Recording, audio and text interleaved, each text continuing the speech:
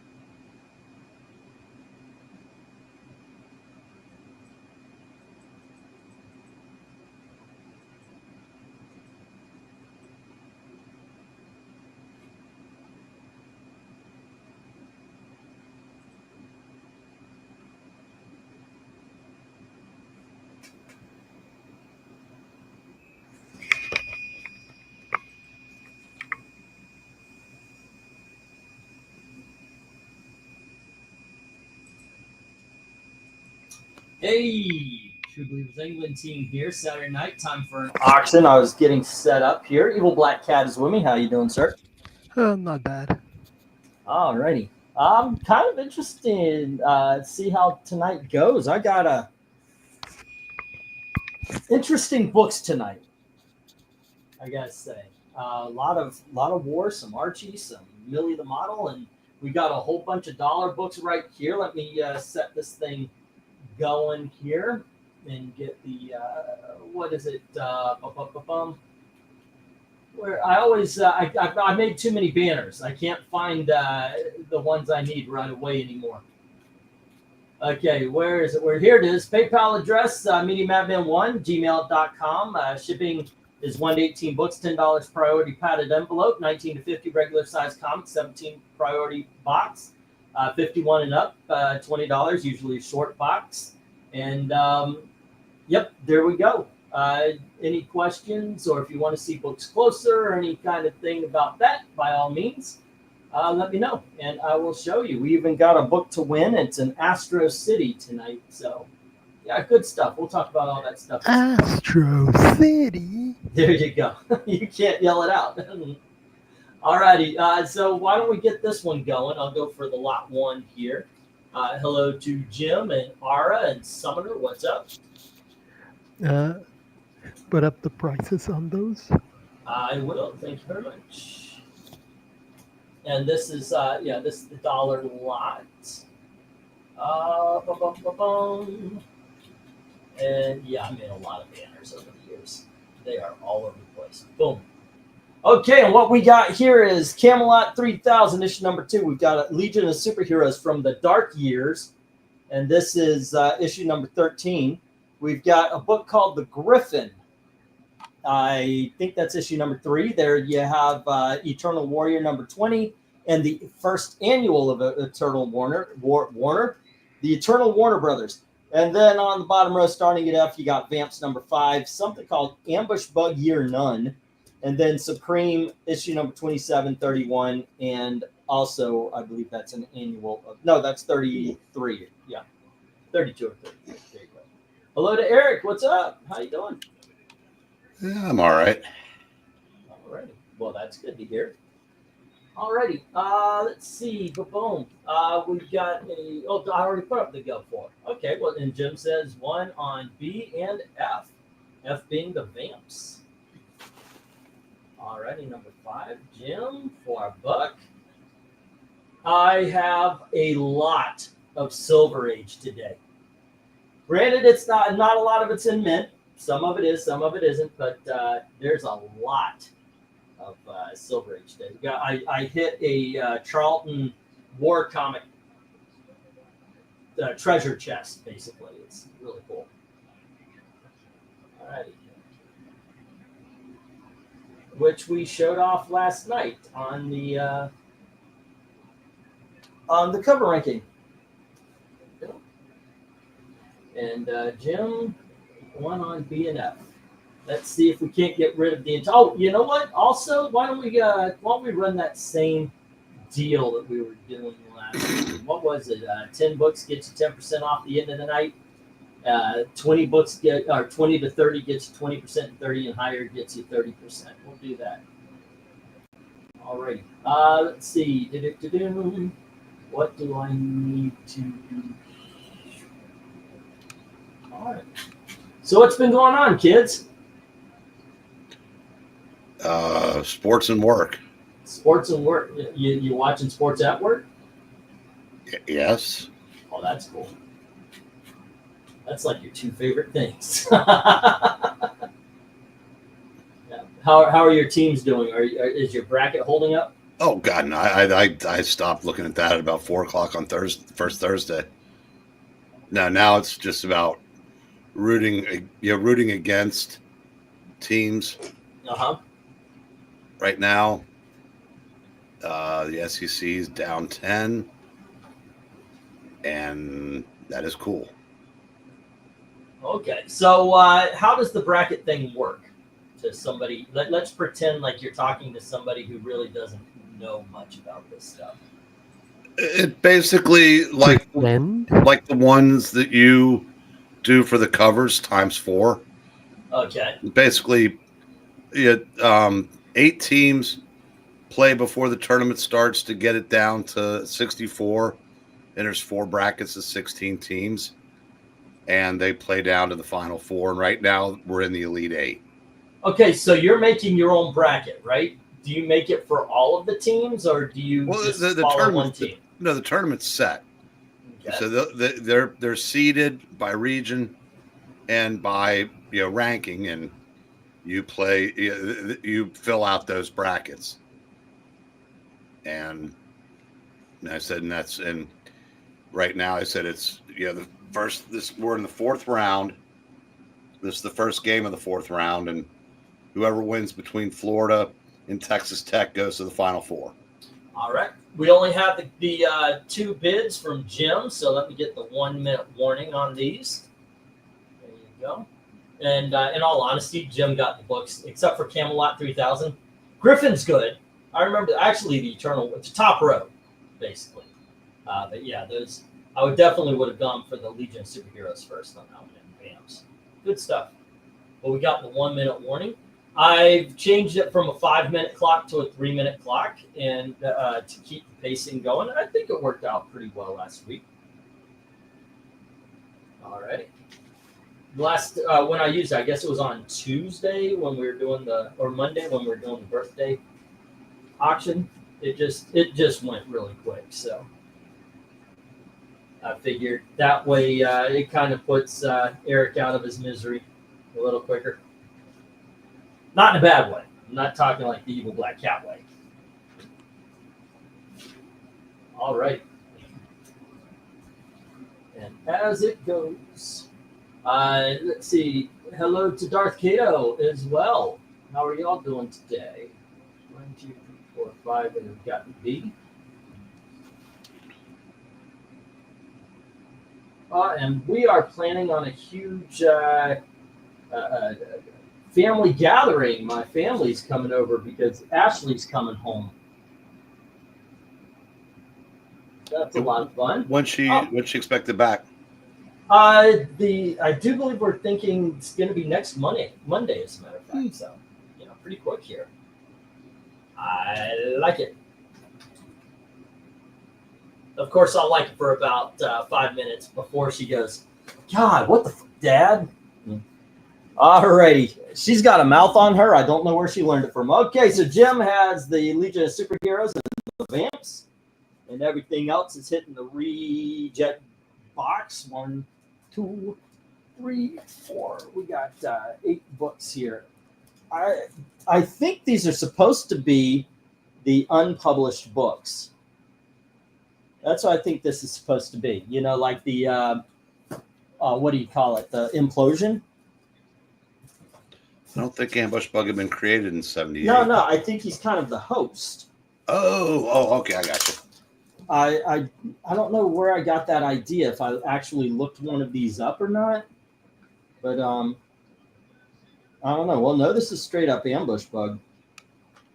Actually, this is older than I thought. No, this is, okay, I'm thinking something different. I'm thinking modern. This is from the year 2000. I opened it up, and the first thing I saw was the Sarah Connor Chronicles, so obviously it wasn't what I was thinking. I know recently they did something with the Ambush Bug where he was hosting, and I thought it was the Implosion books, but it might have just been digital. I don't know if they put it in comic book form. All right. Either way, these are down. Let's get the next round up.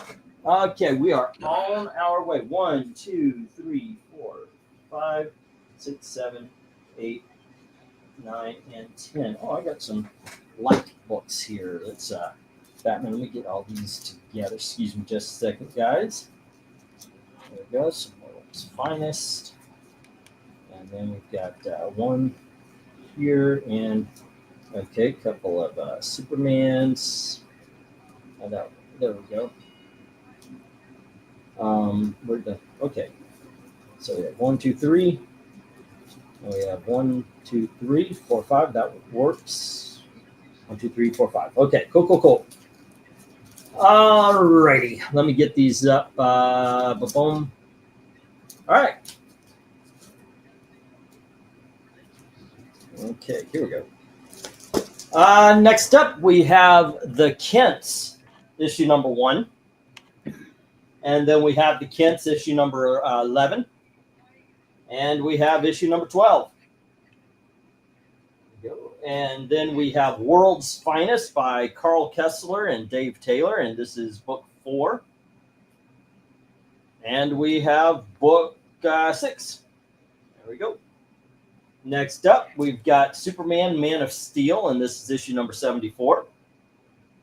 And then we've got Superman, Man of Steel, issue number 79. Here is Superman and Gen 13, issue number 2. Next up, we've got Our Fanboy at War, issue number 4. Never heard of that. This is Mark Avenir and Sergio Aragones with Russ Heath, Marisa. So I think they put them in the War comics. That's what it looks like, unless they roast some people from the dead. Here's Detective Comics number 41. All righty, bidding begins at $1 each as soon as I get that. What is it? Round 2. Round 2. Like, wrong show. Alrighty. Go for round 2. I got to tell you, the Kents is one of those I've never read. Kind of wanted to, but never did. Have you ever read those? Oh, didn't see him. Whoops, sorry. I did. Yeah. I remember liking it. If you put too much thought into it, I think there were some things that didn't make sense because there was really no reason to have anything Clark related, but I think they found a way to shoehorn stuff in. Right. But it was good. So it was kind of Western. They went, oh, well, wait. We're going to put Superman in this somehow. All right, we've got a veteran bid of for F and G getting the Superman Man of Steels. Veteran, I do believe you're at 29 right now. And then once they're in, I'm going to ship all your stuff, which should be pretty good. Oh, no, 19. Sorry, 19. And Droon is at 125 still. All right. Okay, and that is, let's see, Superman Man of Steel. Oops. I know we're a little late, but I'm going to put the 3-minute clock on. Running 3 minutes, of course. I pause the time if we have any bidding wars or anything. I hope we do tonight. That would be kind of cool. Superman Gen 13 was a pretty good series. Yep. Fairchild lost her memory and thought she was Supergirl. Okay. That actually kind of fits, or did I just disappear? No. Okay. I thought you were going to continue with the story there. No, that's pretty much all I remember. Okay. That's the problem when you read so many comic books. We talked about this before. We remember how we felt reading these things more than we do reading a lot of them anyway. I mean, some of them do stick, for better or worse. And Jim comes in with A, B, C, and H being Superman Gen 13. Alrighty. And let's see, that is once again issue number 2 for Jim. Hello to Tony H. What's up? How are you doing today? It's gonna be a good day. Ugh. Oh, okay. Maybe it won't be. Nah, so it got down to 6. I said it's going to be a good day, and you're like, ugh. I know Florida's going to come back and win this, but Florida, what team? Florida Gators, the main Florida. I know. They were down 10 a minute ago, but I just know that they're going to come back and win. Well, that's good. No, it's Florida. No. Why No. is Florida winning bad? I don't want the SEC because I'm sick of hearing about how great they are. And it's not anything about how Florida produced a guy who has you watch Prisoner on auctions every Saturday night. Well, I mean, that's another reason to root against them if that's what you mean. But no, I didn't mean to say that out loud. Yeah, you said it plenty of times out loud, sir. That's a rumor.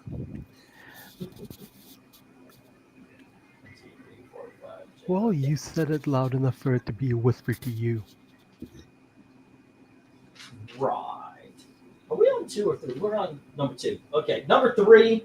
Man, I got a book in number 3. I showed it off at the show last night.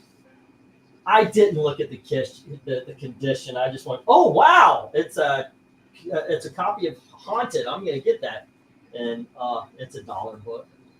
So I was so sad about that. All right. Oh, just got that 3-minute alarm. So let's get the 1-minute warning. There we go. And right now we have Vezrin with F and G and Jim with the Kents and the Superman Gen 13. No love for the World's Finest, the Detective, or our fanboy at World War. War. That's what I'm trying to say. War. What is that good for? Absolutely nothing. I just don't buy into that, but I don't think a lot of people around here do. Fanboys at war. Does anyone get accused of being called a birthday party clown? I think so. Really? Is he at it again? Did he ever stop? I don't know. I haven't been paying attention, in all honesty. Has he really been that bad? I pretty much stopped watching his videos, and there's the miss, the front end of the 1-1. Yep, Texas Tech's going to be about to be the kid that is enjoying what he's eating until he finds out it's liver. He just spits it all over himself. Well, liver's good if you can cook it down right. to 3. Actually, yeah, I like that myself. Yeah. The only question now is, does Florida cover? Because they've already won.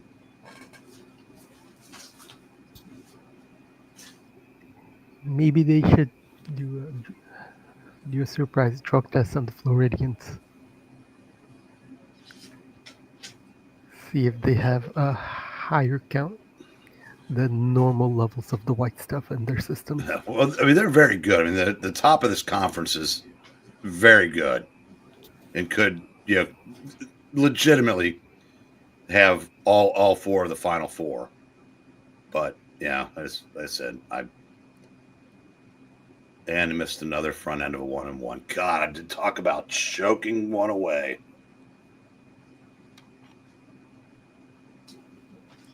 Not since I was married. And Superman Gen 14 for Jim. Okay. Let me go through these. And we're tied. Okay, we're tied. Cool. Who did we No, lose? not cool, but inevitable. So What just happened? Are you guys there? Yep.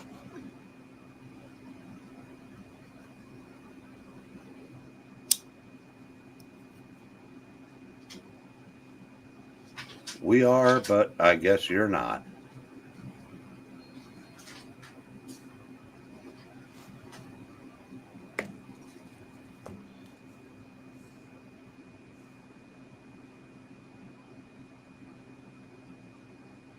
Are you guys there anymore?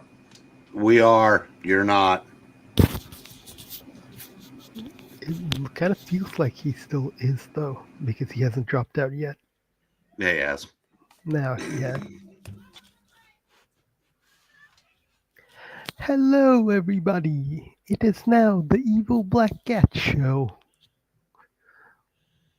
And in his first act in power, he fires me, effective immediately. No, you're stuck here.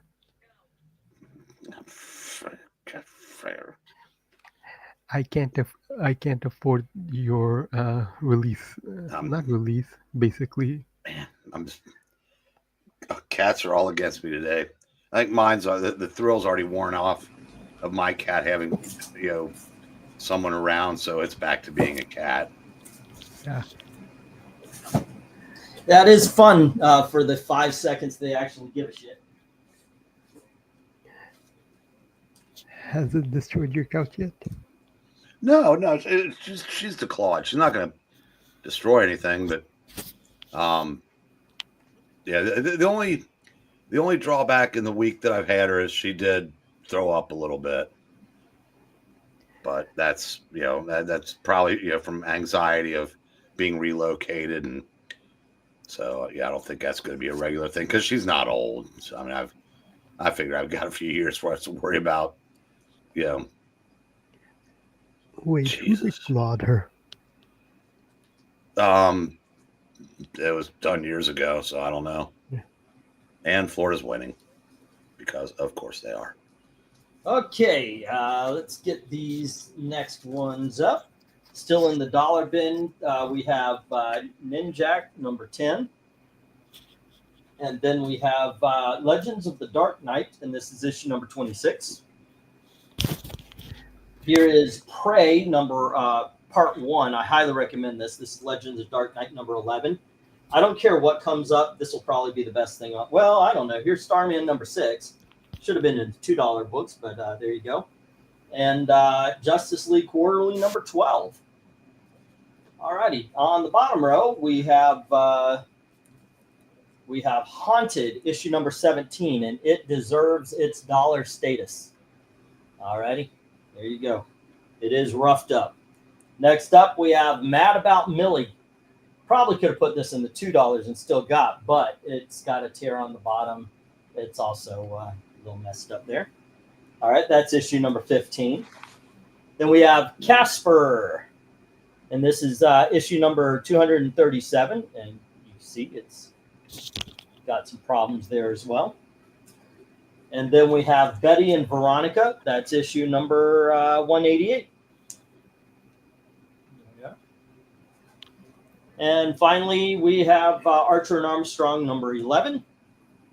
And let me get the go for round 3. So where do you go for on this particular lot there, Eric?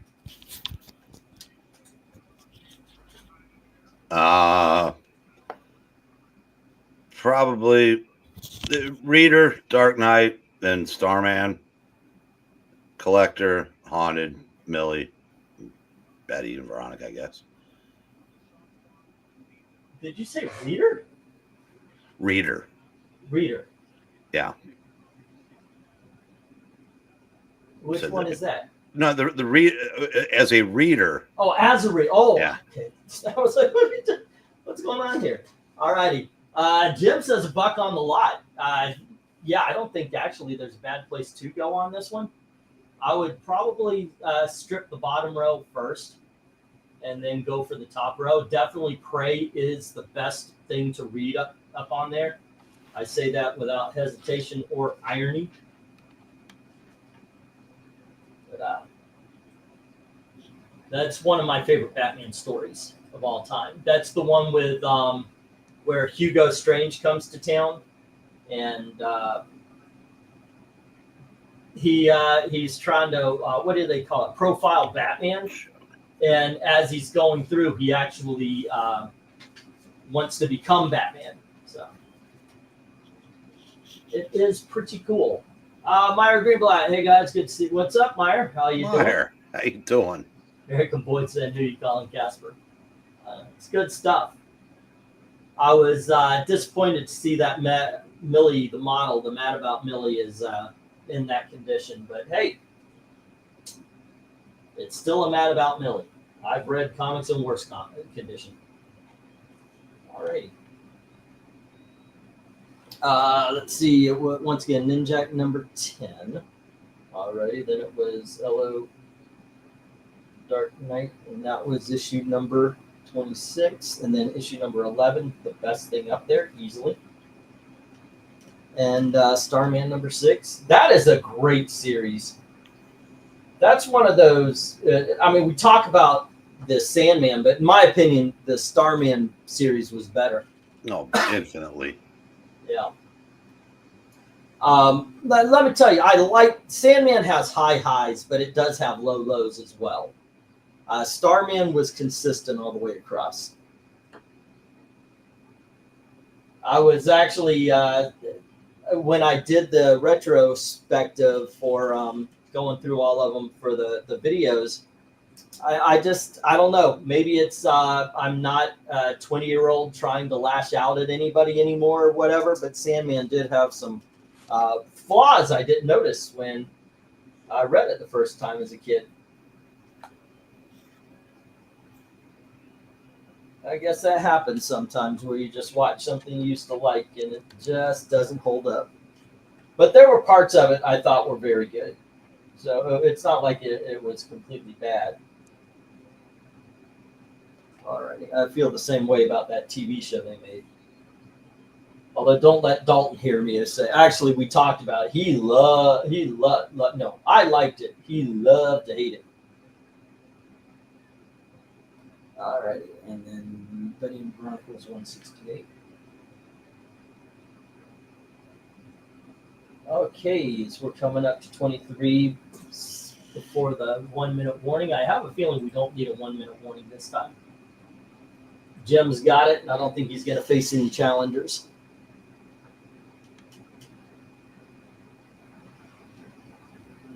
All right. So if y'all don't mind, I'm going to just call it instead of doing the 1 minute warning, and we'll move on to the next. All right. And let me get the stop. There we are. And well, Jim's got the lot at $1 each. There we go.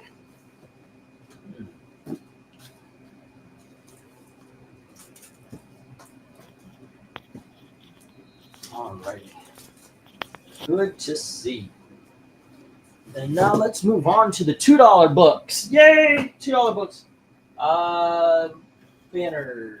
Where is it? Where is it? Here it is. Here it is. Romeo, where there? You ever see that episode of Our Gang where they do the Romeo and Juliet? Mm-mm. And Buckwheat is Juliet. And he does, no, he's Romeo and Alfalfa is Juliet. And he does the whole Romeo, wherefore art thou? And Buckwheat pops up and goes, here I is.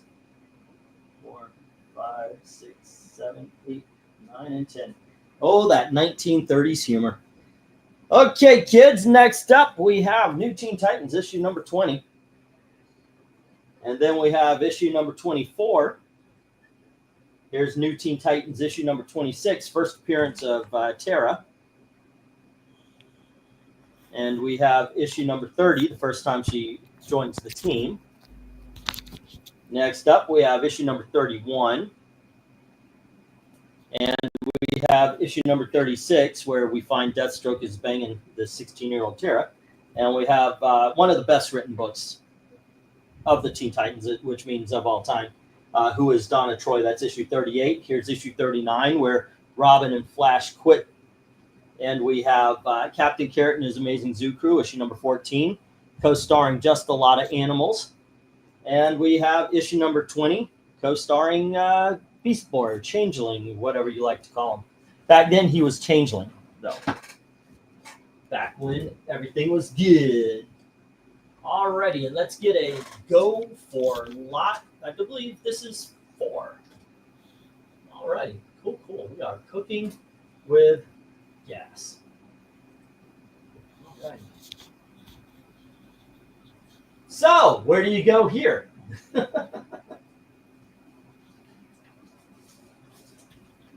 Oh, they're silent. I'll tell you what. If you are looking to try, if you haven't gotten these yet, or if you're looking to try something, don't skip on Captain Carrot. It's a lot of fun. It's silly. It's kind of stupid, but it's a lot of fun. But if you're going for the Teen Titans, I highly recommend the first one, issue number 20. It's Wally West is writing a letter to his parents, and he's telling a story of their adventures. Beyond that, all of them are great.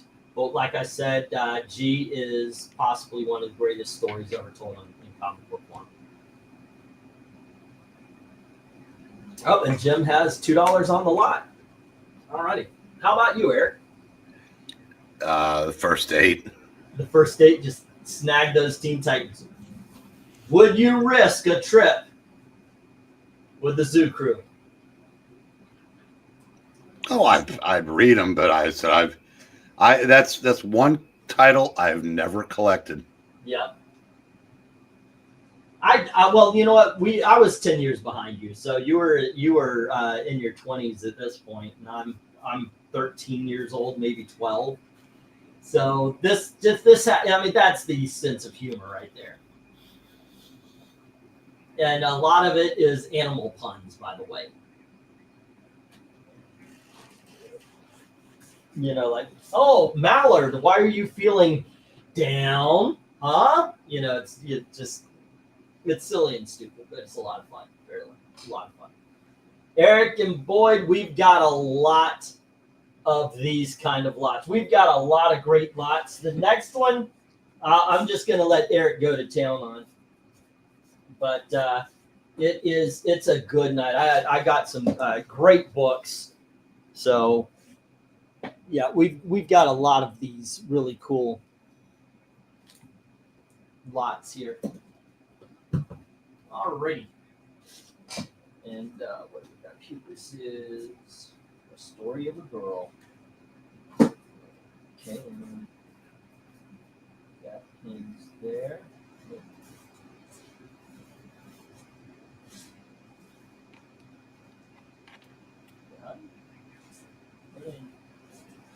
That's one. That's 2.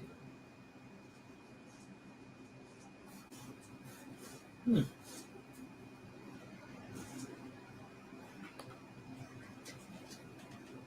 All right. These are grabbers. Yep, and right now Jim has them, and we just got the end of lot. So I'm putting up the 1 minute warning. If anybody wants to challenge them for the lot, it's at it'll be 250 or higher, and we'll get the 1 minute warning here. And oh nope, I hit the wrong one. And boom. I was thinking of sharing these because I remember the last time I shared it out, you guys could actually hear it. You can hear the alarm for when a lot ends. Alrighty, and it was, by the way, New Teen Titans number 20, number 24, and 26 is A, B, and C. And then we had issue number 30 and 31, and that filled out the top row. And next we had on the bottom at F is 34, then 38 and 39. And then we had Captain Carrot's Amazing Zoo Crew, and that was issue number 14 and 20. Alrighty, and if you figured out that I was reading that to write stuff down on Jim's page, you are absolutely correct. Correct. Yeah.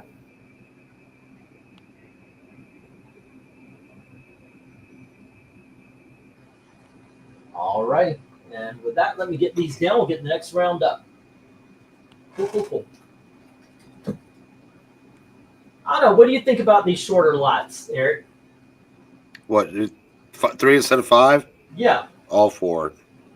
I mean, if like I said, if there's a bidding war, obviously, but I think it stops from the sitting around. It's got a better pace to it. There you go. All righty, Jim's got the lot, so let me get these down, and we will get the next round up. Excellent freaking books here, guys. Really good stuff here. All righty.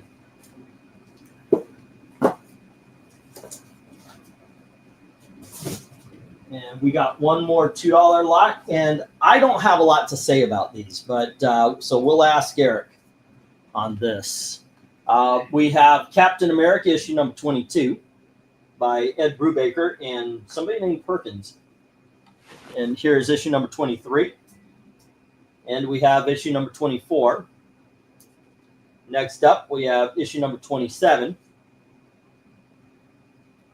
And then we have issue number 28. And this is Epting and Brubaker. Next up, we have issue number 30. And we have issue number 31. By the way, that was a ranked cover. That is a really good cover. And then we have 32. And here is issue number 35. And we have issue number 36. All righty. There we go. Bidding begins at $2 each as soon as I get that go for lot 5. All right. Go for lot 5. And we're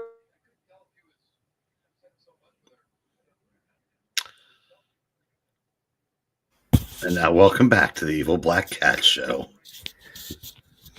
Yes, now we're going to get notes from our readers. Meyer Greenblatt says, "Here I is."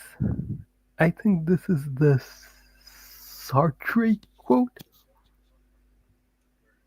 I'm guessing satire. Maybe. It's capitalized, so I'm not sure. I don't know. Buckwheat was deeply reflective for a 6-year-old. Eric and Boyd says, 3 minutes is a great time. Like Eric Green, my time left a lot on this rock is limited. all right. Great. Now we've got a poor man's Evil Black Cat in the chat. I thought Evil Black Cat was Evil Black Cat. All right, this is going for, I believe this is lot number 5, right? Yeah. All right, here we go. And what can you say about this, Eric? There's a lot of stuff I could say. Okay. I'm just choosing not to. All right. Oh, God damn it. what can you say about your sports ball? The Red Sox have left a small city on base tonight. No, this is the best comic book run of the 21st century. Period. Better than Hawkman. Better than the better than the JSA. This is the pinnacle. I mean, it was like reading a good spy movie, and it was fully integrated into what was going on at Marvel at the time. Which, fortunately, Marvel was doing very well with everything but their treatment of Spider-Man. Again, if this had been finite. What are you about to say, Black Cat? I was going to say this is the second best run in the 21st century, and everyone should buy it. Everyone that doesn't have it should try to bid on it. Okay, I'm curious, what gets the Duke over this for you? Green Lanterns. The Green Lanterns, Like from which one? The no, Rebirth? No, Green Lantern, the one Jeff Johns was doing, and the the Green Lantern core series that Tomasi and the artist Dave Gibbons was doing. I read both of those. I would still take this, but that's not that's not the what you proposed. And more than I said, you out of your fucking mind, because that was excellent. But I said this. I think Ed Brubaker is just a phenomenal writer, and this was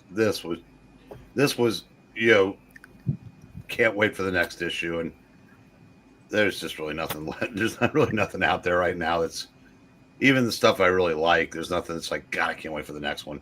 But not like this stuff. Fortunately, there is no takers on Captain America. I have seen others talk about this, but Captain America doesn't sell.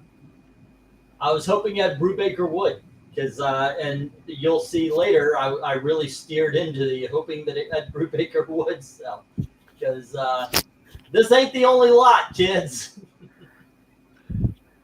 There's going to be one more lot of Ed Brubaker Captain America towards the end of the show. Well, if when you do that one, if it gets bids, if it's somebody that wasn't here when you're doing right now, that's the plan.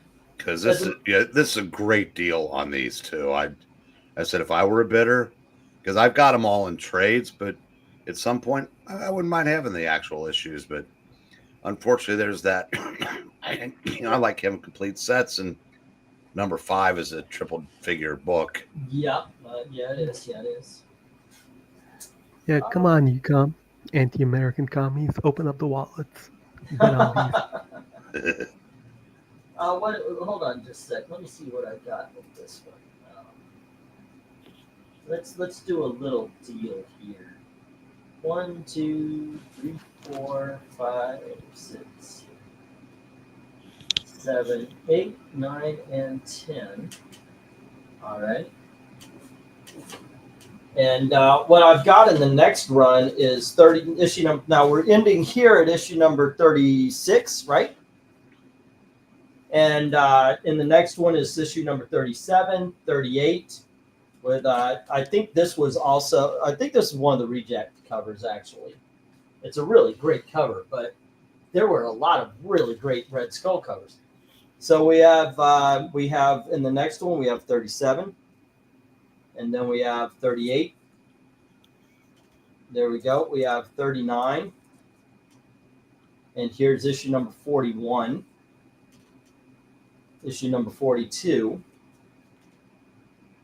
issue number 43, and issue number 44, 45, and then issue number 49, and issue number 50. That's 20 issues all told. I was asking $2 a pop. What if right now you buy both lots? I'll go 15. We'll go 25% off. It'll be $1.50. $1.50 each issue. There you go. Yeah. Alrighty.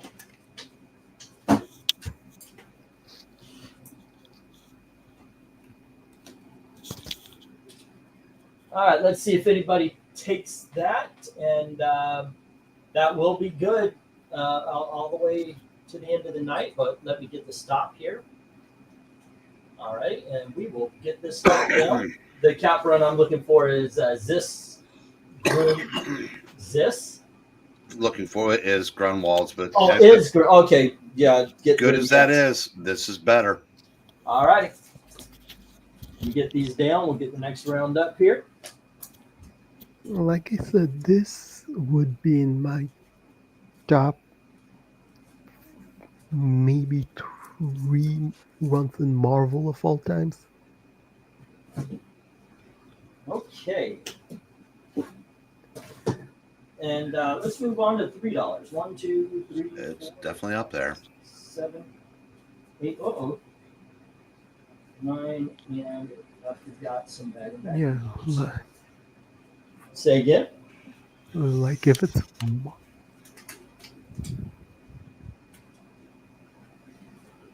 Did I drop? like I was saying that the Brubaker Captain America would be in my top 3 Marvel runs of all time. Okay. That there was an MTV show. It was like it was an interesting thing more than a good thing. I don't think the way they ran it was very good, but it was called The List, and they would pick out topics, and people would make a list for it. And you know that might actually be a fun thing to do.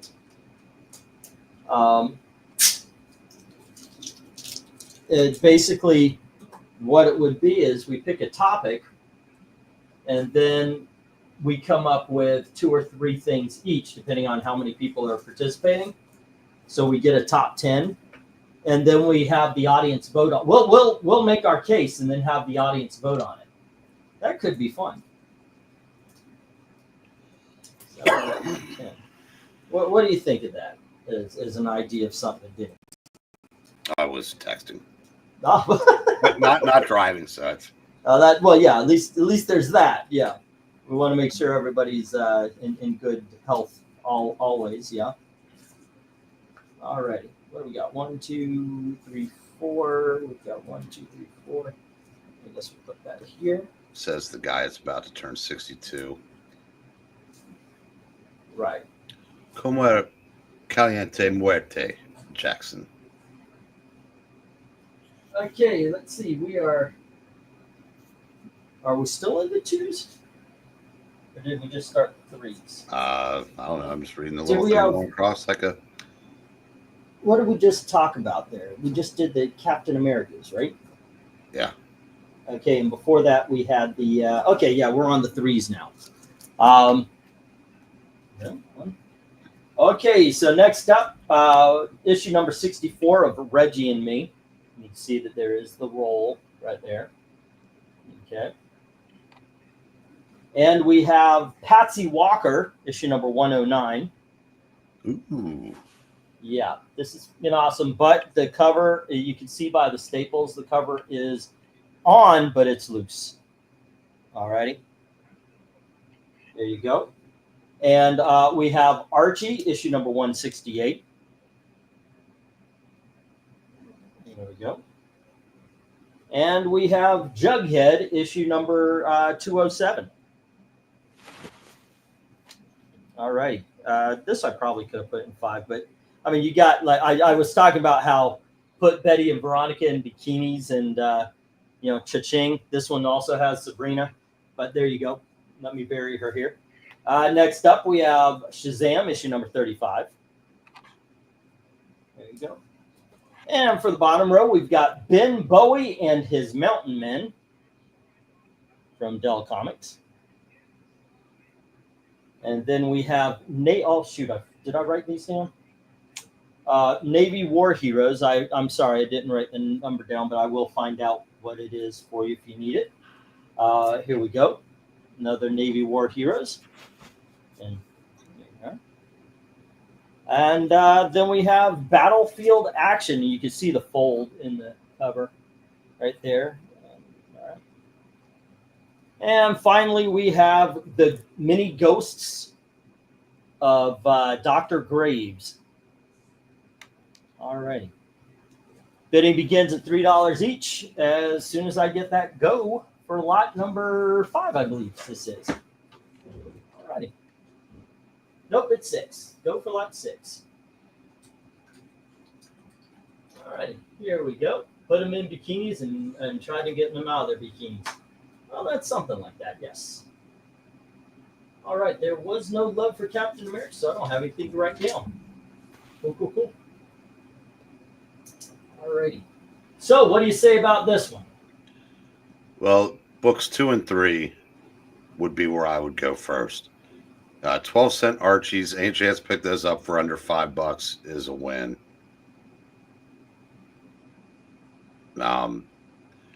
Yeah, I've read my share of Navy War Heroes. I like them. The Shazam was toward like at the tail end of the run when they actually started doing comic book stories and not just like little kiddie stuff. They actually tried to make that a legitimate superhero comic. And so I like those issues a lot. And Many Ghosts of Dr. Graves is always cool.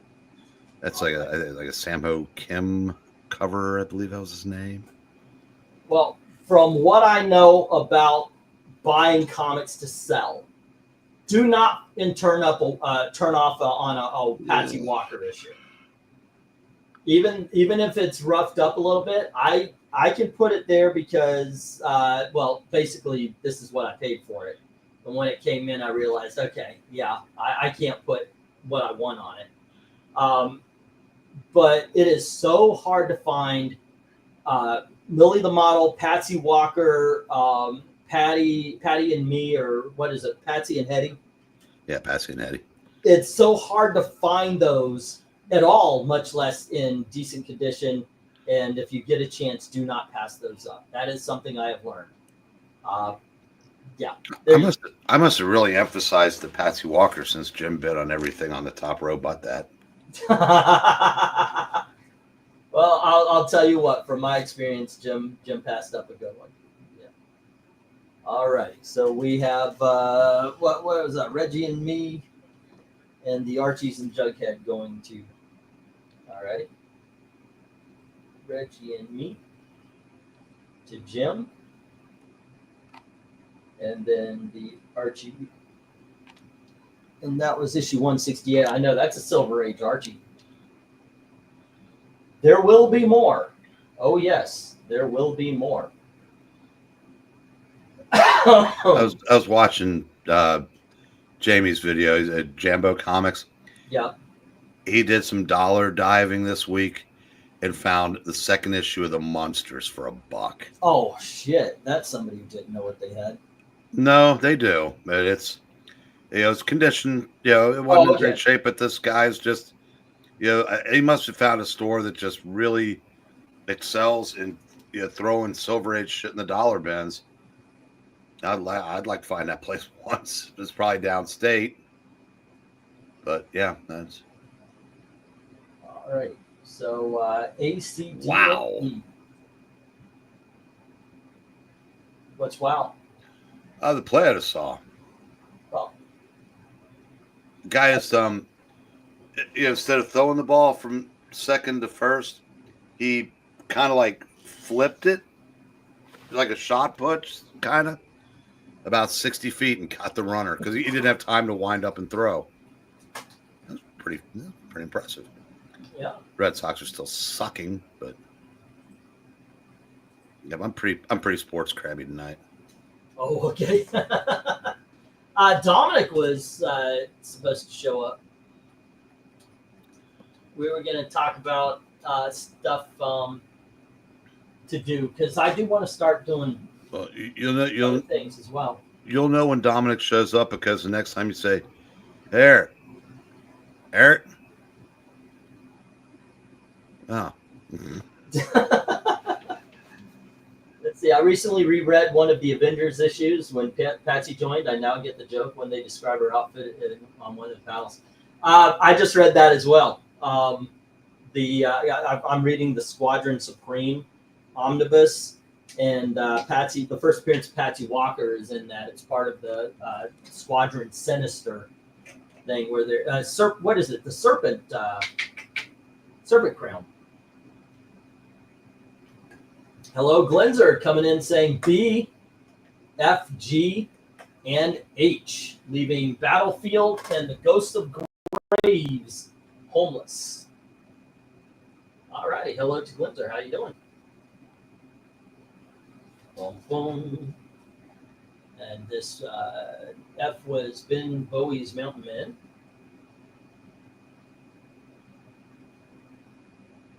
And that's with Glenzer. And then Navy War Heroes.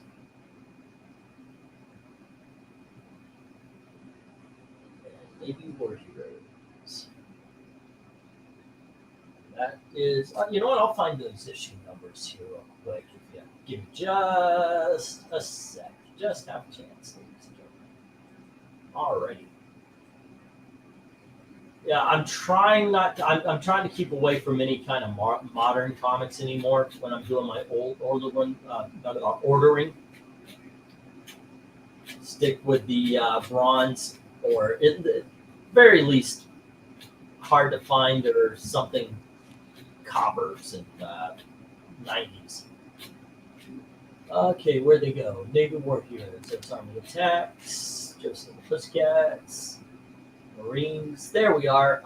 That is Navy War Heroes. The yellow one is issue number 3. And it's the green one is issue number 5. All right. And number 4 is going to be later, I guess. Okay, there you go. Hey, RDV, what's up? How you doing? Okay, we got the 1-minute warning, and I guess I should just get the stop here. All right. Yeah, Glenzer, you should bid heavy because you had no business winning that bet. Texas Tech hadn't gone. All righty, let's see. We only have Battlefield and Ghosts of Graves left. You know, I've done this before. I'll do it again.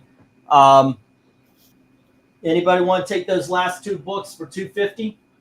We'll do a 2 for $5 deal. If you're interested, just give me a heads up. I'm gonna talk in Texas Tech the rest of the night. Oh, okay. Oh, goodness gracious. Here we have Reggie and me going to Jim. All these are at $3. There was no pushback. Patsy Walker to Glenzer. Archie 168 to Jim. Did I say Glenn at the top? Jim for Reggie and me. Patsy Walker to Glenzer. Archie 168 to Jim. Jughead to Jim, as well as Shazam. And then we have Glenzer getting the Ben Bowie and the 2 Navy War Heroes. I don't see anybody taking me up on the offer, so these go into the reject pile. All right. Good times. Good times. There we go. 1, 2, 3, 4, 5, 6, 7, 8, 9, and 10. All righty. Next up, we have Green Lantern, Green Arrow. This is issue number 91. And then we have issue number 92. Next up is Green Lantern, Green Arrow, issue number 105. Dr. Polaris. All right. And next up, we have Green Arrow, Green Lantern, issue number 117. And here is issue number 118. Next up, we have Green Lantern, issue number 124. I guess he kicked Green Arrow out. And we have Green Arrow, or Green Lantern, issue number 125. And then we've got Green Lantern, issue 127. And we have 80-page Giant for JLA. And we have 80-page Giant for Superman. All right, bidding begins at $3 each. Let me get the go for lot 7. All right, hey, we're moving along, aren't we? It is 8:59. We're on number 7. I wonder if we can actually make the 9:30 for the big dogs. I remember a long time I said, hey, we're going to do that. And yeah, it never worked out. All right. That's that. All righty. There you go, kids. Let's see. All right. The first two Green Lantern, Green Arrows, I know for a fact, were drawn by Mike Grell. He may have still been on art by the third one. Alex Sevek had taken over by the fourth and fifth one. And I have no idea why they. Yeah, I guess they wanted to put Hal in space more, and it was getting tougher to figure out ways to drag Ollie along. Okay. Well, yeah, I think a lot of fans, especially nowadays, think Green Lantern's a space hero. Yeah. And I always liked him better on Earth because I like the fish out of water type of stories that lends itself to. Yeah. Well, that makes sense. Let's see. 7, 8, 9, 10, 11, 12, 6, 9. I kind of prefer how they started like doing two books. One where it's all the Earth stuff, and the other where it's space stuff because they have enough lanterns. With some lanterns being on Earth. Yeah, like since the 2005, the thing I was talking about earlier, they did like Hal would have his adventures on Earth, and then there's the greater core where the rest of the characters would be. And then during DC Rebirth, they had the two new ones, Jessica and Simon on Earth, while the four core men were in space doing their stuff. And I guess it was inevitable, but I honestly thought that Kyle Rayner had a better supporting cast than Hal ever did. So I enjoyed the Kyle Rayner run of Green Lantern a lot. In fact, I'm just now starting to kind of warm back up to the character because he's acting more like Kyle again. All right. I'm loving what Jeremy Adams is doing. Kyle is the supporting cast now. So, alrighty. And on this one, we've got. Let's see, when was this? 8:59. We're at 9:02. So let me get the 1 minute warning up. 1 minute warning. There we go. And at this point in time, Jim has F, G, H, and I, E. Do you still have any comic books set aside for me, or have we even up? Well, we've got last week's, Tony. I believe it was last week. Yeah. That's the only thing I know that is there. But otherwise, yeah, we're as far as I know, we're all settled up.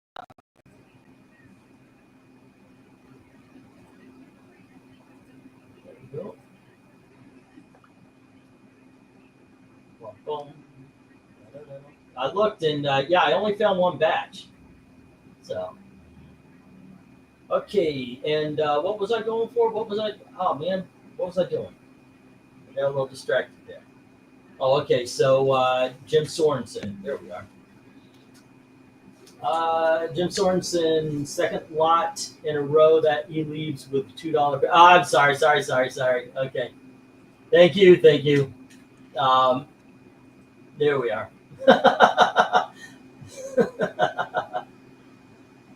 I'm glad I finally got around to reading Hush. Great story, a lot of rain. As well, most of the great stories have. Yeah. Okay, and Jim, once again, let's see, let me get these written down here. Has F, G, H, and I. And that's the 3 Green Lanterns and the JLA Sentry, the 80-page giant. Okay. Green Lantern, Green Arrow. And that is issue number 124 and 125. Alrighty, and the third one was issue number 127, and I think we looked that up. That's Brian. That's a Brian Bolland cover. That's 7.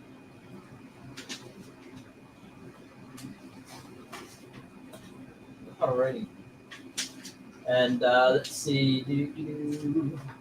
Yep, caught up on all the comments. All right, and along with 57, it was the JLA 80-page special. So the top row, No Love, as well as the Superman Eyewitness.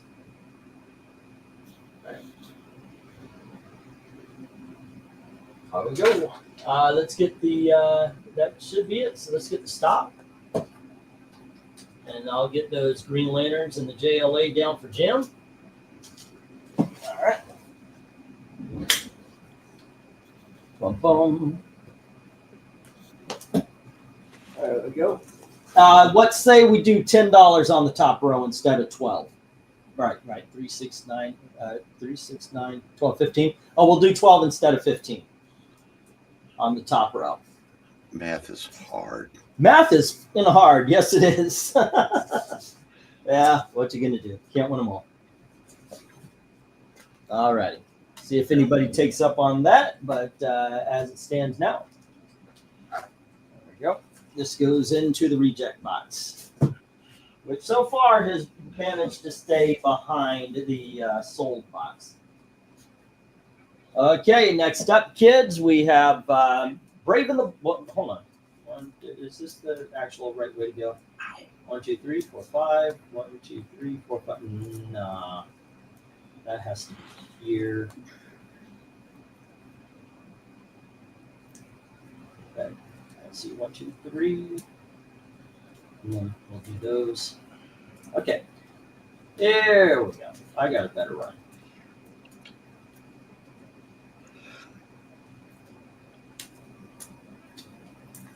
All right, next up we have Superboy number 0, first cameo of King Shark.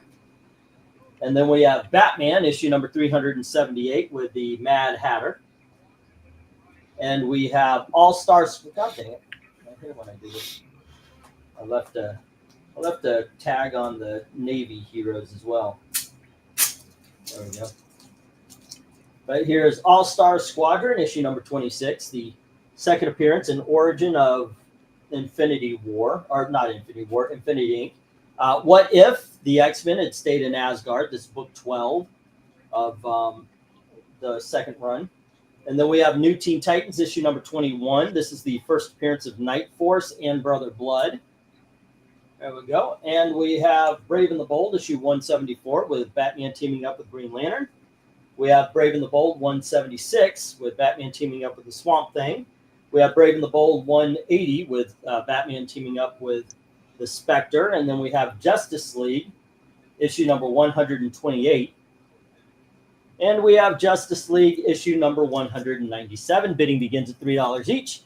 As soon as I get that go for lot 8, right? I think it's 8. Yep, go for lot 8. All righty, go for lot 8. There we go. All right. So where do you go on this one? That's a lot of good books up there. I would go to the Justice League because I bought that new. About the second month I was buying comics. I remember that like it was yesterday. But the only thing I honestly... 9 to 10 are no-brainers for me. What if I like, but it's a distant 10th on this board for me. All right. Well, the first one to get any interest is H with Bezrin. All right. What lot is this? This is lot number 8. All right. And H, which is Brave and the Bold. I believe that was 180 with the Spectre. That's Bezrin. Going 3. All right. And let's see here. Jim says B, which is the Batman. All righty. And that was issue number 378.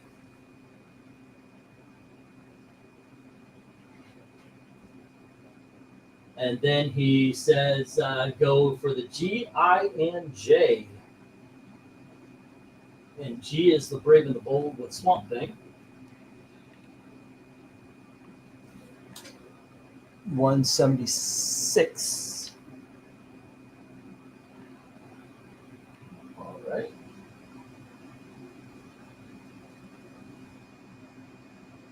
And let's see, we have an I, which is Justice League of America, 128, wasn't it? JLA 128.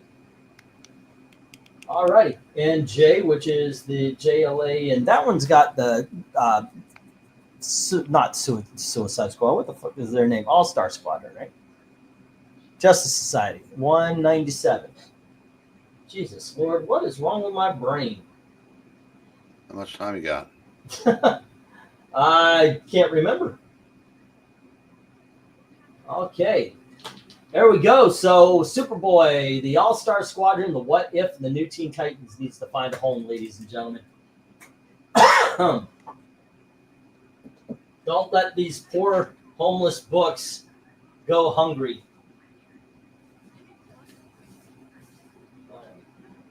They need a place to stay. All righty, and this one is all right.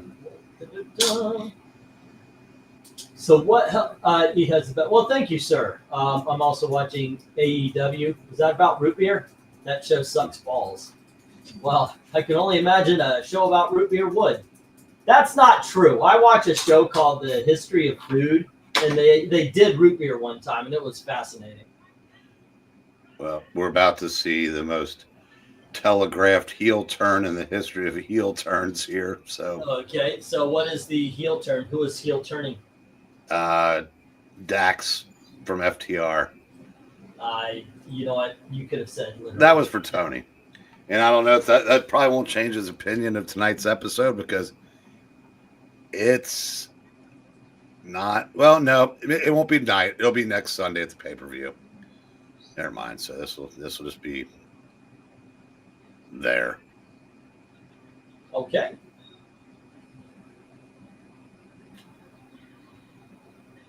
Let's see. All right. We are 27 seconds away from the end of this lot, and the entire top row, and Green Lantern and Batman, that Brave and the Bold needs, not the entire top row. Batman has love on the top row. All right. Bezrin right now has the Brave and the Bold with the Spectre. That's issue number 180. All right. And Jim had, let me see, he had Brave and the Bold at number 176. And he has JLA, issue number 128 and 129. All right. And also Batman number 378. Great deal on that Batman. Great deal, if I say so myself. And I do. Hey, honey. How you doing? Fine. I just talked to Ashley Butler. Yeah, how is she doing? She is getting ready to. Is she excited or not very about coming back home? She's excited. All right. Yeah, we're waiting for our daughter to get here. We're really. I'm looking forward to it. We haven't seen her. She's as excited as we are, but No, of course on not. some levels, I think she is. We're the parents. They're not supposed to be as all gushy as we are. 1, 2, 3, 4, 5, 6, 7, 8, 9, and 10.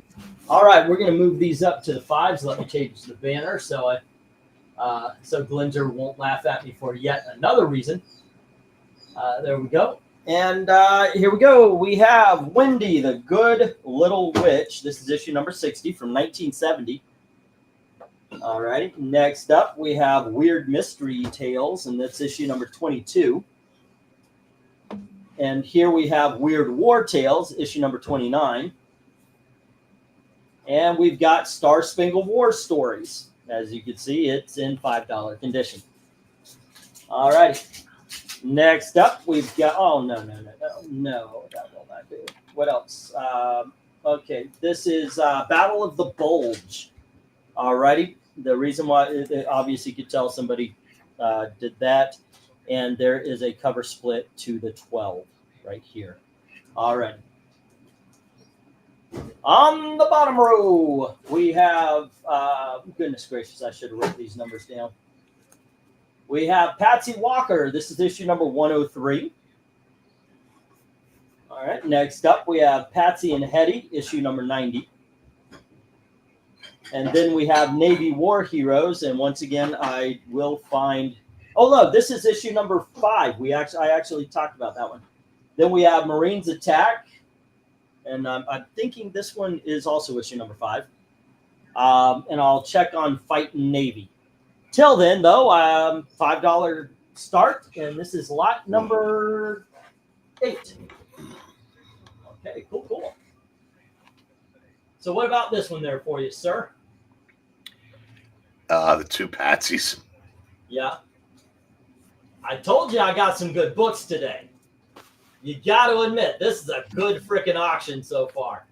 Especially allowing to keep the prices that I normally have. This is a great auction so far. Damn near everything should have sold at this point. Have a good night, Darth Kato, except for Darth Kato saying it's not his cup of tea. Alrighty, let's see how it goes here. Let me get those numbers for the Navy. The Navy Attacks is issue. What? Hold on, just a second. What is it called again? Navy War Heroes, not Navy Attacks. Navy War Heroes is issue number 3, and then we have Marine Attacks, and that's the guy standing up against the fire. That's issue number 2. Issue number 1 will be coming up in the big dogs. And then Fighting Navy, that is issue number 119 from 1965. There you go. I hear a kitten. Yeah, it's the cat that Gail adopted. What is ever mentioned on how Casper the Ghost died, and did he have a last name? I know his first name was Corky. Yeah. And I think it was like Corky Castellano, and it was a mob hit. Not a lot of people talk about that issue. They went dark. Peter pet that cat? Nope. But Gail is. Gail picked him up. He's been looking for Gail pretty much all day. Well, I know you didn't hear mine because it won't wake up long enough to make any noise. Ah. That is the way it is. Let's see. In the last one, let's see, Jim had Batman. If you believe that, I have a bridge in the swamp to say. Oh, about the Corky Castellano? Oh, no, don't count that family out. They are vicious. Let's see. Brave and the Bold, 176. For Jim last, and the JLAs. 8 and 7. All right, this puts 3, 6, 12. This puts him 72. There we go. Only really had 2 bidders today, so thank you, Jim. Let's see. Veteran on that last one, and Raven the Bold 1. Alrighty. And he's a 5 right now. Okay, and no Windsor. And so far, no love for these Silver Age and Bronze Age books. Wow, no love for the Weird Mystery or the Weird War. That I am kind of surprised at. All right, we got the stop. Let me put up the 1 minute warning. Give someone else a chance and a try. He was taken out by Tony Soprano's great grandfather. Exactly. Now you get it. You must have read the same issue. There you go. Alrighty, and I just started the 1 minute warning, and as it stands, once again around the block here, we've got. Oh, that's the wrong one. Nobody. We've got no bids here. Okay. I hope that's not a sign of things to come. You know what? I don't need to leave. Do the last 30 seconds here. Let me get the stop, and we'll just get these down.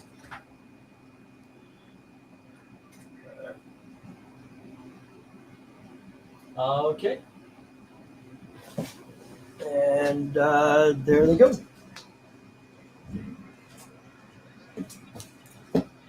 All right.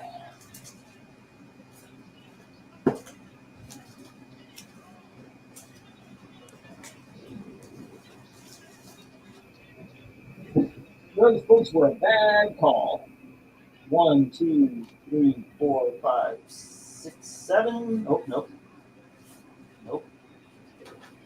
Not so many $5 ones in this one. I ordered 4 packs of the 100 boards and covers from Amazon. When I got my package, it was beat to hell, retaped, and missing one of the covers. And well, that's something to complain about. All right, how many do we have here? 1, 2, 3, 4, 5, 6, 7. Okie dokes. Let's see. We have Millie the Model, issue number 204. And here is the Spectre, number 8, the glow-in-the-dark cover, as well as Superboy, number 74. All righty. And then we have Looney Tunes, number 1. And we have Superman Special, number 3. And we have Bullwinkle and Rocky, number 1. Let me move these down a little bit. And then we have a small set of books. It's called Parallel Lives, and it's books 1 through 5. It's Green Hornet Parallel Lives. Alrighty. And there we go. Let me get the go for book or lot 9. There we are. All right. Go for lot 9. There we are. Let's see how this one does. Any interesting ones for you here? Yes, the Superman special. Absolutely.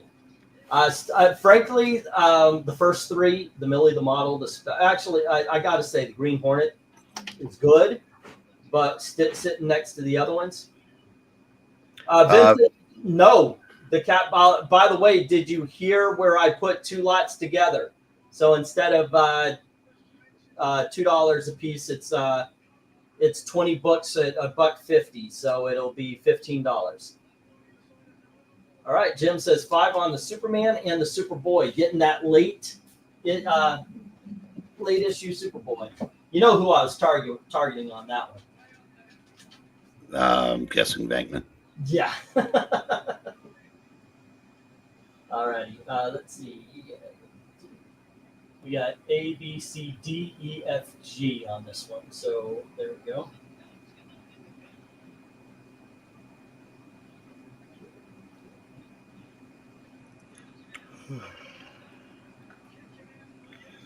And that was Superboy. 73. Yeah, those later ones are harder to find.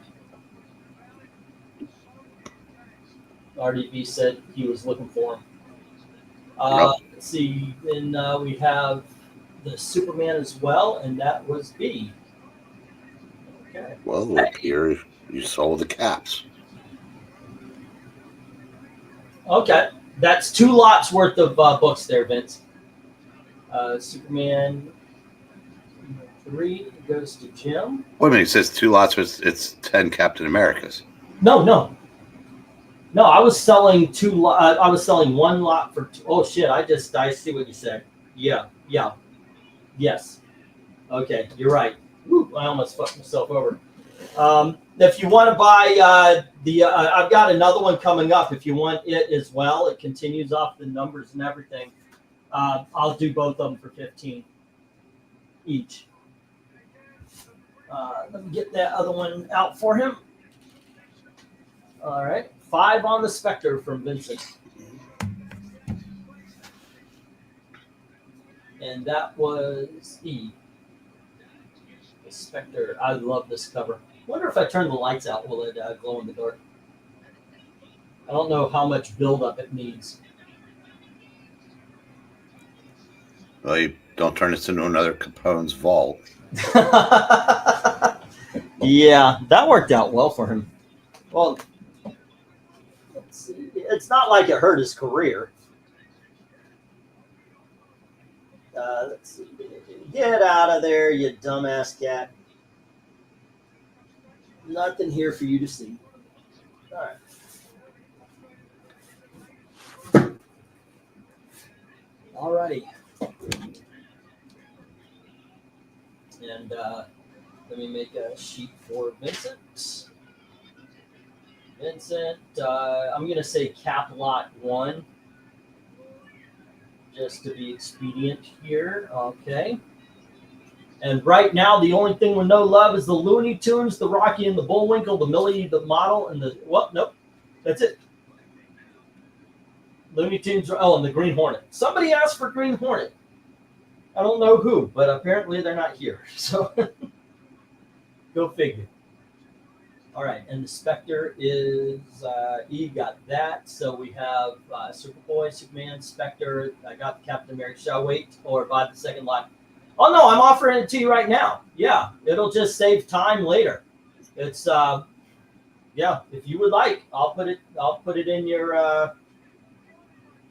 on your page right here. There you go. Okay. I got you down for it too. Let's see. Where go.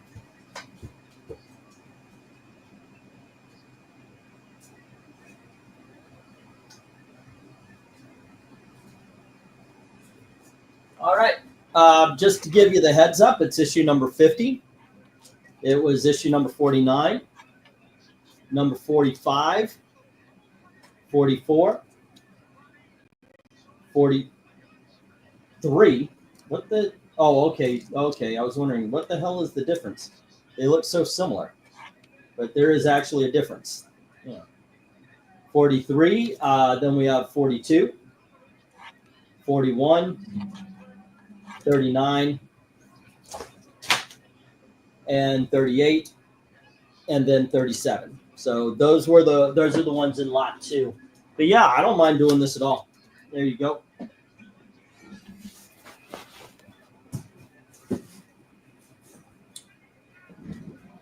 Okie dokies.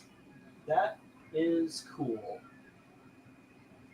Let's see what else. Oh, I should be getting the 1 minute warning at this point. 1 minute warning. There we go. And once again, no love for the Looney Tunes or the Bullwinkle, the Millie the Model, or the Green Hornets. And let me hit that clock. All right. Yeah, I'm always on the lookout for later issues of a lot of titles, actually, from the 90s, because you just find out. That was a very nice purchase, sir. I agree with that. Thank you, sir. After this, we're going to go into Big Dogs. A lot of $8 books. But I'm a little bit worried because a lot of them you've seen before. Not like I've had them here before, but in the auction, they were a little banged up, but at lower numbers. The next ones are in better condition. Okay. Let's see. We have 18 seconds. I'm just going to put the stop up. If anybody, well, I got to be fair. All right. Flash. We've been rewatching Game of Thrones. What a great show that is. I want to show my wife, what is it, The Last of Us?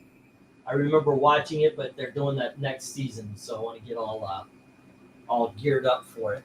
Okay, dokes, ladies and gentlemen. Actually, I don't think there are any ladies here today. Looney Tunes, the Rocky and Bullwinkle and the Green Hornet, No Love, as well as the Millie the Model. Okay. But the DC comic goes with the Superman special, goes with Jim, the Spectre with Vince, and the Superboy with Jim. All righty. Cool. Really? All right. Hey, it's Dominic. How are you doing today? I'm doing well. I just got back from picking up a few books at one of my local bookstores, as well as watching the Looney Tunes movie for a second time. Yeah, I hope it's out at my theater. I want to see it, but we've had troubles. You know, I've told you guys I have trouble with the car, so I'm afraid to go out leisurely. Because if we get pulled over, we're losing the car. They're gonna tow it. But god dang, I heard that's a good movie. It really is, dude. It's great. I am so jazzed to see that too. All right. Let's see. Do I have that's Air Attack, Air War Stories, Okay, that's 1, 2, and 3. Army Attacks, Army Attack, Marine Attacks, and then Marine Attacks. Okay, that one is before that one. Oh, another Marine Attacks. Shit, Taki Mushrooms.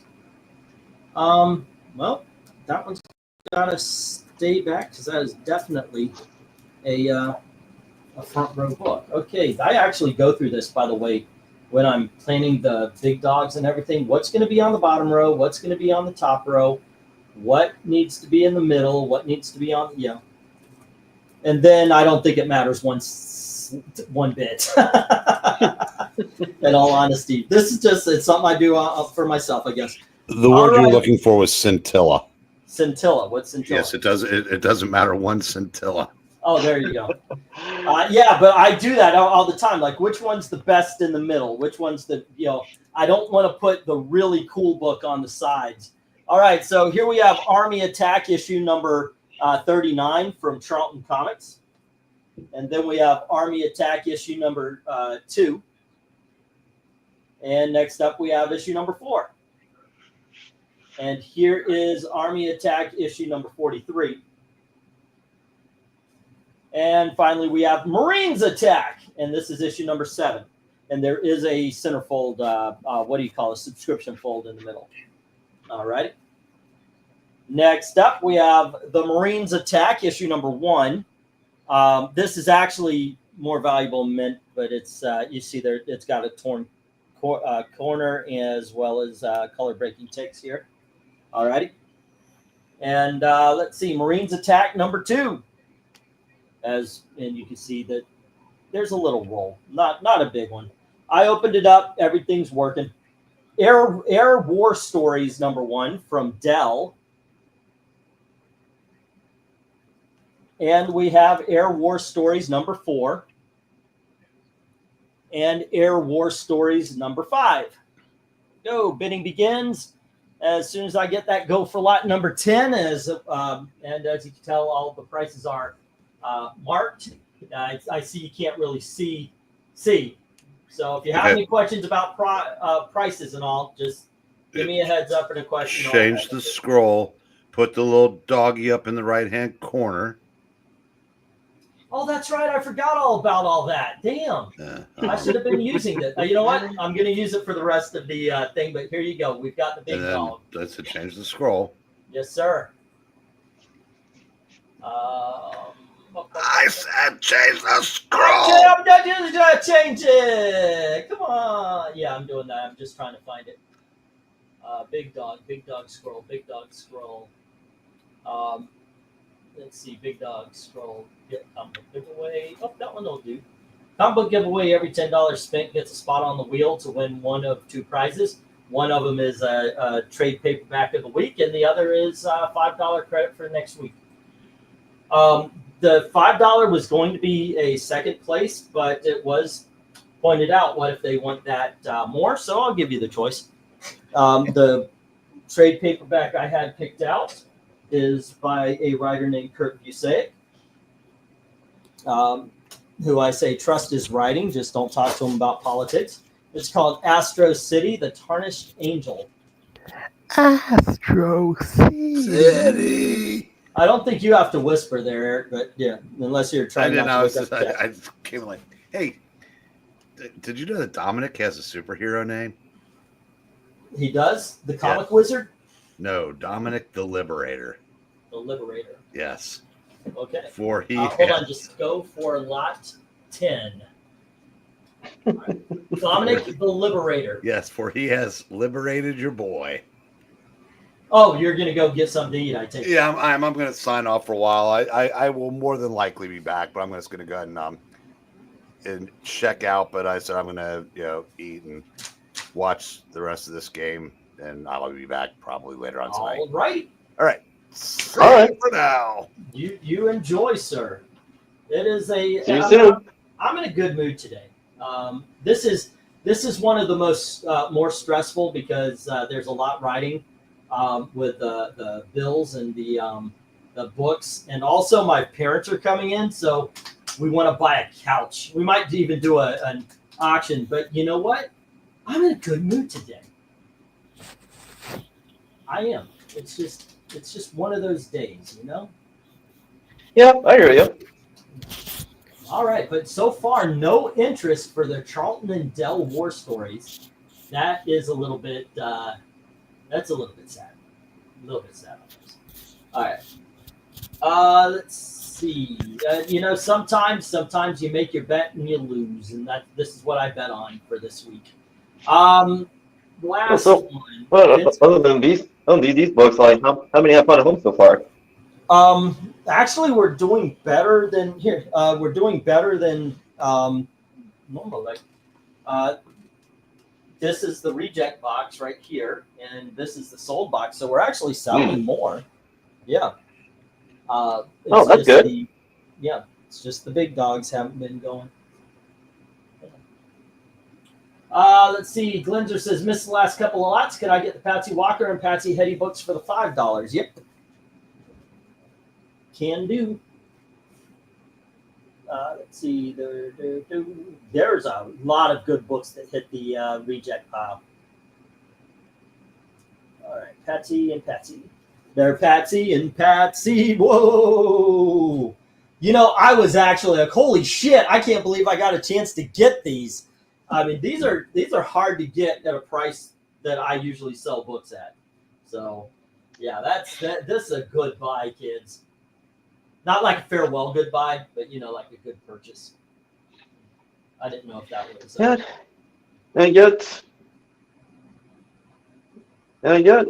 Marvel has yet to reprint like any of Patsy Walker's books before she became Hellcat. Yeah, I think that's a crime. I think the one thing DC doesn't do properly is listen to the market, listen to the back issue market.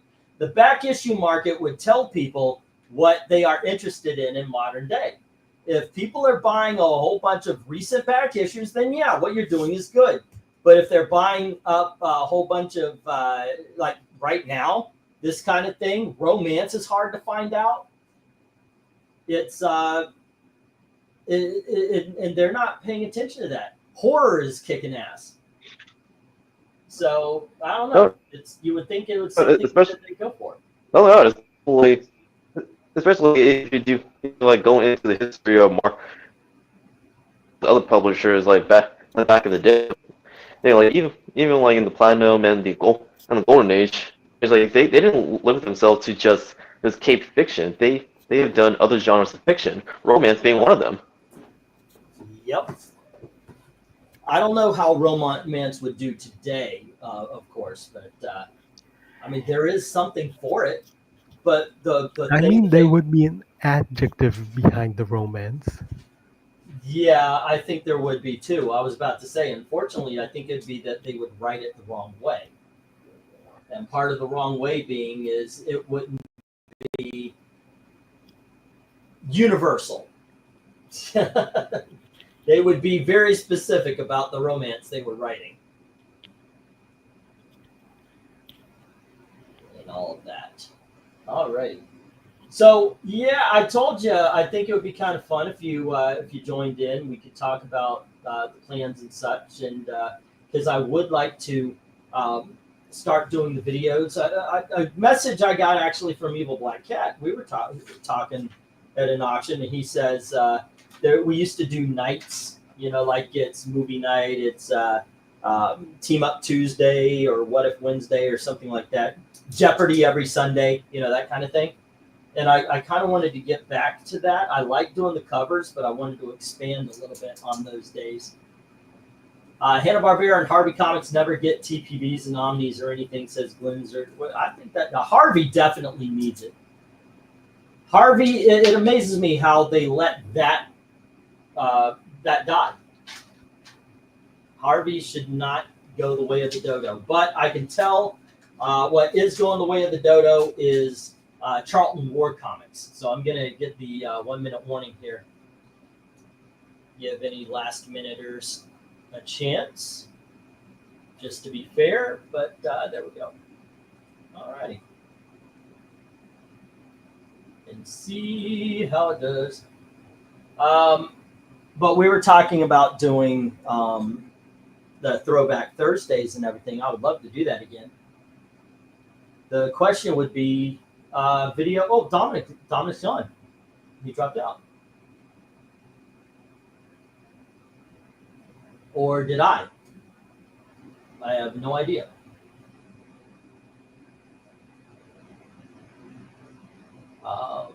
That's the problem when everything's quiet. I have no idea if I'm on and everybody else dropped out, or oh nope, I can hear stirring. So Evil Black Cat is here. Okay. Yeah, but Evil Black Cat has to drop out himself. All right. Well, at least I'll know. Yeah, when it gets really quiet, it's like, uh-oh, what's going on? Alrighty, I just got the alarm, so I'm going to stop that 1 minute warning and get the stop. No love for any of the war comics here. All right. There you go. And once again, I am on my own. There you go.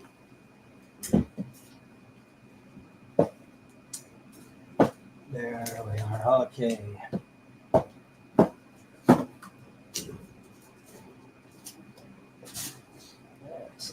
Alrighty, let's see what is next. Ladies and gentlemen, we have Archie issue number 175. And hold on just a second. Is that where? Yeah, okay. Then we have Josie and the Pussycats issue number 41. And here is Jughead issue number 169. And we have Josie and the Pussycats issue number 40. Alrighty, and we have Lyndon B. Johnson, The Complete Life Story.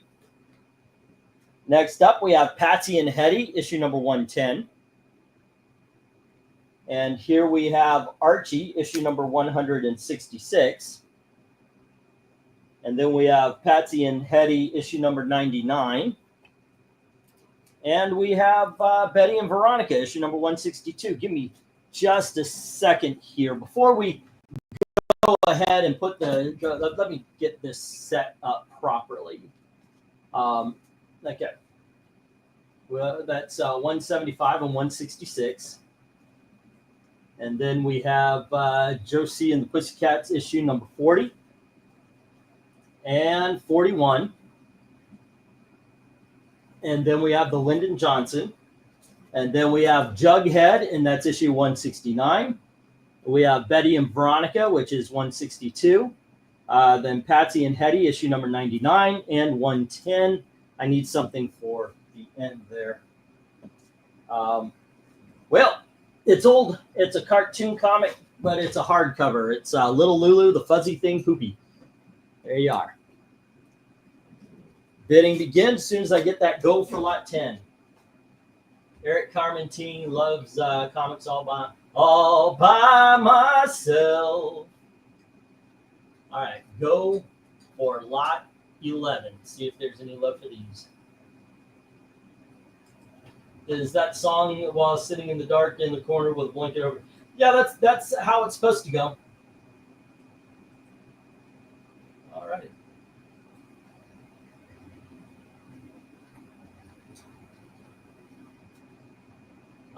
Let's see though. Hit the stop clock to keep it at 3 minutes, and hopefully something sells here. All right, because got some good books coming up, and that's what I thought. Thanks. Yeah. Actually, no, never actually felt that way. Well, I don't know. Maybe when I was a teenager and I was more about, oh God, I can't believe she left me. It's not that kind of way anymore. Just don't feel that. I mean, I've been with Gail forever and a day. I don't know if it's confidence or taking advantage of, but yeah, I feel pretty secure in my relationship, so I don't do that kind of crying anymore. And one thing I like is when you're this secure in a relationship, if other people say, yeah, goodbye and all that kind of stuff, it don't matter. It don't matter. All righty. Hello. Ah, I see you got some Josie and the Pussycats, Archie, little Lulu. Yeah. Well, but for the most part, it's Archie comics. Yeah. That little Lulu is a hardcover. Oh, nice. Yep. But unfortunately, this is like the last lot of big dogs. We're how many? Let's see. We're halfway through, and yeah, no takers. No takers for Josie, Archie, Jughead, Betty, and Veronica. These are in good condition too. I know, right? Glinda says H and I getting the Patsies and Hetties. Oh, spoke too soon. Yeah, there you go. Alrighty, so let's get some up. Here we go. F 1, 2, 3, 4, 5. G 1, 2, 3, 4, 5. H 1, 2, 3, 4, 5. I 1, 2, 3, 4, 5. And J. And the H and I, Patsy and Hetty. And then it was Patsy and Hetty. Jim is bidding on G for exactly $8. All right, Betty and Veronica. And that is issues, I believe Patsy is 99 and 110. All right, 99 and 110. And Betty and Veronica is, gosh, that is in good condition. 162. I love looking at old books when they just look gorgeous. And it's something because when you get the cartoon books, when you get the Archies or Sonic the Hedgehog from 1990s, and they're looking, well, 90s is a little bit easier, but like a Fred Flintstone or a Bugs Bunny from the 1950s or something like that, and it looks great. I'm amazed by that. Too. As a fan, because it's like it had all that time to get destroyed by some kids reading it, because kids were reading it then. Mm-hmm. No, I do get that feeling as well. Whenever I look at these like older comic book covers, be from the gold and the platinum all the way to the original Iron Age. Yeah. I was going to ask you, because you want to do the videos. One, what is a good day for you? And two, do you want to do live or video form? Well, if we're gonna bring back Throwback Thursday, well, I'm available on Thursday. I'll be available on Thursday, and as for like the first comeback video, we can go over the first West Coast Avengers before the ongoing. Oh, okay, like the miniseries. Yeah. All right. I'm good with that. Yeah, that's a pretty good one. Yeah, that's for availability, because I am a hosted to another show called The Real Millennials by Wolfton Media, which it doesn't start till 9. So you can just contact me like around the afternoon. Okay. Yeah, I'm good with that. I don't mind doing either way if we do it as a video and we can post it, or if we do it as live stream. I could, if we do it as a video, I can do a little editing and put images from the comics in there for what we're talking. Mm-hmm. Yeah, so we could do it that way. I'm kind of Yeah. excited. I am obliged to do a 1980s miniseries called Wild Dog, Ooh. and I was thinking that might be a fun series to talk about. Glinzer comes in with C and D. All right. No, I, Putting up the no, stock. I agree. Remember, if it hasn't been bid on, it is a okay. C and D is the Josies. Alrighty. Alright. Hmm. And that was issues number 40 and 41. A little video on a wild dog like sounds like something like that'll catch people's attention. Yeah, well, in all honesty, it was a commission. And I thought, you know what? If we're going to be doing that, that'd be awesome. Yeah, Dominic's watching TV or something there, Eric Boy. All right. What you watching? I decided to put on Boss Baby for my kitten.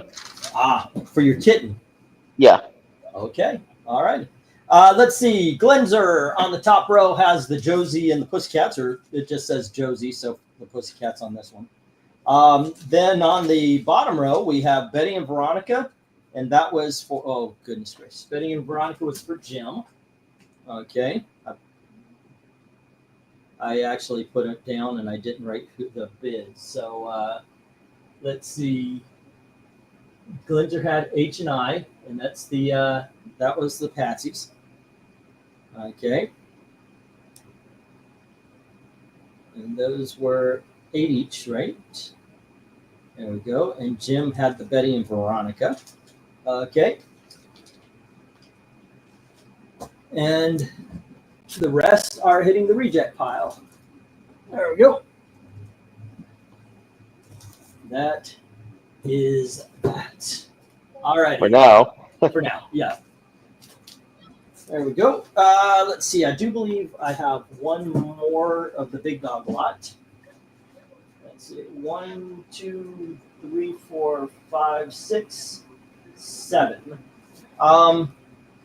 Let's see. 8 and 9. There we go. And why not bring in 10? All righty, kids. Here, I don't have price tag on it, but we have Katie Keene. This is trade paperback digest form, and that's going to be 8.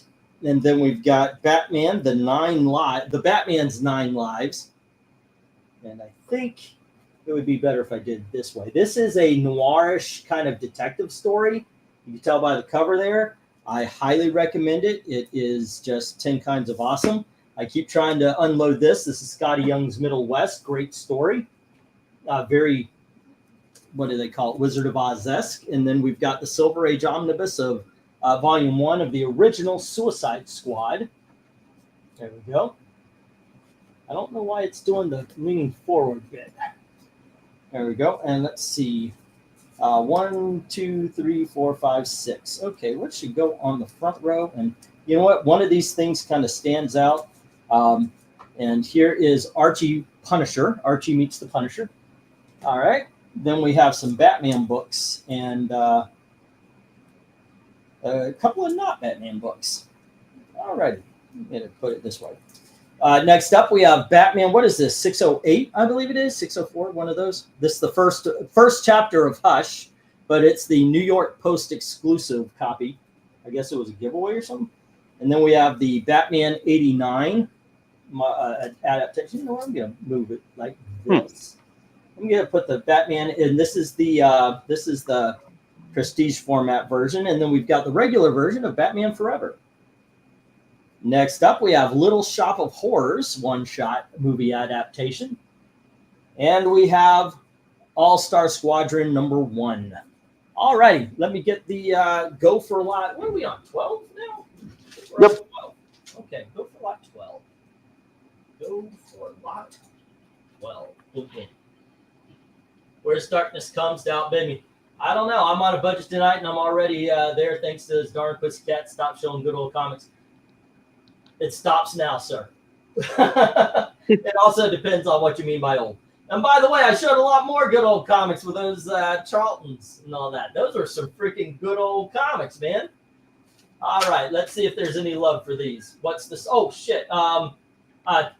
20. 20 is the starting bid on that never been unwrapped hardcover Silver Age Suicide Squad Omnibus #1. All right, if I had a label here, I would put that up. So what looks of interest to you there, Dominic? What would you call out and tell everybody, you should try this? Shoot. It's a toss-up between the original Suicide Squad and the All-Star Squadron. Well, as a dedicated comic book collector, I would say you should go for the Suicide Squad hardcover omnibus for $20 over the $8 All-Star Squadron. Not that All-Star Squadron isn't a great book, and I do recommend it. I would say buy both, but if you only had one, I would definitely recommend you buy the $20 Suicide Squad Omni. Yeah. As Sandman Mystery just did, so there you go. Yeah. Now, Katie Keena is a surprise because, well, you hardly hear anyone talk about her these days. Yeah. We've had a couple of the comics. Man, I tried to get a 1941 issue. I hate it when this happens, but I lost it by $5. I had it at 23 and it went to 28, and I was like, you know what? What Big Mac did I decide I was going to buy instead of this book for the auction? I always think that way. Like if I lose a book by just a couple of dollars, I'm thinking, was I going to buy a soda? So I put myself through the ringer. It's all about the stress. Mm. You got to make sure that your life is filled with it, or you're not truly alive. I heard that, so I think it was Dr. Phil. Yep. That sounds like something he would say. Let's see. That's 22, 38, 46, 54. All right, there we go. Glenzer, I thought you hit it big on on some bet or something. You're talking about being on a budget. I thought you won big, and it's like, woohoo! All right. I was about to order the actual, not the store brand soda. I was going to actually order a Coke. And what was that? Jim had Betty and Veronica in the last one. Alrighty, let's see. 10 on I from Vezrin. Okie dokies. There we go. I think that was 8. So that's 8. That's okie dokie. Let's see. Vezrin. Where is Vezrin? Vezrin has 10 on I. And that is the Little Shop of Horrors. The movie still holds up, including the soundtrack. Oh yes, I play the soundtrack every day. It's on a big mix thing I put in the car. Oh, all right. Yeah, I love that soundtrack. I did. Oh my gosh, Seymour. I played Seymour in school. Oh, nice. Yeah, that was a lot of fun. And it all came from, we went on a retreat. The school choir went on a retreat, and this girl got up and did Somewhere That's Green, and so I stood up and did Suddenly Seymour. Okay. And, they were like, the chorus teacher, she was like, aha.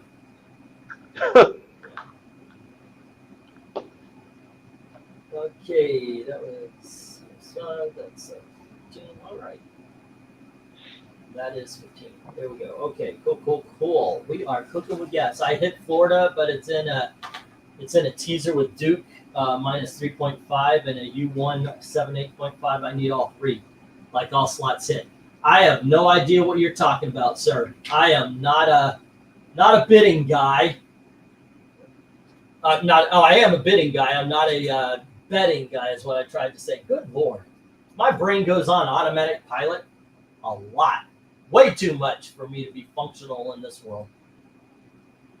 Okay. We got the 1 minute warning, and right now, just a couple of bids, but actually, I think just 2 bids. The Suicide Squad to Sandman Mystery, and Vezerin has the Little Shop of Horrors. Bop, shoot, bop. All right, Sandman Mystery. That was a great 1990s comic. You know, it's actually thanks to Little Shop of Horrors. That movie introduced me to the band like Four Tops because Levi Stubbs was the voice of Audrey too.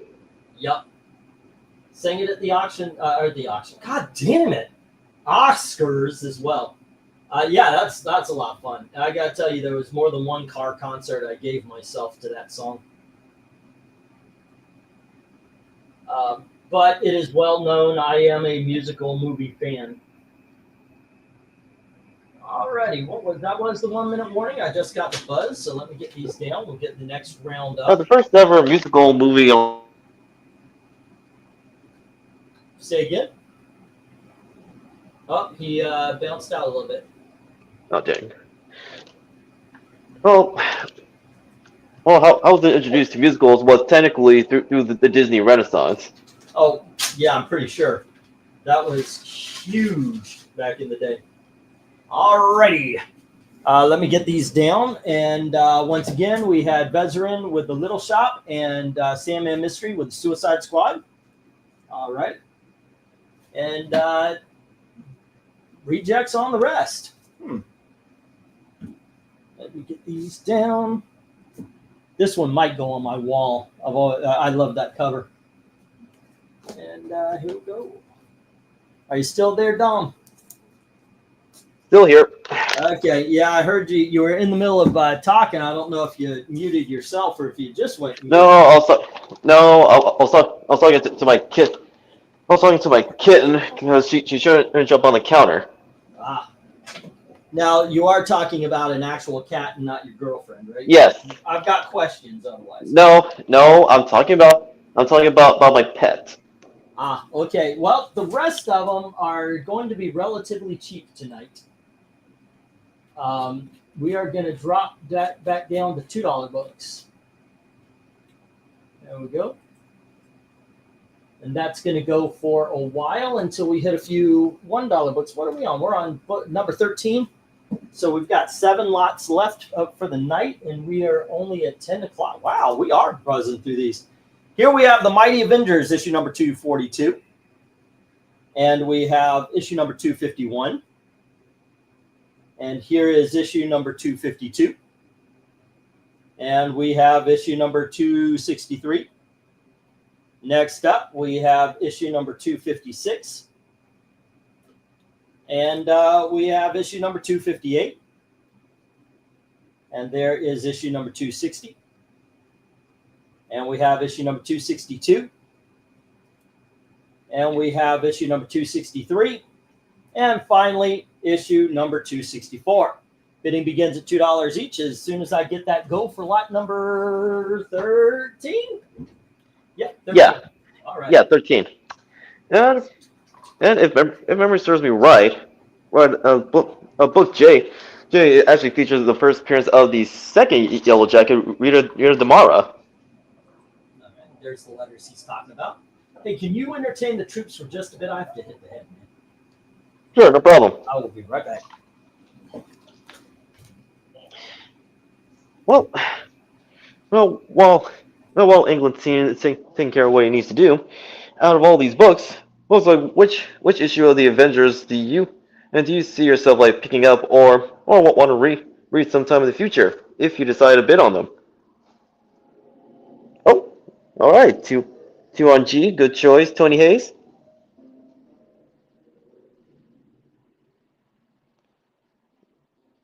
Hey there, Black Spiders, good to see you. Hey, what have you been up to?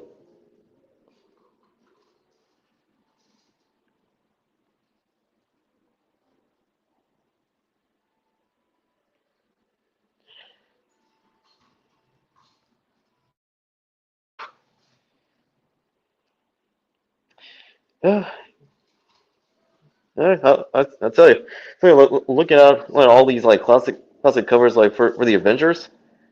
There's at least back then like the books like give you a tease of what's to come like within the pages. Yeah, yeah, you're not wrong, Glinzer.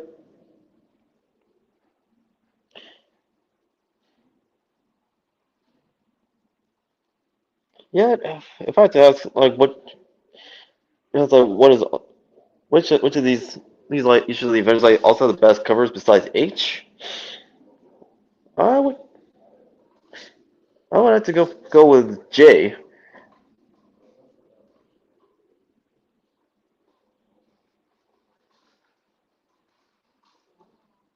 All right.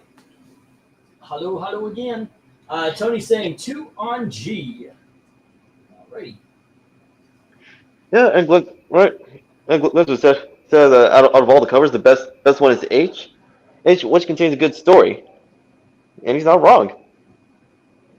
Oh, with the oh goodness gracious, what's his name? Stingray, and Yeah.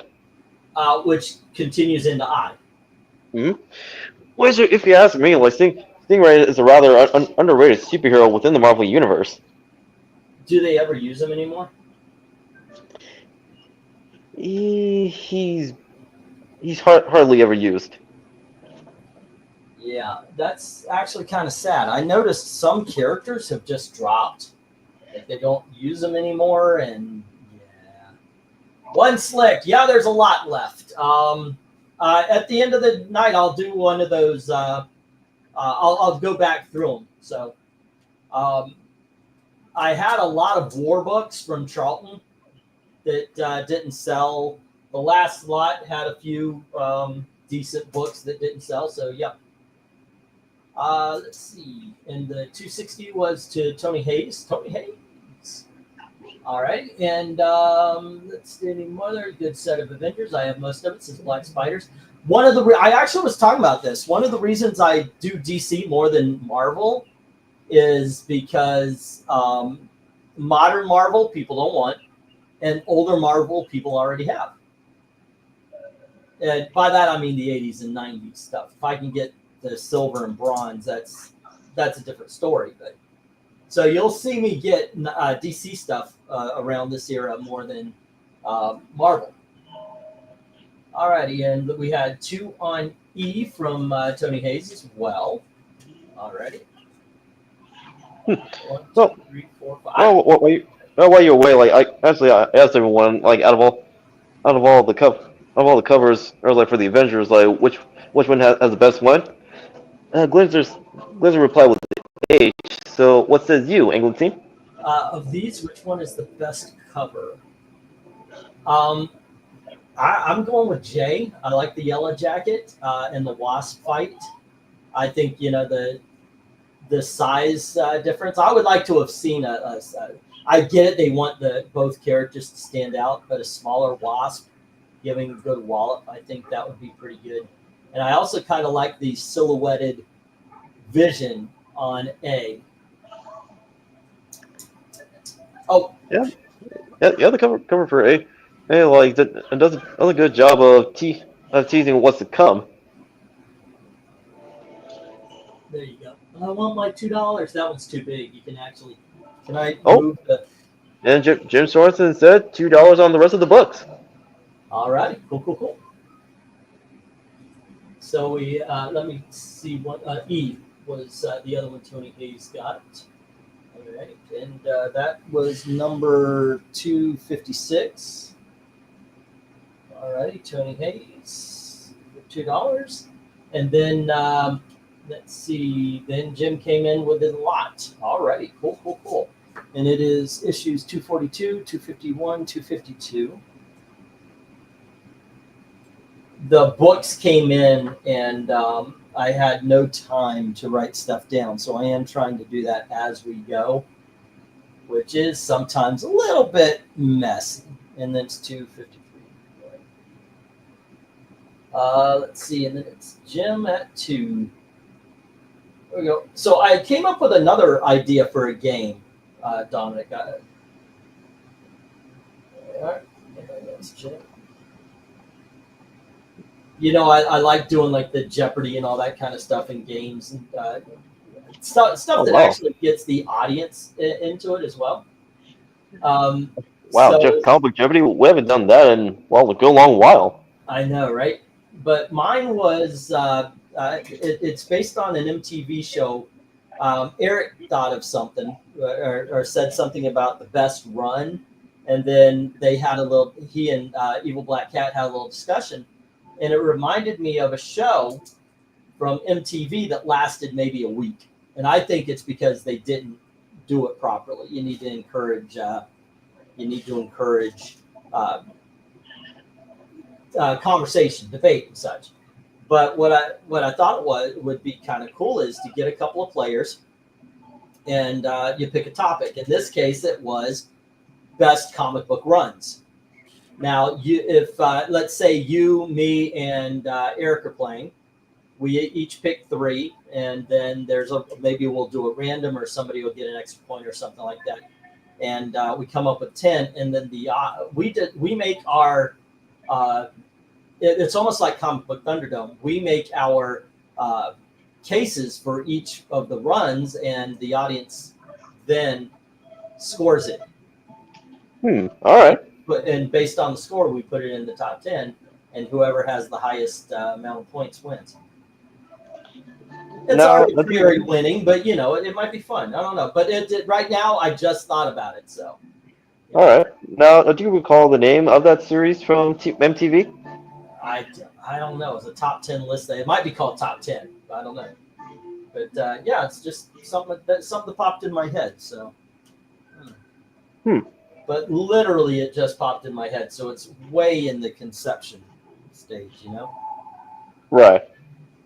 1, 2, 3, 4, 5. I, J, and those were issues number 263 and 264. Alrighty, I'm gonna put up the 1-minute warning. Let's see, 1 minute warning. What do we got going on? Flow is a beautiful film. I really enjoy. I want to see that movie. I know it's on HBO. Oh, it is really good. And my kid Snow, she actually enjoyed it. Oh my gosh, Dom, are you a cat lady? No, I'm an animal lover. Right. Okay. And, honestly, I've been meaning to watch Flow when it was still in theaters, but I ended up watching it at home. What are they talking about here? Maybe a Secret War cartoon will work, and I would take a cartoon for now. The new Japanese Batman cartoon looks good. I did not like the first Ninja, but Black Spider says he loves dogs. Well, look, I can joke about, okay, you love your cat a little too much. But if you guys ever actually saw me with my bird, I'm just, he's my boy. He's my, I'm just, yeah. We love our pets. What can we say, It's the proper thing to do. All right, let's get the stop. Although like the first pet I ever had as a kid was actually only a pair of hermit crabs for myself and my sister way back in the day. Oh, that's kind of cool. We did. Yeah. We had hermit crabs as well. We lived on Tampa Bay, and it was really easy to catch them. And my dad said, "Yeah, go catch a whole bunch of hermit crabs. Bring them on home. I'd like to see." And we did. And he proceeded to boil the water. And we're like, "What?" And then he let us keep a few as pets. So, all right. 242 is for Jim, as well as 252, 253. Oh, wait, hold on. 251, 252, 253, 256 is with Tony. And then we have 258 with Jim, as well as 260 with Tony, 262 with Jim, as well as 263 and 4. There we go. All righty. I love it when an entire lot goes to the sold pile. It's better than the reject pile. The sold pile means bills are paid and Gail is happy. I like happy Gail. Alrighty, let's see what is next. 1, 2, 3, 4, 5, 6, 7, 8, 9, and 10. All righty, kids. Next up, we have issue number 5 of Young Justice. This is the 90s 99 version. This is not the new one. This is the real Young Justice. Yep, issue number 6. Here is Young Justice issue number 7. And we have Young Justice issue number 8. And we have issue number 9. So we have 5, 6, 7, 8, 9. And then we have Young Justice issue number 10. Here is issue number 11. And issue number 12. We have issue number 13. And issue number 14. If you didn't catch that, it is a complete run between issue number 5 and issue number 14. All righty. So if you have ever wanted to try this, now's a great time to do it. All right, let me get the go for lots 14, right? Yep. All right, here we go. Here we go. Even though the Young Justice Anime series it is good, however it really started to fall off like when season 2 started and afterwards. Not to mention it wasn't an actual adaptation of the source material. It's an example of an in-name only adaptation. Ah, okay. I watched the first season and liked it. I never got to the others. I was going to do an episode to episode review thing for the channel, and then I got hit with that One Punch Man. You remember that? Yeah. And that kind of soured me to the flavor of doing those kind of things. But I loved the first season, and then everybody started going, "Oh, it sucks now." It was only 2 seasons. How can it get that bad that quick? Well, so far, there really hasn't been a season 3 for One Punch Man. But the reason why they talked about season 2 is because it actually switched studios from Madhouse. Oh no, I meant the Young Justice. Young Justice. I never watched One Punch again. I'm afraid they're going to cancel my channel even if I watch it in privacy. Really? No, not really. But that's what happened. It's a good manga series. Yeah. Actually, I would like to. I did like what I saw. Okay, so Jim had the Avengers. As for season 2 of Young Justice, yeah. Well, one of the issues that people had with it was its misuse of time skips, as well as how the characters were handled and characterized.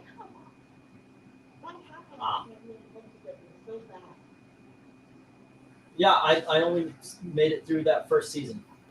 But that is the way of things. I only made it through a couple of episodes of Cloak and Dagger. I keep saying I'm going to go back to that, but can't. I love Legion, but only saw season 1. I don't know why I haven't continued or gone back to that show. I have no excuse because I actually really enjoyed Legion. 2, 4, 6. No, it was a solid series. Yeah, from what I saw, yeah. And it's got Aubrey Plaza. And that is always a plus. Mm-hmm.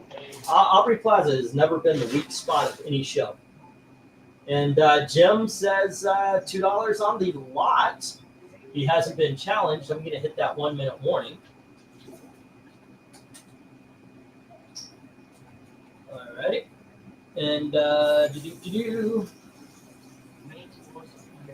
I don't think actually, Jim, I don't think anybody would disagree with this statement. Not as much money as I'd like. Yeah, I've got a good amount of money. Not as much money as I would like, but doing all right. Doing all right. There we go. Once again, I do believe going to do a Tuesday auction or a Wednesday auction as well. Might not be these books, but it's mainly to try to get it's not an ottoman. Why do I keep saying an ottoman? What is it? That kind of couch that folds and futon. Thank you. Yeah, something the parents could have a seat on. Yeah. There we go. Okay, so right now we got the 1 minute warning left. We've got 25 seconds for anybody to give a challenge to Jim. That first season of Legion was weird. I did like it. Oh, I love Legion. Also, Legion of Superheroes, the animated series. That's a cartoon I really liked as well. It's a shame it didn't receive a season 3. No, I agree. I know some people were a little bit pissy about the Robot Brainiac 5. It didn't bother me, really. Well, it didn't bother me either. Yeah, interestingly enough, like when Brainiac did come back, like he did become a techno-organic alien. Yeah. Oh, yeah, that's true. That is true. I like this modern day, the kind that you see in the video game and the goodness gracious, what's that story? I think it's just Brainiac. Yeah. Jeff John's story. I love the Crusher Brainiac. Me too. It's just a lot more exciting that way. I also like that how he incorporated Brainiac's other forms into the story before the reveal of his real form, because his previous appearances, as explained by Kara, they were essentially drones. Going too far. Okay, that was 2, 4, 6, 8, 10, 12, 14, 16, 18, 20. Okay. That is 1, 4, 6. Alrighty then. Let me get these down. We'll get the next round up. The lot goes to Jim. All right. Zoinks. This I was very happy to get these books. Young Justice is just a title that does not show up where I buy my comics. So when I saw these, I'm like, yeah, holy crap, yeah, I'm gonna get those. There are certain 90s comics that show up all the time. Image, not calling anyone out, Liefeld, but there's just way too many of them. Valiant, but ones like this don't show up too often. 1, 2, 3, 4, 5, 6, 7, 8, 9, and 10. Oh, this is gonna be. I gotta figure out what goes in the front row. That's front. That's front. That's definitely front. Okay, so I need 2 more. Okay, sure. Here we go. And 1, 2, 3, 4, and 5. Yeah, let's go this way. I care about this stuff more than you guys do, obviously. Alrighty, kids. Oh, what? God dang it. There we go. Let's see. 1, 2, 3, 4, 5. Here we have a book called Lasso, and it looked like a golden age, so I picked it up. I bid on it online, and then I looked at it for real. So here's a German Western. There you go. It's called Lasso. Next up, we have Men of War, #1 from the 1980s. That's the first appearance of Grave Digger Sykes. It has seen better days. It's still all together, and Reed's just got spine ticks and all that. GI Combat, issue number 176.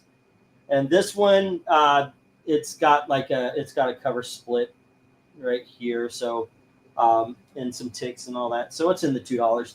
Here we have Silver Age Showcase Presents, featuring the 7 Soldiers of Victory. Next up, we've got Starman, annual #1. Great series, by the way. The Spectre, issue 0, which, by the way, another great series we were talking about just a second ago. What If Iron Man Had Been a Traitor? This is a one-shot they put out between the original What If series and the second set during the 1980s. Aquaman 118, which I absolutely only got for that Dolphin cover. There you go. And we have Archie's Joke Book number 164. Hey, look, it's Josie and the Pussycats in bikinis. And then we have Archie's Joke Book issue number 153. Bidding begins at $2 each. Let me get the go for lot number 16, I believe, right? 16. Yes. All righty.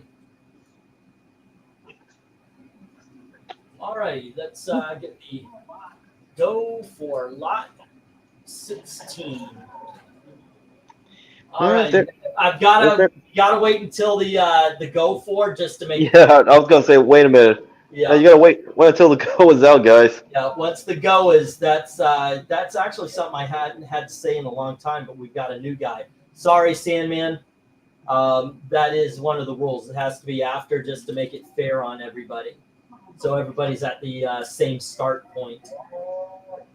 Yeah. All righty. Let's see what we got going on. What's going on? And this was just random $2. All righty. A 1, 2, 3, 4, 5. B 1, 2, 3, 4, 5. I came out 3 spaces, but I've never had a bidding. Actually, I did have a couple of bidding wars that took all 5 spaces, but not in a long time. So do we have any A through E's? We've got Jim with C, which is the GI Combat. All righty. And that was 175, I believe, with Jim at 2. And then we have, he had H, I, and J on the bottom rung. But let me see if there's anyone. 2 on C. You got to go 250 on the C there, Tony Hayes. Jim's got it at 2. But Sandman said A, B, D, and E. All right, which is lasso. You did hear me. I said that was a German. Yeah. I just want to make sure because I don't want anybody having buyer's remorse. Men of War, number 1, and that is SMC 2. And then it was D&E, which is 7 Soldiers. The Silver Age Showcase, 7 Soldiers. And that was SMC for 2. And then E is Starman Annual number 1. All right. And then let's go to the bottom row. We're on 16. We have F 1, 2, 3, 4, 5, G 1, 2, 3, 4, 5, H. So where do you go on this? What is interesting to you there, Dominic? I'll say besides the Starman Annual, the Spectre issue 0. Okay, those are 2 really powerful series right there. Mm-hmm. I can't argue that. I would throw in the GI Combat because That's another good one. I have been going for the war books quite a bit. So yeah, absolutely. All right, 1, 2, 3, 4, 5, J. Let's see one more time. H, I, and J from Jim, and that was the Aquaman. Is the H. All right, that's issue number 18, right? And then we had I, which is the 2 Archie's joke books. Okay, and Archie JB. All right, Jim, $2. Jim, $2. And Jim, $2. All right, moving on down. A, B, D, and E. That's all on the top row for Sandman. On the bottom row, we still have no love for Spectre and the What If. Tony, Jim says if you go 250, he won't challenge you for it. But all right, still trying to complete Starman. That's a good one, dude. I'll tell you what. If I find it, I'll look for it. I tried to sell Starman here. It usually doesn't sell, but I'll take a look. If you have certain numbers you need, let me know. The old stuff sells. Spectre and What If are too damn young. Wait a second. What If is older then that Spectre run, Starman, it's old. It's it's older than the Starman and the Seven Soldiers. But yeah, and the Aquaman.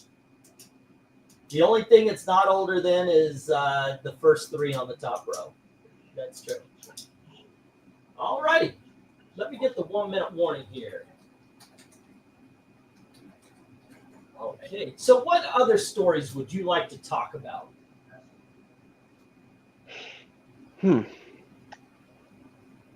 Well, let's see. It's between the Seven Soldiers of Victory and Aquaman. Oh, I meant we're talking about doing bringing back the throwbacks. Oh, throwbacks. All right. Well, Yeah. all right. Well, besides the West Coast Avengers miniseries leading up to the ongoing, another good storyline that we can actually bring up is, oh wow, let's see, it's either Speedball, Cloak and Dagger, or Power Pack.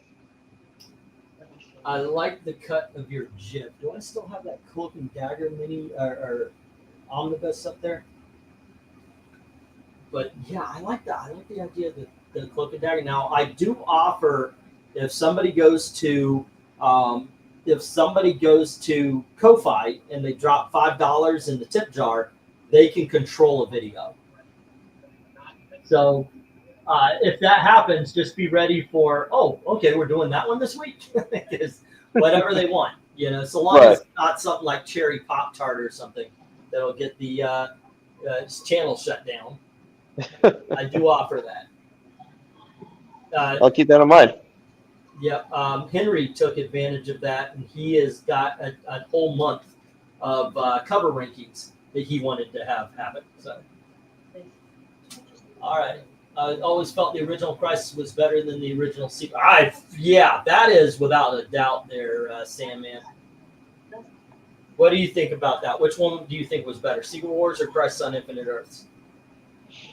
Ooh, in terms of story? Yeah. Oh man, oh that's a tough one. I mean both the individual stories are not terrible by any stretch of the imagination. They've actually aged well. Yeah. Dang, I have to choose. Oh. Oh man, Secret Wars or Crisis on Infinite Earths. I am not a person who struggles with this, and I have a feeling Sandman and I have the same answer for it. All right, while you're thinking about it, SMC has the Lasso, the Men of War, the Silver Age Showcase, and the Starman Annual.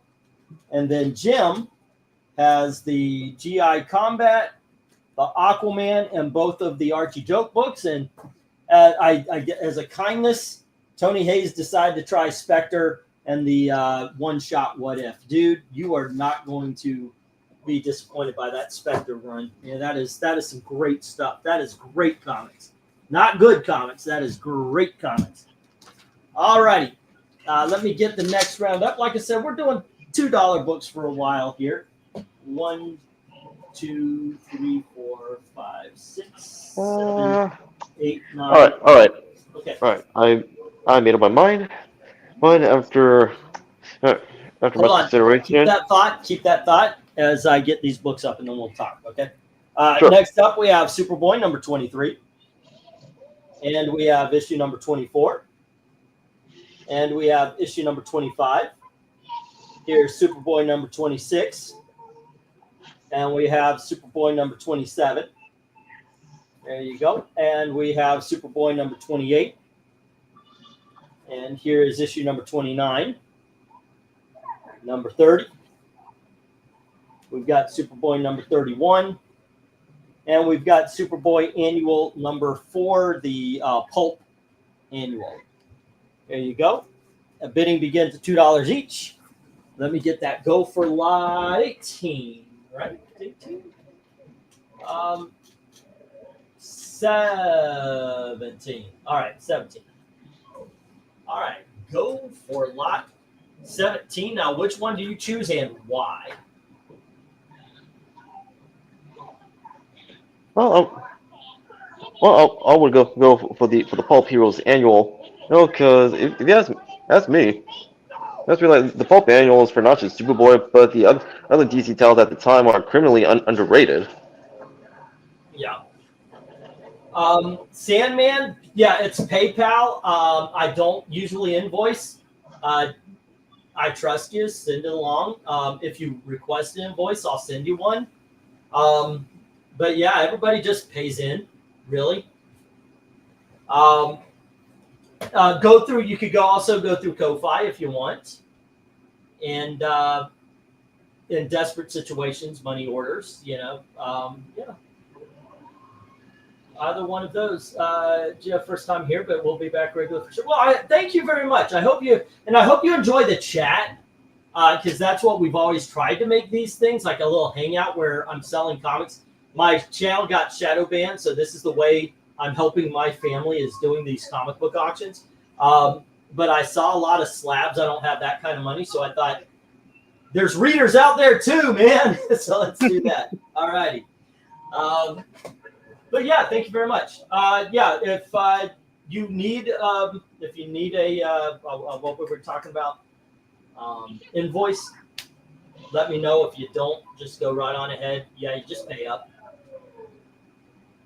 And I've got a lot of people here who will, they've been here forever and a day, who will tell you that sometimes I forget, but I try to make things up. But no, I do make sure that your books are protected and so forth. So, yeah, Dom's bought literally thousands of books from me. I'm not kidding. You buy them by the truckload, by the short box. So yeah. Which, by the way, short box. I'm laughing because it's true. Yeah, the short box is on its way. By the way, so, I don't know if you already got it, but. All right. Oh, wait, for the previous auction? Yeah, for the previous auction. I checked. Well, actually, I checked the Amazon locker and it hasn't shown up yet. Okay. That I will be honest. That is because we ran into a little trouble, which spooked me. So I did not leave the house unless I absolutely had to.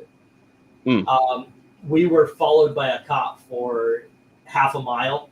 And I'm thinking he is going to pull me over. And we're going to lose our car. We're waiting for we ordered all the right paperwork. Now we're waiting for it to arrive.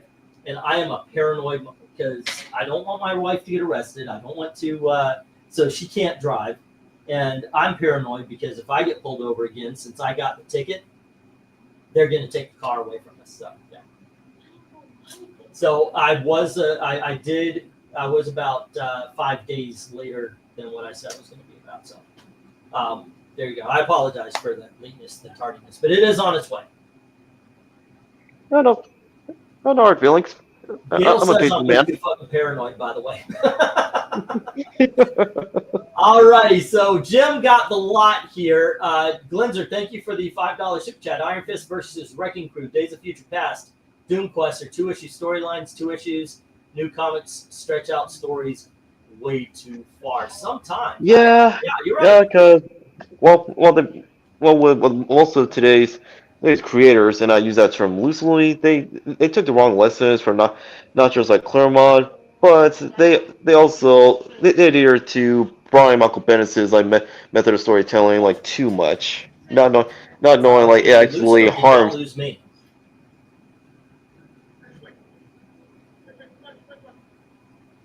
Hello? All right. Well, I was about, because I think we're on like minute 18 here. So let me put the 1 minute warning up. This will tell me if I blocked that. Okay, I can't spell warning this time. Hello? Still here. Okay, that was me. I can see as I put the 1 minute warning in, and I can see it's not going to let me. So I'm the one that blanked out. Okay. Yeah, well, sorry about that, man. That's all right. I was just responding to what you highlighted from Glinzer. Mm-hmm. But to continue where I left off, well, like most of today's writers, and I use that term loosely. Well, they not only took the wrong lessons from say like Claremont, like when he does like long form storytelling, so, like, but too many people have taken like Brian Michael Bendis' like approach of storytelling too far and too much.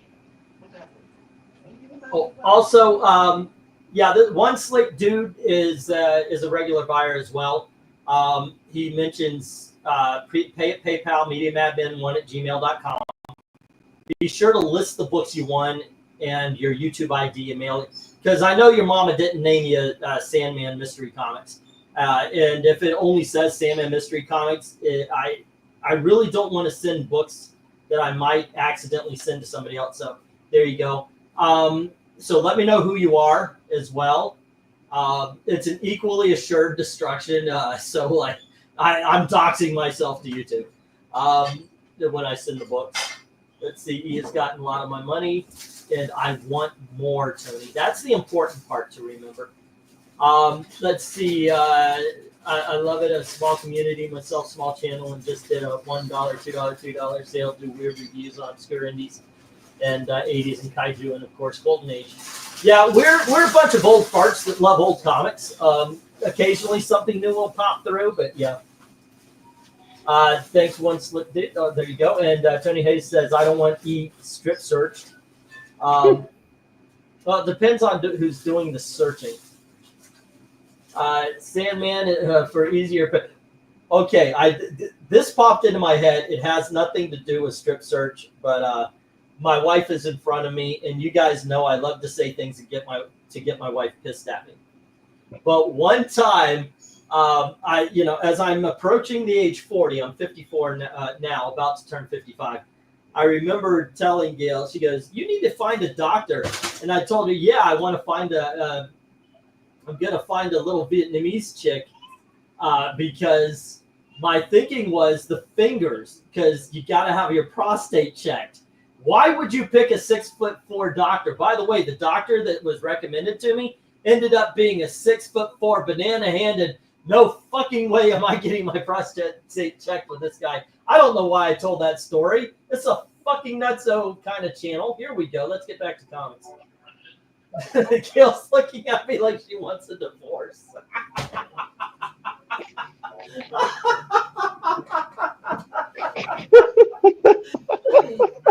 That's fine. You're exposing yourself in that story. Just don't tell any stories about me. She's got you there. I love you, honey. Yeah, the biggest question I always get is, how are you still married? There you go. All righty. I'll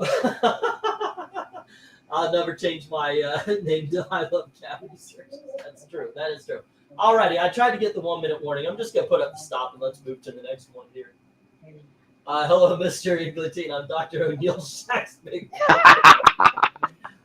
Look, yeah, think about it. Look, they're going to check the same prostate. So why do you want banana hands if you can have little needle fingers? I don't know. But yeah, I said that, and it was like, because I said Vietnamese woman, she got pissed. No, not for that, but. All righty, so Jim's got the lot. I don't know why I am this open in conversation, man. I really don't. There is something wrong with me. All righty. Let's move on. Okay, next up. Oh, who asked for Green Hornet, by the way? Let's see. Next up is The Avengers, issue number 265. And we have issue number 284. Oh, wait a second. Okay, is that 265? Yeah, okay, it's almost the same damn cover. Here's 284, and then we've got 285. Yeah, I was looking at it. It's like, okay. Here we have 287. And next up, we have issue number 289. And here is issue number 290. And we have issue number 291. Avengers issue 323. and 325. John Byrne. And finally, we have Avengers 326. Bidding begins at $2 each as soon as I get that go for lot number 17. 18. I always have to scroll. 18, yes. And Sandman's like, I'm out. I thought this was a good play. Nope, this guy's nutso. All righty, go for lot 18. There we go. His doctor comes in the room wearing a Nintendo Power Glove. Dude.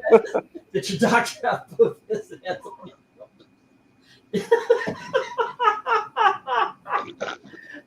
Yeah, why? Jim says 2 on all except for H. Okie dokie. I'm guessing he already has H. I would assume. All right, let's see. A 1, 2, 3, 4, 5. B. Alrighty, let's see. Not very well.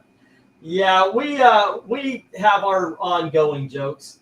Before you hear any of them, let me tell you this. Zach's a really good guy. Okay, you haven't met Zach. He's a really good guy. You're gonna hear some awful things. Zach's a good guy. I think we need to say that more often. But yeah.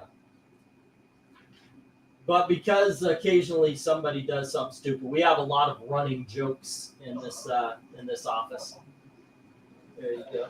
Mm-hmm. Now let's see. 1, 2, 3, 4, 5. G 1, 2, 3, 4, 5 H. And that's the one we're not going to. 1, 2, 3, 4, 5 I. 1, 2, 3, 4, 5 J. Cool. Looks like Tony beat me, says Jim. Oh, yep, 2 on A and B. Yeah.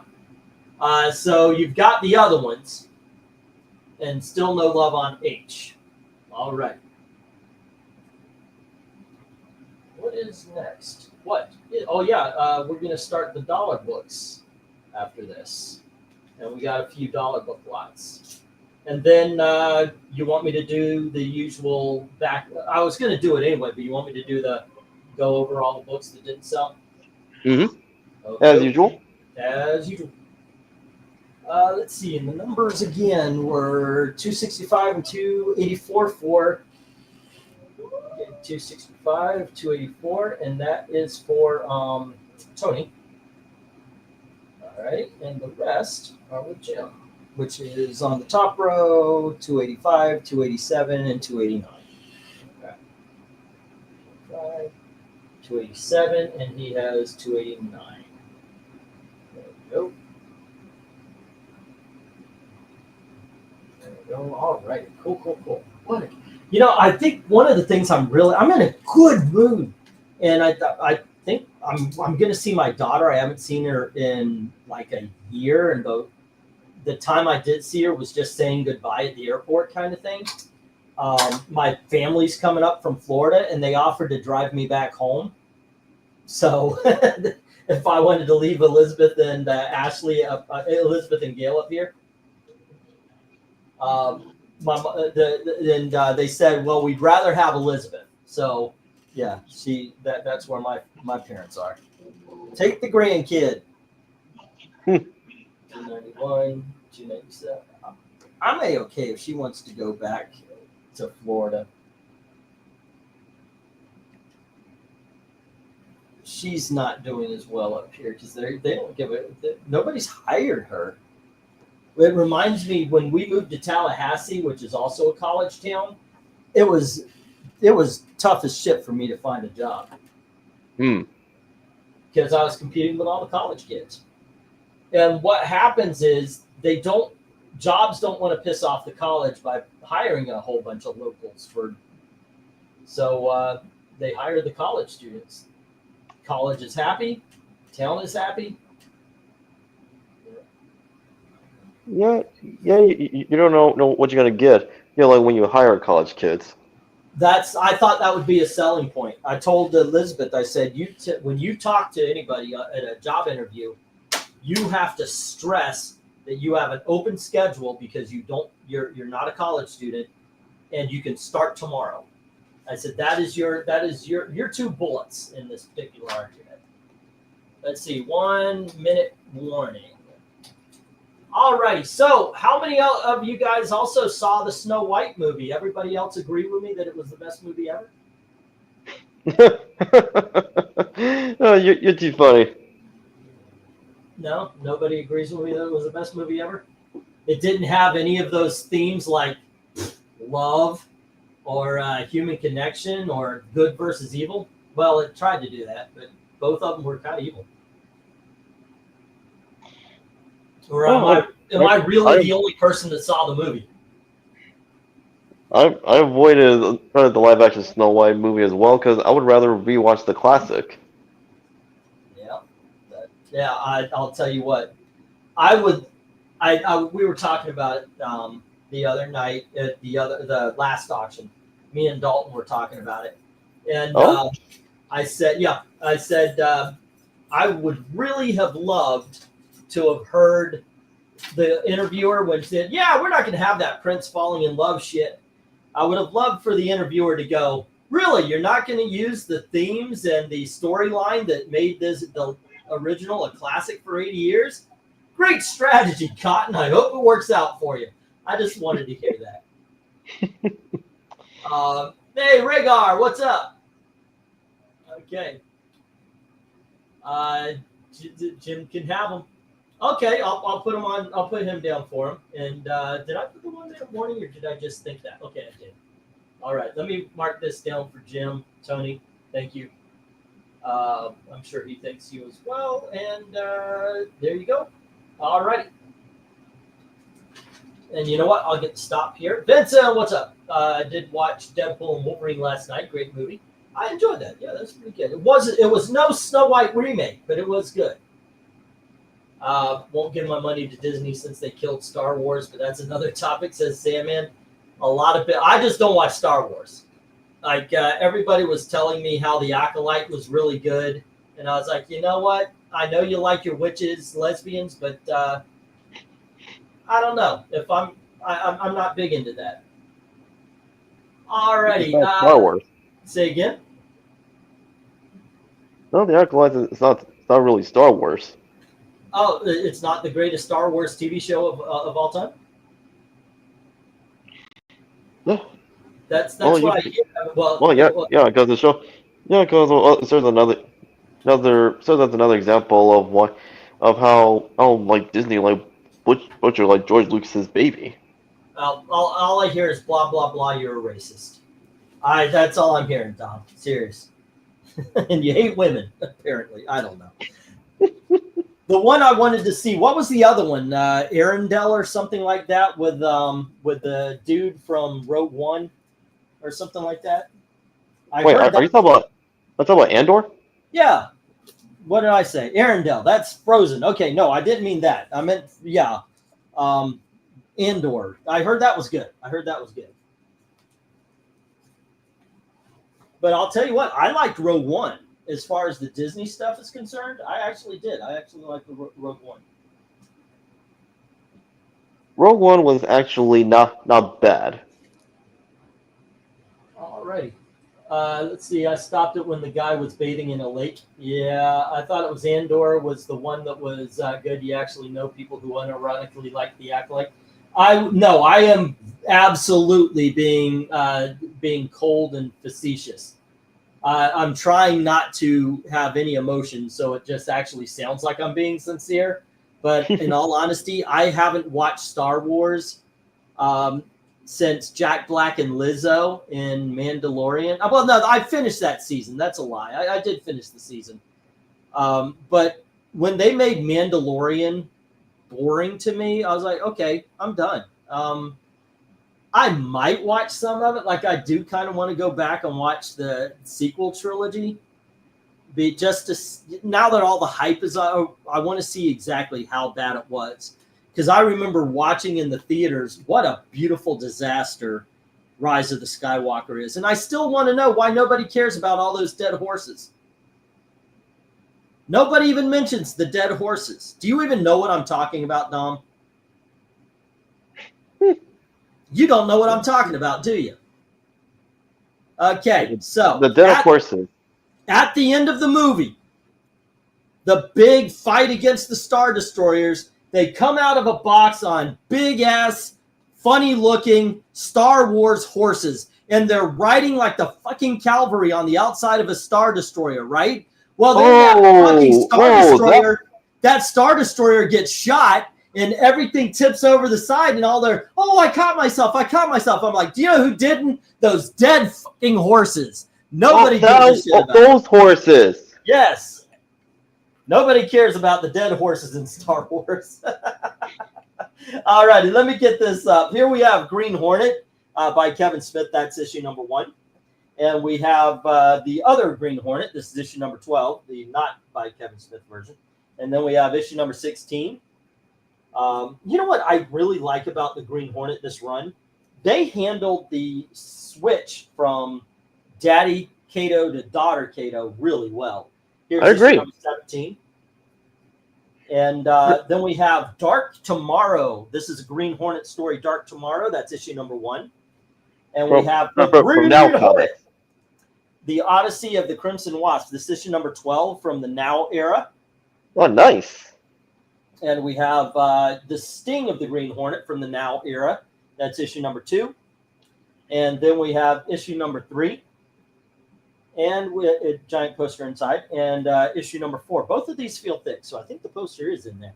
And then we have Tales of the Green Hornet, issue number 1. Bidding begins at $1 each as soon as I get that go for 19. It's 19, right? Yeah. It's still a crying shame that the Now era Green Hornet like hasn't been collected in trade paperback or omnibus format. Now is a publisher that does not get the respect it deserves. It did a lot of great books. Along with, there was something else that did, and I do get them mixed up. Comico, I think it was. Like The Thing, Married with Children, all those Green Hornet. Yeah, a lot of great stuff came from this publisher. Let's see. Star Wars comics are epic, and I met Timothy Zahn and had him sign my Heir to the Empire hardback. Oh, that's really neat. Yeah. Dead Horses. That's pretty awesome. Made the playoffs. I'm waiting on a Princess Leia DH figure to come in my mail any day. Oh, cool. But yeah, nobody cared about the Dead Horses. And by the way, if you ever do watch the sequel, and I do not, the Rise of Skywalker, if you ever watch it again, you're going to see those horses, and all you're going to think of is they're going to be dead in 5 seconds. Yeah. Well, look, if you want the real sequel trilogy, is Heir to the Empire and ending with Dark Force Rising. For us, it was Dark Empire from Dark Horse Comics. I mean, yeah, they had novels and such, Splinter of the Mind's Eye and so forth. But for us, it really was Dark Horse did a great comic series called Dark Empire. Highly recommend it. I remember Dark Empire. Now, Splinter of the Mind's Eye, it takes place after episode 4, but before episode 5. Oh, you're one of those. You're young. That's what you learned. The movies to me aren't episode 1, A New Hope. It's Star Wars, Empire, and Return of the Jedi. And I've always been that way. Sorry, I was too busy thinking about everything else happening on screen every 5 seconds of Rise of Skywalker in the theater when I saw it. Rhaegar, I'm going to call bullshit. I'm going to call bullshit right here and now. What I think happened is you were 10 minutes in and you couldn't believe how bad it looked. You kind of folded into yourself, and your mind was a constant, and you were trying to check out every time you could. That's what I think happened. All right, let's see how this goes here. We've got Sandman saying $1 on B, C, D, E, F, G, H, I, and J. All righty, everything but A, ladies and gentlemen. Great looking lot, says Eric and Boyd. Now was great, not just Hornet, but also Astro Boy, Terminator. I know, right? Speed Racer is awesome. I had a Married with Children a couple of days ago. Dalton, are you here? I'm sorry, Dominic, are you here? You might have just. Yeah. Oh, okay. Oh, I was talking. I'm still here. You just went silent. I was thinking, did you drop out or something? But yeah. Well, I didn't really say anything like after my comment on Splinter of the Mind's Eye. Yeah. I was kind of joking around about the whole I know. episode 1, episode 2 thing. Don't worry, man. I know. I didn't take it seriously. Yeah. But I do believe that a lot of us older people, that's what we think. Because for us, for a long time, it was Star Wars, Empire, and Revenge, and then it wasn't until the Phantom Menace 20 years later that the episode 1, 2, 3 really came into play. Right. But let's quickly correct what I said previously. Like people want the real sequel trilogy, start with Heir to the Empire, Dark Force Rising, and The Last Command. Are these the books? Yes, it's the books with Thrawn's first appearance, and I remember when I checked back at the comic book adaptation from Dark Horse, they hold up really well. Yeah, if I get Star Wars, it's usually gonna be the Dark Horse. Like Darth Vader, I'll get, but I cannot assume that non-Darth Vader Star Wars is gonna sell. It's just bombed too many times for me. All right. Excuse me. Okay, and what number did we leave off on? 290. Alrighty. I'm writing up Jim's books right now. So it would be 291. 293. No, 323 was what it was. 323, 325, 326. All right. 4, 6, 10. So okie dokies. All right, let me get this going here. We just got the stop bell, so I'm going to hit that. No, I don't need to hit the 1 minute warning. It's been the same. It's been seeing it. So yeah, I'll hit the 1 minute warning, and then I could act like I have time, or am I really just writing these down for him? I do the same thing with Lord of the Rings. I refer to every movie by their subtitle or special title. Yeah. Well, here's a question. Now, I'm not saying you have to watch back to back to back, but if you put on one Lord, do you ever go, hey, I'm going to put on a Lord of the Rings movie, or do you watch the trilogy?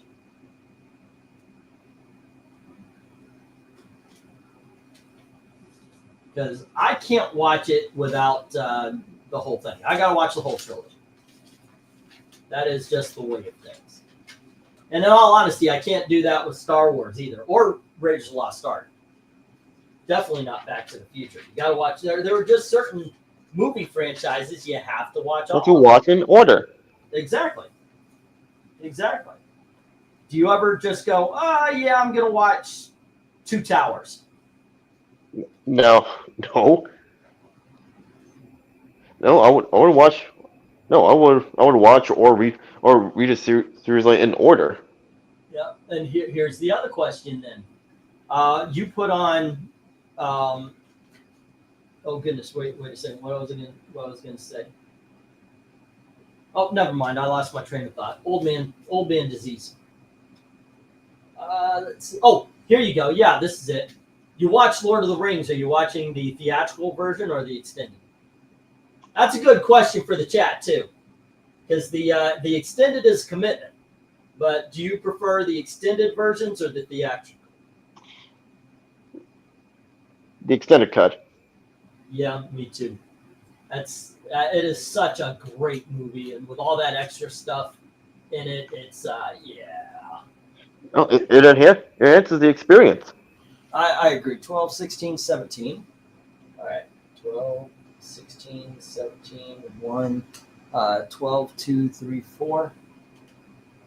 12, 2, 3, 4, and 1. Okay. I'm being lazy as far as writing down the numbers here, but we get it. All right, I'm going to get this. We got stopped here. This is Sandman's mystery comic lot here. He said, no, Kevin Smith. He destroyed He-Man. But we do have Green Hornet number 12, 16, 17, Dark Tomorrow number 1, Green Hornet from the Now number 12, the Sting Green Hornet number 2, 3, 4, and Tales of the Green Hornet number 1. All righty. Let's get those here. Somebody else asked for this as well. I hope you guys, whoever asked for it, is here. Because I went and dug this out of the flea market booth. But we have Supreme issue number 1.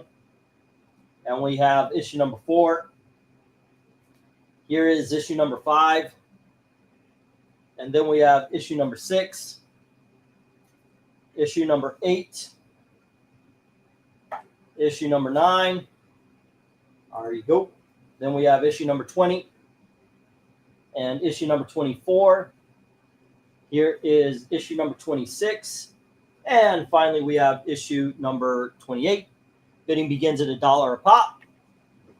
And let me get that go for issue lot number 20. But I think we do have 2 more lots after this, maybe 3. But we are ahead of schedule because normally we're done by midnight, and we are ahead of schedule here. All right. Okay, everything is written out. Hey, I can actually read comments and just kind of hang without having to worry. All right, cool. Let's see. Now was great. Not just, but also, okay, we read that. Don't like Kevin Smith Green Hornet. Was that good? I liked it, but I get it. I get, everybody has a different take. Get some Dark Empire. Man, if I could, I would absolutely. If you can find the Dark Horse Tales of the Jedi for sale, they'll go quick. All righty. Yeah, like I said, I go for any Dark Horse Star Wars I can find. Rise of Skywalker is basically, well, that just happened in the movie. I know, right? That was when I was working at the movie theater at Disney. That was out. And so, I was there for the ending. The ending pisses me off so much. What's your name? Skywalker. Oh, good Lord. No. Well, yeah. Disney wonders why people will continue to turn back to the true Star Wars, which is the original expanded universe, instead of the new canon. It was ridiculous of them to cut the books instead of adapt the books. You want Star Wars TV shows? You do the books. Yeah, you do the You books, have an the comics, endless as well, supply. even adapt the games. You have an endless supply of fan favorite. That's it. Oh, I did. Did I get the go for lot? I didn't put up the go. God dang it, I'm a dumbass. Sorry. Go for lot. What are we on? 20? Yep. There we go. Sorry about that, guys. My take on the Lord of the Rings movie is boring with awesome CGI, says Jim. When did Alan Moore start writing Supreme? I do not know that, but I will check that out right now. Alan Moore, Supreme Run. Okay, and hold on, just waiting for that. Okay, here it is.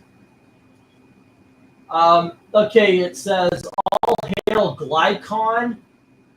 Apparently it's a snake cult worshipping thing that Alan Moore is worshipping. If you want to further ask questions about Alan Moore, pledge loyalty to the god Glycon. Okay, hold on. All I've got to do is click here and pledge my allegiance, and then I could ask. Issue number 41, it says here, through 56, and then the return 1 through 6, and apparently I owe some religion some money now. Sorry about that. It has to, yes. That was a bad joke. I was going to say they weren't all that well educated, but really I think it has to do with they were brought up with the type of Christian circles. What are we talking about? Someone is going to have to inform the millions of people who were touched by the Lord of the Rings trilogy. I never even heard of Lord of the Rings until the movies. My parents didn't have that growing up. We did. My brother loved the Lord of the Rings. I liked The Hobbit. I read that book like it was the only one in existence. I couldn't get past Bombardier in the Lord of the Rings trilogy. It just bored me, and every time I hit that section, I just put the book down. I never picked it up. So I've never read the Lord of the Rings trilogy. Let's see. 2 words could have saved Star Wars sequel trilogy and made it and made Daisy Ridley likable. Jaina Solo. Okay. Also, they finished high school and had some college sports. Rob L. I love and hate his artwork. Sometimes it's so bad I want it, says Black Spiders. All right. Let's see. 11:07. It's 11:09. There's been no love for Supreme here. All right. So I am thinking. Say again? I was going to say about Supreme. Yeah, even though like Alan Moore's like run in the series like is good, and also it's his way, of essentially like apologizing for Watchmen killing joke, and even like Miracle Man, by showing people that he does not hate superhero fiction. And so with Supreme, like he just like play the tropes and archetypes straight, while also taking them in a direction that doesn't result in deconstruction. Yeah. That has become a 4-letter word in this crowd. Deconstruction. It's like, it's overdone. It's time for them to start construction. All right. Don't mind me. Construction and reconstruction. Okay. All right. Let's get the 1-minute warning.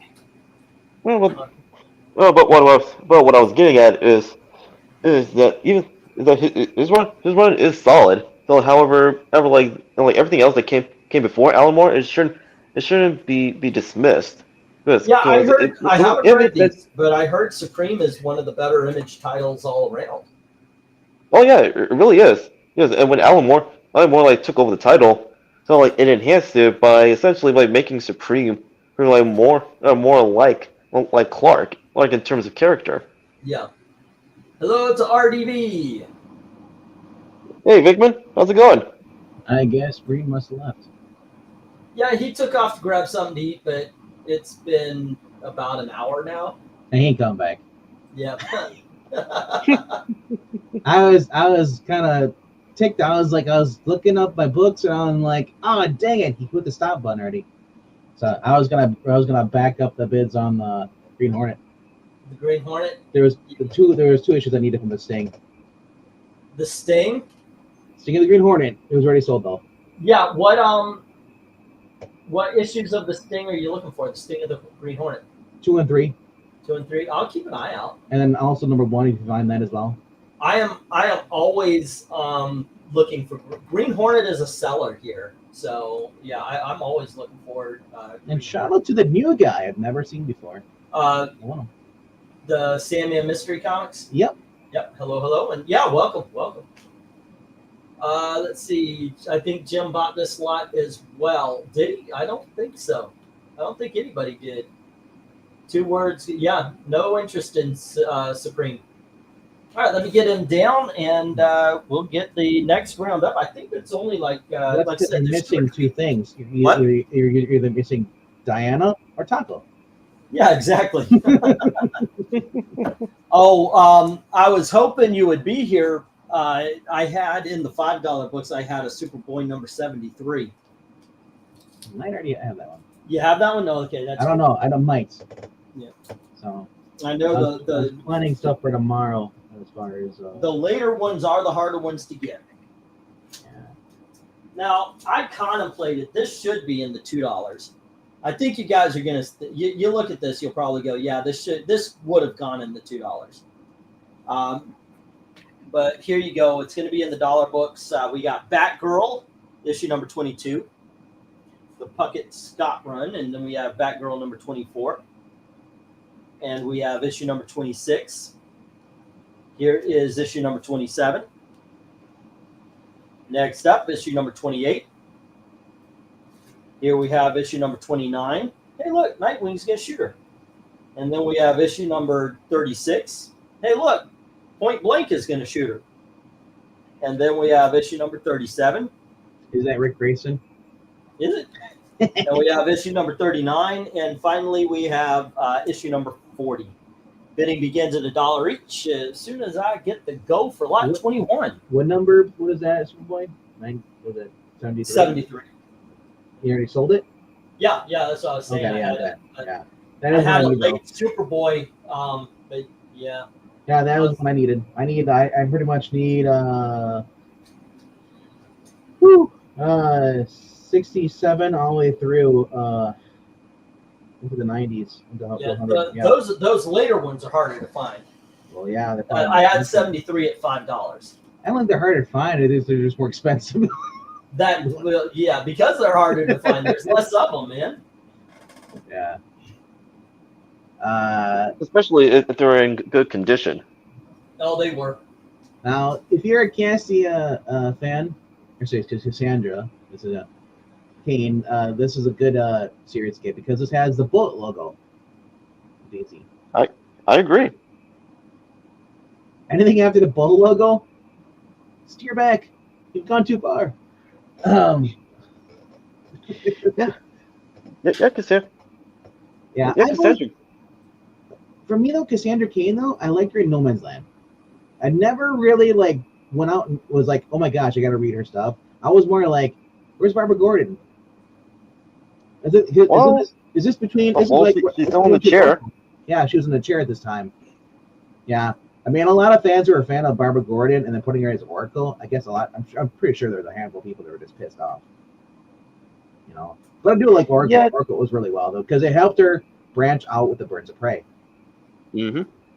Yeah, back when it was just her and Black Canary, during Chuck Dixon's original run before Gail Simone took over. I like the early days of her and Nightwing, just Barbara Gordon has been flirting. But now, if you want that, it's in current DC form. Books, they're an item again. Yes, completely ignoring the whole Starfire. Well, if you ask me, who succeeded back to the mantle of Batgirl the most, after Barbara became Oracle, Cassandra or Stephanie? Well, Stephanie was an interesting series. It was Tim's girlfriend who ended up becoming a Robin or a Batgirl actually. But it's for me personally, I always felt that Cassandra Cain never should have become Batwoman, or if she did briefly and then became a totally different character. Because Batgirl is pretty much should always be Barbara Gordon. It's like having a legacy character. But the person still is still alive, and it's like at the time, No Man's Land, it caused necessary drama between Bruce and Barbara. Because you're like, did you know? He's like, I had no idea, pretty much, But Stephanie was always better at spoiler. But I mean, I love that. I said the whole entire post-crisis everything. With most of it, Robin, Batgirl, Batman, all that stuff. The whole world DC universe was for the 30 years that they were doing stuff. Everything was just firing on all pistons, and then they decided, you know what? Let's bring in someone who doesn't know anything about comic books, and we're just going to change it up and say we're going to start over and call it New 52, and just piss off all the fans that were buying your stuff. We're going to create a whole new volume 2 now. Because wait, no, we'll switch back to legacy numbers. No, legacy numbers are bullshit, and I agree with you on this. Once you stop the numbers and you start over, Volume 3, issue number 42. There's no such thing as Detective Comics 1000. There's no such thing as Superman 1000. They're full of crap. It was BS. They should never have stopped the numbering. It's not Superman 1000. It's Superman Volume 3, issue number 42. Those lying mother. Anyway, that's my thought. But don't let me get into a rant. I do not want to go over things we may have spoken of before. You know the thing though, you being a rant works out well. If you were by yourself, just do rants. Yeah, that's basically it. Yeah, all through the auction, just rant on things. Not how bad the auction is going. You know what grinds my gears? these You know little what umbrellas and these grinds my- drinks. Yes. You got a mixed drink the other day, and you didn't put the umbrella in there. Oh, that's just wrong. You need the umbrella for the tiny sprinkle rain, I guess. I don't know. All right. You could just bitch about being Indiana. Oh my God! Anybody can bitch about being in Indiana. The f- was I thinking? Yeah. I got married. That's what happened. I got married. Now I'm in Indiana. I know there was stuff in between there, but that's how it feels. I got married. Now I'm in Indiana. Like, I like Cassie, but I feel like Cassie, as DC always does this, Cassie's the better Batgirl. Because her mother's Lady Shiva. You know, she's superior to Barbara Gordon. I'm like, I want Barbara Gordon to beat her down, be like, bitch, I'm Batgirl. Oh no! What I thought was weird is they actually had Cassie beating up Batman in her first appearance. I'm like, oh horseshit! Come on. It's called Batman holding back because he doesn't want It's to put her like, in do the you know how hospital. many people in the Marvel universe are now smarter than Reed Richards? It's like, really? That's where you guys are going with? It's like when everybody had to kick the shit out of Wolverine. Tony Hayes, the email's going across the stream right now. Wait, what? Is your email? Madman1 at It's Gmail. with a one. It's with a one. Yeah. Yeah.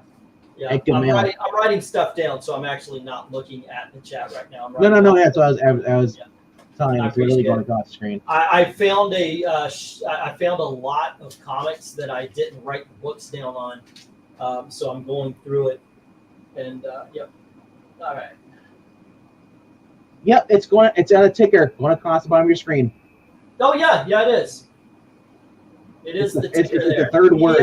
MediaMadmen1@gmail.com is the PayPal. Alrighty, let's see. Lasso, Men of War 1. That was And I apologize if you're trying to look at the ticker while looking at a phone. Well, yeah, you have sent him emails before. Showcase. Yeah, and like I said, they're the people who are like pro Cassie, like Cassie's so, and I'm like, no, bro, Cassie's okay, but you know, she's like having Kato as a Robin, and then saying like he's a superior Robin because no one can like match his skill. Yeah, I do remember. I remember like how Lady Shiva was originally portrayed, here along with Maxwell Lord. Like she started out like as an ally to both Richard Dragon and Bruce. But then as time went on, like she was later writers started writing her more as a villain. The same thing. Same thing happened with Maxwell Lord when Dan DiDio decided to change him from an ally of the Justice League into a supervillain, even though he never was that way or even hinted as such in the original JLI run. Smartest people in the universe are always have been mutants or mutates is not only dumb but statistically improbable. Not sure I haven't said this in just a touch, but if you put every $10 you buy, you get a spot on the spinning wheel. And today's giveaway is Astro City, the Tarnished Angel. Astro City. So there you go.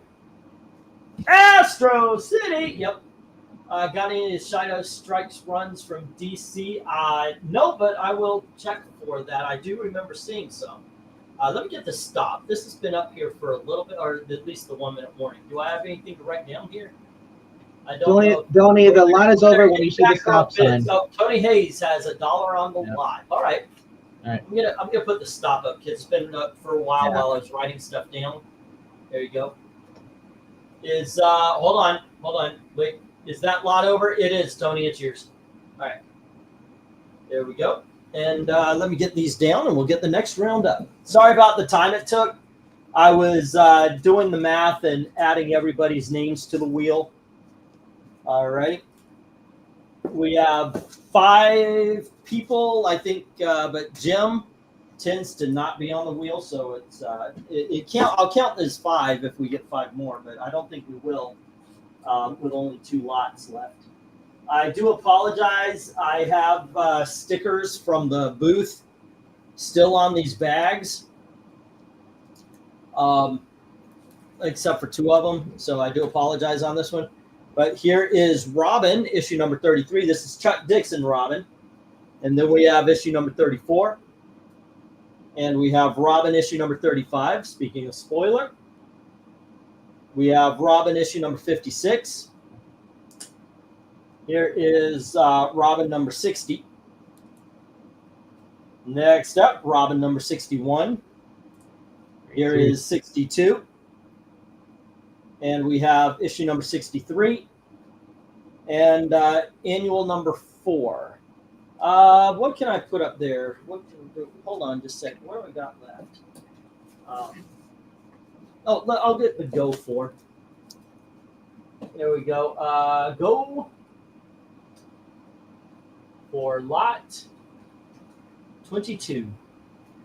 Jim doesn't like everything, but he does pick and choose what he wants to get because he's filling gaps. But he's also I notice he's going for the dollar books, which is smart, especially when they have deals like this. So what is this? $1? Yeah, these are dollar books. Okay. Here's something called the Bequest. I have no idea what this is, but I've got a couple of independent comics here coming up next. There you go. Bidding begins at $1 each. Got the Go for, and yeah.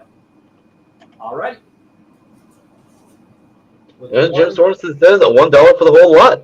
Oh, okay. Well, $1 each for the lot, yes. All right. Zoinks. Cool. Let's see how that. Sandman, it's $1.50 or higher there because Jim beat you. He says $1 for the lot, so it'd be $1.50 or higher. There should be no reason an Earthling should be smarter than the Celestials or Living Tribunal or the Beyonder. It's ridiculous what they do now. Given that they've gotten Type 2 Kardashian sales. There you go. Oh, hey, you made a new thingamajigger. Yeah. Yeah, Okay, I'm surprised you don't have one up. You have three and five. I don't have $1 one. I have all the others. I never got the $1 one. So yeah, I've got. We got this for the $2. I mean, we could do with something official, but Jay is so he's saying Jay is Sandman's if he wants it. Yeah. So Jim. But what? Jim was saying Jay is Sandman's if he wants it. Okay. Yeah, Jay. If you want Jay, it's yours. Yeah, I know, Morani. My microphone's on the wrong one.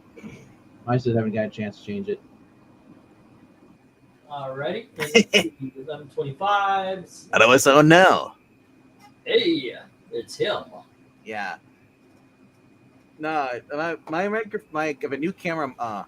It has a built-in microphone, and for whatever reason, StreamYard likes to be a little bitch and default that instead of my actually Blue Yeti. It never did that with my own camera phone or camera microphone. So I don't know, man. It's like I went into settings. I've done everything. At this point, if I could do StreamYard without having a camera on and just have the icon, I'd be fine. That's all I care about. There were only 9 books when I typed it. That's true. When he bid, yeah. So when he bid the whole board, there was no elf or whatever. Oh, so he's not interested in the Bequest, just the Robins.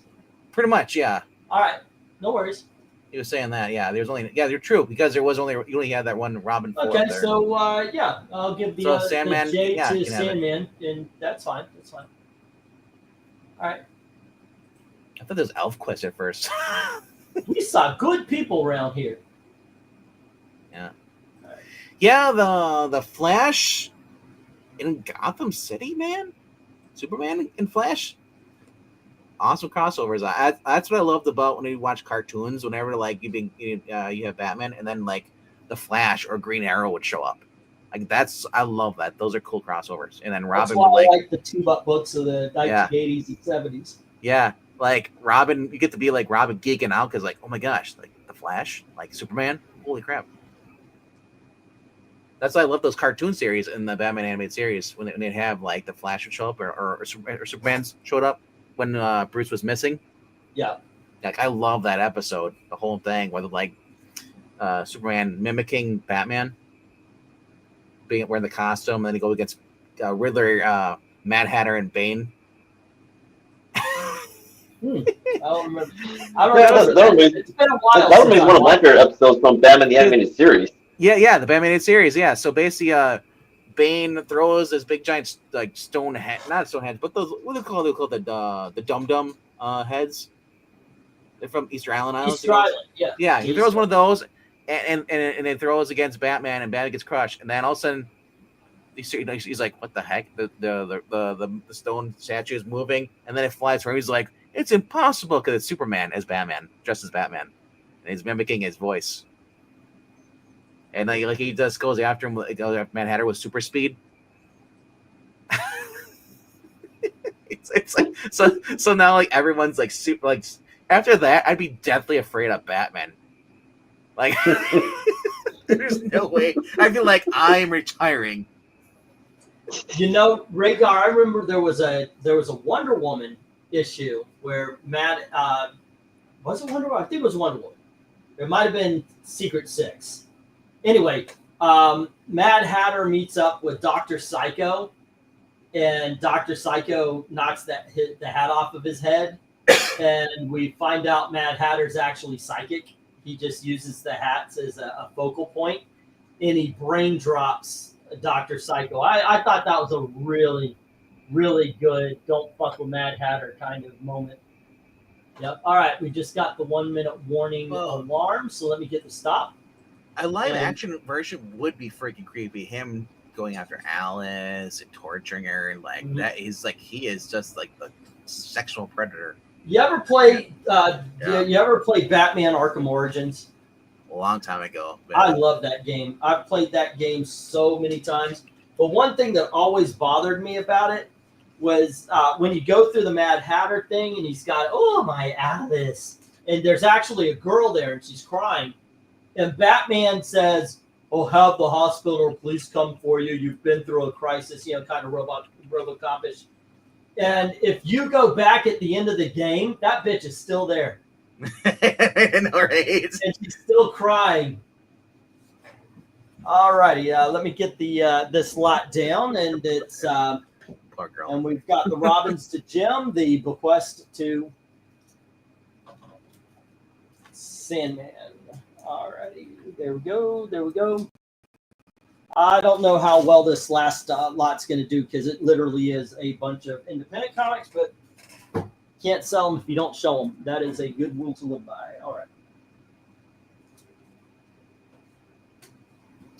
Where is it? Here it is. Okay, next up we have, I have no idea what any of this is, by the way. Well, I do have at least an idea of one. We have something called Stark Future. This is issue number 6 from Aracel in the 1980s. And then we have Stark Future number 5. And then we have Jonah and the Impossible Monsters from Oni Press. This is issue number 1. We have Secret Weapons from Valiant Comics. This is issue number 1. And we have Commanders in Crisis, issue number 1 by Steve Orlando. So I'll sell that one, never. Here is Snap Flash Hustle, and this is by somebody named Shand and Pearson. Here is The Dream Police by J. Michael Straczynski. And we have Archie's Laugh-In Joke Book. That's issue number 149. There has to be something wrong with it. It's torn right here. The cover's torn. Grindel, issue number 30. And finally, we have Death Blow, issue number 21. Bidding begins at $1 each. This is it. The last lot of the night, kids. Death Blow, when meeting hookers go wrong. Alrighty. Let's see. Robin, lot for 9. And Sandman had. Oh, I got to get the go for lot. Sorry, my bad. Go for lot. I believe it's 23, right? I like the shorter. But they're already bidding. Already bid. Well, they're bidding on other things though. I thought maybe they're going to the same thing at first. H and I. Okay, that's no problem. No, don't worry about it. I'll put it in. How long have you had that white display stand? Half a year. Yeah, I got it here in Indiana, so yeah, Maybe almost a year. So with June, almost a year. It's been about 8 months because I remember. It's been about 8 months because I remember in May we got our booth, so and I got this for that. I originally got it for the booth. All right, so Jim's going after the Archie's joke book, Alrighty, and then Sandman wants Grendel, Grendel. Comico, and Dominic. Are you still there? Still here. You should get that Commanders in Crisis. I wonder if it's anything like Heroes. I wish it was, but Commanders in Crisis, runs by Steve Orlando. Wait, did you say who wish it was Heroes in Crisis? Yeah. No. I would say because Heroes in Crisis is usually better than Steve Orlando. I'll take Tom. Even though the Heroes in Crisis is a crappy event, which does not just Wally dirty, but all the other heroes and villains dirty as well. Oh, you know what, E? Tony's onto something. Talking about the white stand, you say you should name it. You could cut out design, like whatever you need to do on the bottom part. Like little stickers, like like whatever. Contact Ingleton at gmail.com for more or our exclusive deals. And and you could put up like every other week. You could put up a different thing there. If it's like a special, it's like stick around for the end of the week for the wheel for win free prize. Oh yeah, hang out just a little bit, Sam, man. Yeah. Let's see the Omni and the comics. That would be that would go medium box. That would be a medium priority box because because of the omnibus, it wouldn't fit in an envelope, but it'll fit in the medium size. But I go priority to cut out all the math and all that kind of stuff. It would go priority medium flat rate box. Like I have the dollar sign there that they can design like that. You could like 38, 48, 55. Yeah. Right now, 55 would be without adding the Grendel. So you know what? Don't worry about that. It's worth that, and so is that stand. Yeah, literally, you've gone into like a sandwich shop and they have like the deals, and it's always in those flashy like neon orange signs cut out little spikes. Yeah. We want to do the same thing at the booth, and talking about the auction. You could do that on the bottom of your little board here, advertising. Oh shit! I almost left. Oh, hold on. Did you almost hit end stream? Yeah. Gee, what's that like? Yeah. Okay. So we got to stop. Let's get the stop before I shut everything down. Okay. Here we go. Let's get the joke book for Jim, and Mystery has the Grendel. Let me write this down really quick. Archie's joke book. Now, just know, Jim, this is a early 70s, maybe late 60s Archie that's in a dollar box. So don't read this in a high wind is what I'm saying. All right. Only in low wind settings. Yeah, only low wind set. Jim, do you want to be on the wheel tonight? He said no before. Okay, I just wanted to make sure. He usually doesn't. I didn't put him on there unless with him it's going to be opposite of everybody else. I want to be strapped to a wheel and spun. Well, some people are more adventurous. The real life version of the wheel, you hang onto it and you're just blowing chunks. Merry-go-round. Yeah. Everyone's holding on to it. It's like the car thing. The last you ride the Gravitron. Oh my gosh! With the Gravitron. The wall. So here's the Gravitron though. It's open, so if you fly out. No, that never actually happened. Come on. No. It's saying, man, basically take we all go to merry-go-round, and then they crank it up. They say spin it. Okay, Dom, I'm gonna spin the wheel. Is that okay for you? Because I know you go through the books afterwards, but that means, of course, you're not on the wheel. Is that all right? Yeah, no problem. I don't mind. I want to hold everybody up. as we're doing this because I know some. He's once like asking, he's like, "Oh, you're not going to show the no sales?" Oh, I was going to do that after, but if you know what, I'll do that now. Yeah, okay. You know what? Because We have another request. You know what? One Slick, you've been quiet all through. I forgot. One Slick's here. Hey, okay. Wow! Not only do you skip him, but you forget that he exists. Yeah, he's one forgotten dude right tonight. I'm sorry, man. He's usually one skipped, and tonight it's one forgotten. There's not a lot actually tonight, but yeah, let me get this thing done. And what I'm gonna do here, guys, and Sandman, who's new here, is I'm gonna go over all of the books that did not get sold for those who maybe have come in late. Man, every time I hear the name Sandman, I expect him to take a beer can, crush his forehead. But they did an ECW. All right, let me get the dollar books first. Let's see. All right. Let's see. What are we doing? Oh, this is what we're doing. I need to move the camera.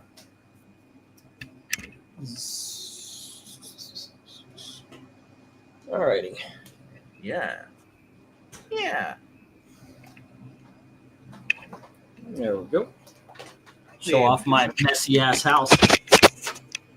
I've got comic books everywhere, and there's a lot of times I'm like, okay, I'll put this piece of paper right here, and that's where it stays because I'm a combination of messy and lazy. Sir, all you need is an anime scroll on your wall, and you're a single guy. You're a single man in his 20s. I know, right? Okay, let's go through the ones that didn't sell. Just remember to hold them up for more than 3 seconds. We had Camelot 3000, and this was issue number 2. Right. These are the dollar books. Yeah. All righty. And let's see, from Dan Vado and Norman Felchel. This is actually a good book. This is book 5 of 6. This is called The Griffin. Hey, Peter Griffin. If you see something, all you got to do is say something. The way it works is this: at this point, it's a claim sale. If somebody challenges you within 30 seconds, then it becomes an auction. All righty. Let's see. We have the Eternal Warrior, issue number 1. Dom, you're here, right? Yeah. Yep. All right. Hold on, I'm not putting them down yet. Well, he remembered you, but Camelot 3000, number 2, and we had the Griffin. Okay. All right. Next up, we have the Eternal Warrior, issue number 20. Okay. All right. Nice. We had the Supreme, issue number 27, to go along with the lot that didn't sell that's coming up. Remember, just write down the name of the book. You don't need to put the price. Yep. Issue number 32. And issue number 31. Ambush Bug Year None, issue number 2. This is from the 2000s. I am shocked that it didn't get bid. I know, right? He's like, it's all mine. Ambush Bug is awesome. We have World's Finest by Carl Kessel and Peter Doherty, and this is issue number 6. Whoops. Nice. Yep. And we have issue number 4. Nice.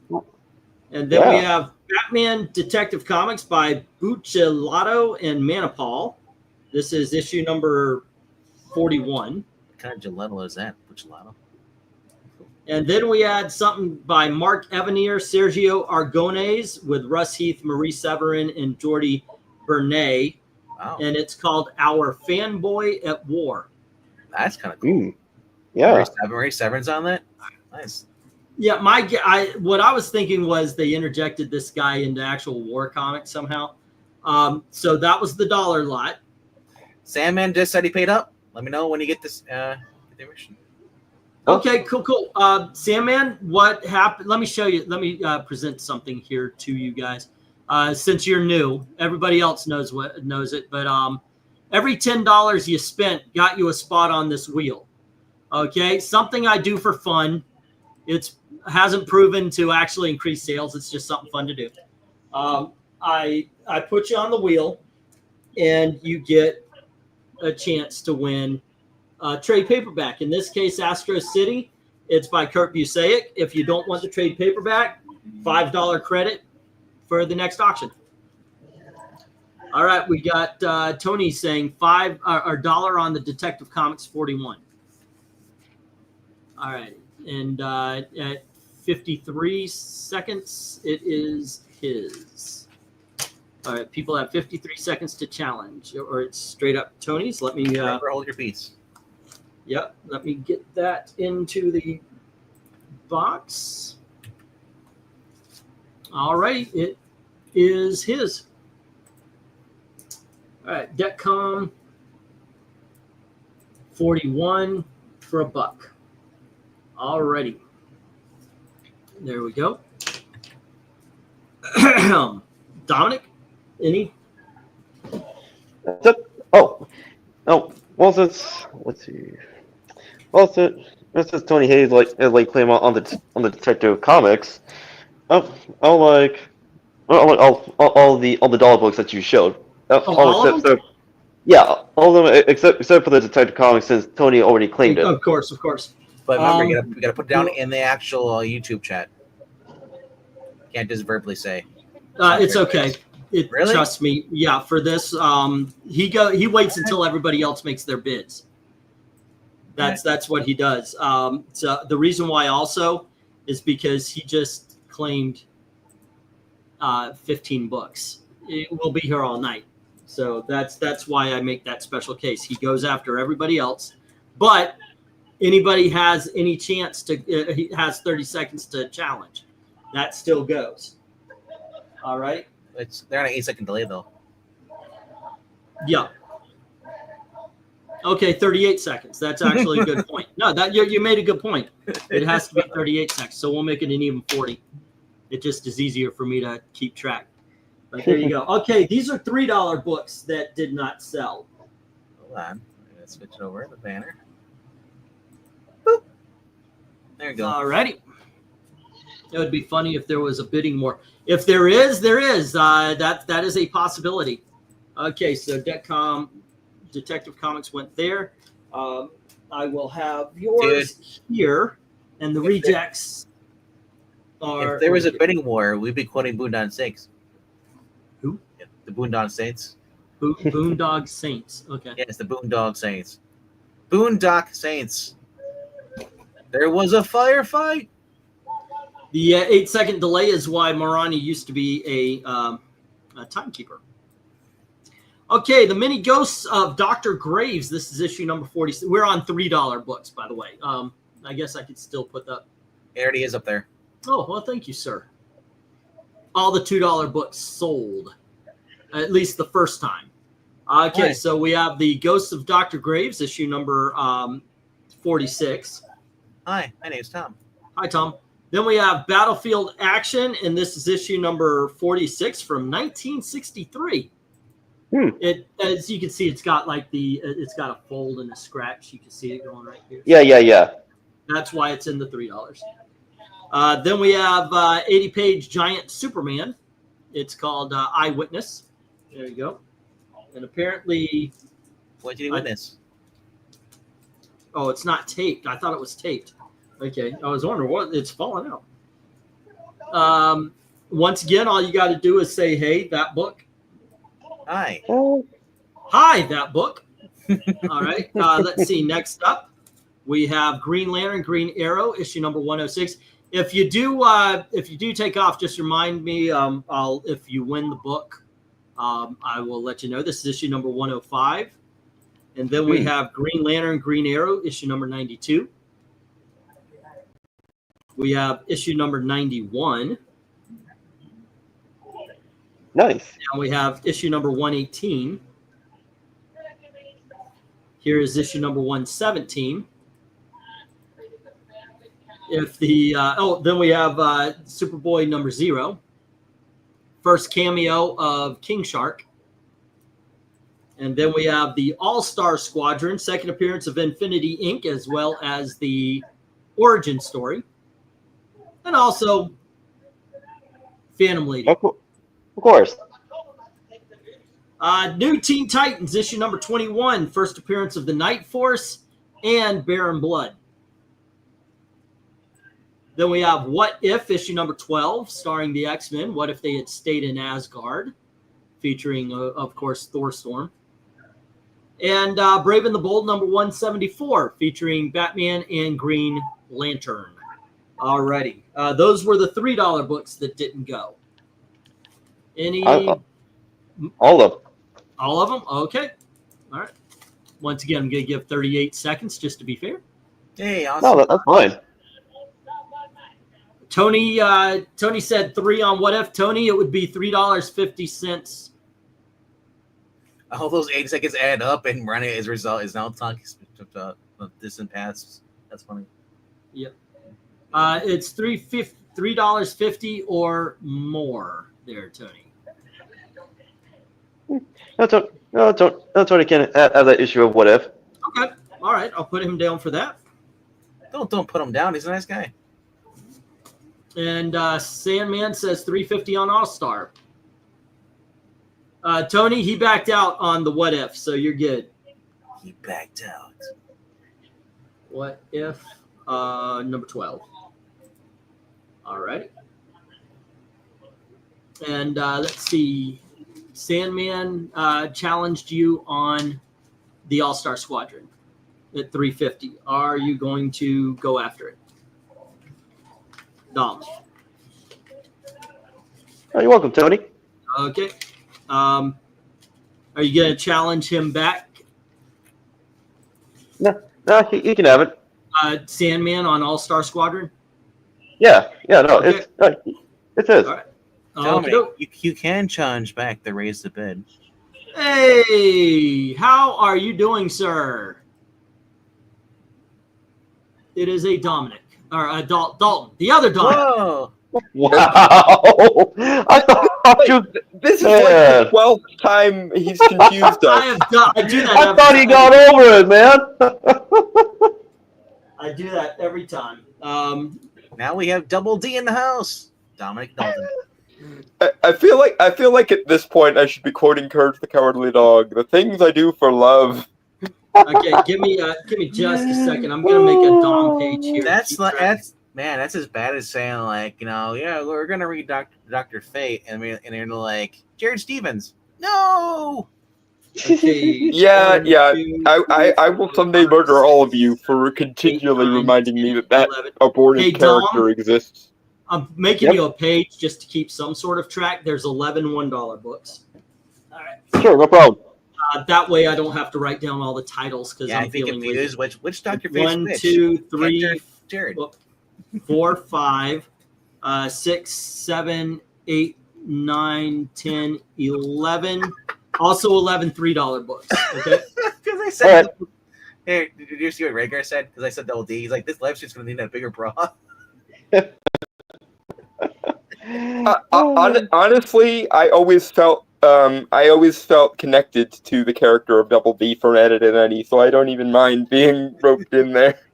1, 2, 3, 4, Well, 5. granted, like a Double D is the straight man of the trio. Well, Okay. and basically the only one with a conscience of the three, but there's Yes. that. Yeah, he's our Jiminy Cricket. Alrighty, kids. Here we go with the $5. Before we get off on Ed and Eddie fanboy. Oh goodness gracious. Okay, I got to keep this moving here just to go through. Here is Wendy the Good Little Witch, issue number 60. All right, and then we have Weird War Tales, issue number 29. Another oldie but goodie. Oh, that's what we got here. Weird Mystery Tales, issue number 22. A lot of oldies and goodies. The Battle of the Bulge. This is the movie adaptation. I like the fact that it actually says movie classic. Now, this is why this is not a $15 book. We have as you see, scribbles. Plus, there is a corner tear that goes down to about the 12. Are you not doing the row system tonight? We're done. I'm going through the books that didn't sell for Dom, and then we're going to do the wheel spin. Okay. Here we have Star Spangled War Stories, issue number 117. I guess this is part of the time that the war forgot. All righty. And we have Fightin' Navy. I believe this was issue number 4, or was it 2? Oh, yes, good old Jimmy Cricket, deep dive of the etymology, and the name is interesting. Give me just a second. These, you know what? I'm not going to be able to pull up all these. Do I have my thing out? Yeah, I do. Okay, I have my thing out, so that's good. Whoa, phrasing. Okay, this is issue number 119. All righty. Navy Fighters 119, and then we have Marines Attack. And this was, let me get to the Marines Attack. And this, God dang it, come on. This is issue number 5. And then we have Navy War Heroes. And this is issue number 3 from 1964. All righty, we have Looney Tunes from the 1990s. This is issue number 1. Considering it's up to 275, that might be the same number 1. Then from Star Comics, we have Bullwinkle and Rocky issue number 1. Vincent disclaimed Navy Moose War and Heroes. Squirrel. All righty. So far, you have 2 claims: Glinzer, Star Spangled War Stories. Yeah, let me. Okay, so we have the Navy. Okay, Glinzer says Star Spangled War Stories. Let me pull that out. And Vincent said the Navy War Hero books. All righty. Did you want the Fighting Navy or just the Navy War Hero? All righty. And let's see, where are we? And yep. Put your thing away. It's a family show. That's how I created the family. Yeah, not Plastic Man. So okay, I had to say the. You know what, Rhaegar? That book sucked beyond suckdom. Okay, the heroes only. Gotcha. And then we have Green Hornet Parallel Lives, and this is issues 1 through 5. Ooh, nice. Selling as a set. All right. Let's see if anybody bids on that. Those were all the $5 books. Give it. There you go. All right. Well, I'll claim all 5, all except for the ones that have already been bidded. All righty.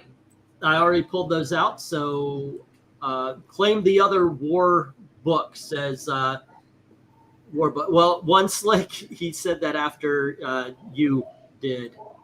Do you want to challenge? Do you want to have him challenge, or what says you there, Dom?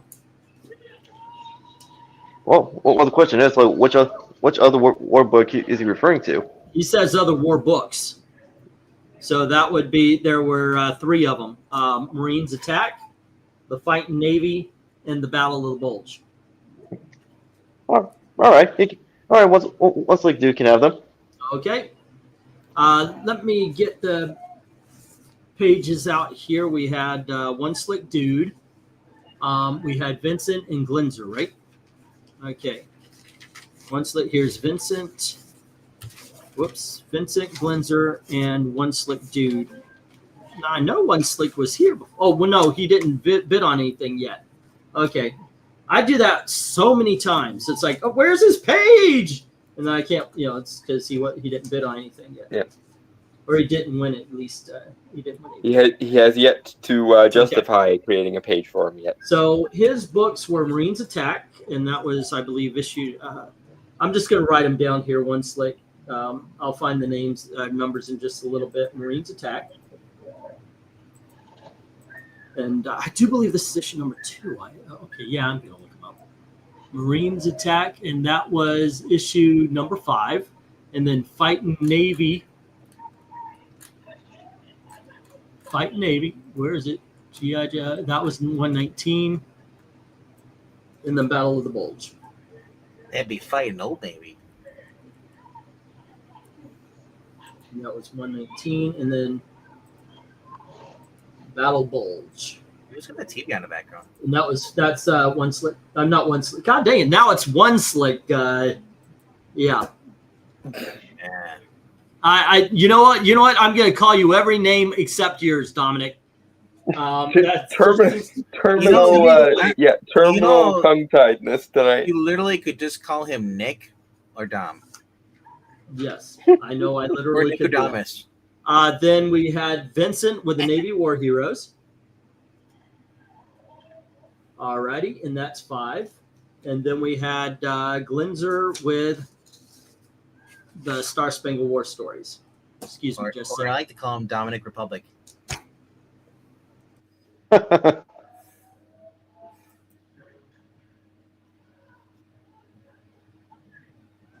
Woo. Yeah, it's I'd called blow all your that- speakers out if you guys actually heard that. That's okay. You probably woke up Gail, and you'll be dead All right. soon. Oh yeah, yeah. I do that all the Back to your time. shoes now. Run. Right.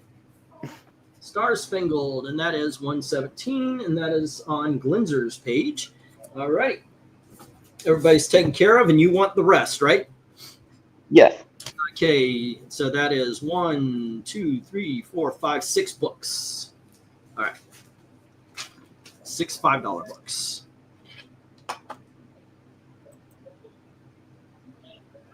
Well, it's more than 6, but I'm selling the 5 as one lot. So that would be 30. All righty. Cool, cool, cool. Put these in your box here. And then let's see, Big Dogs. All righty. Well, let me go by 10s. 1, 2, 3, 4, 5, 6, 7, 8, 9, and 10. Not a lot of big dogs sold tonight. The first time with these bum back, he could be called one slit disc. I like that one. All righty. Next up, we had Millie the Model, number 204. All righty. And these are all $8 books, unless otherwise. And we had Army Attack, issue number 39. I know these because the number C's, I actually wrote them down. Then we have Army Attack number 4. And here was, I think this was a $5 book. This is a $5 book, by the way. Okay. That's some military themed shenanigans tonight.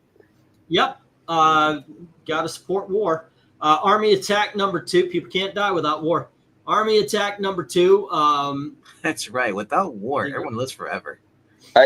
I suspect Aubrey Plaza would disagree with you there, but I'm sure she would. your funeral, literally. Well, she also disagrees with me that I think she should always walk around naked. So, anywho, Marines Attack, and that is issue number 7. Yeah, my favorite And guy is then we have Army Attack, issue 43. Yeah, my favorite guy is Audio Murphy. He's the guy who created the stereo. Adi. And we have Air War Stories. That's issue number 5. And we have issue number 4. And we have issue number 1. Yeah, I know, right? And we have Marines Attack, issue number 2. Well, he died apart and his wife. Yeah, she just died. Or no, husband. Sorry. Duh. Wow, I'm going the wrong deep end. All right.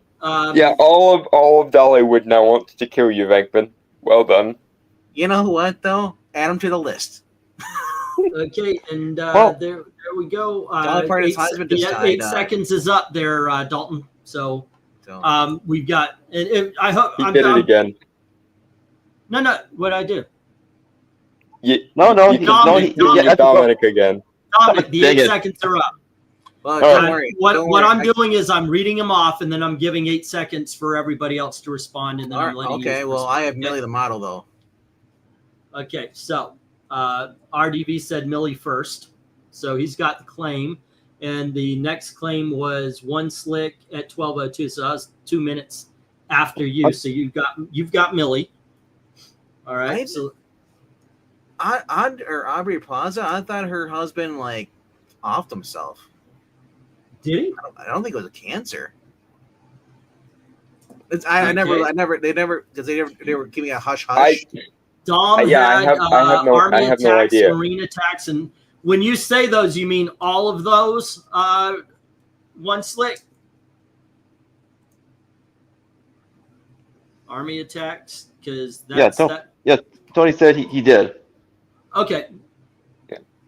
Millie has- I mentioned Aubrey Plaza because she is the MCU's death now.